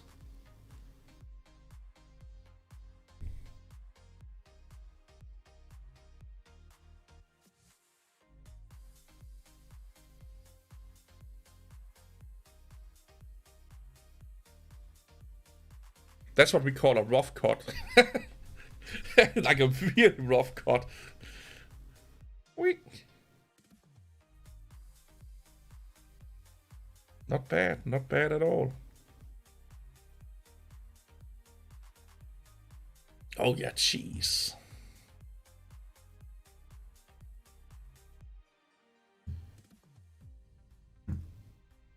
Some sexy socks he has there.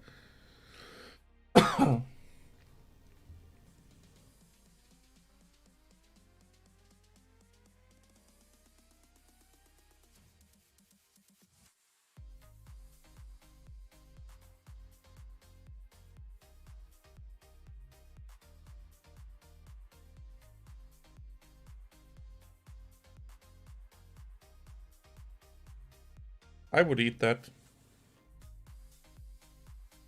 This would not be enough for me. They will be hungry as fuck in 5 minutes.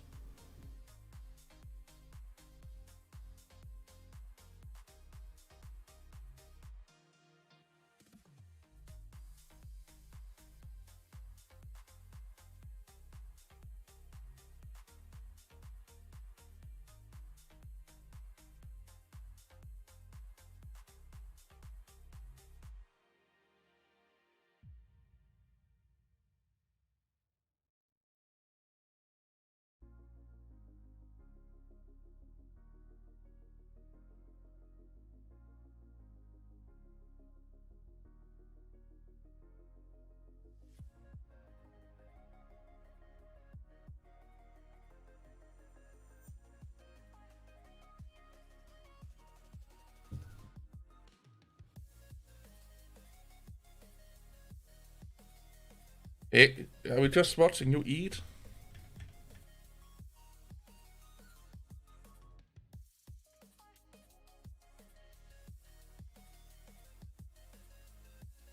Yeah, take care, man, and have a good one. I think I will do the same. I think we're just watching him eat and do shit right now.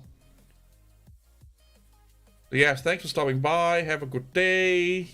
Hope the week will come fast for you all. And oh, you should do it the right place. See you all later, man. Hey, remember there are free games on the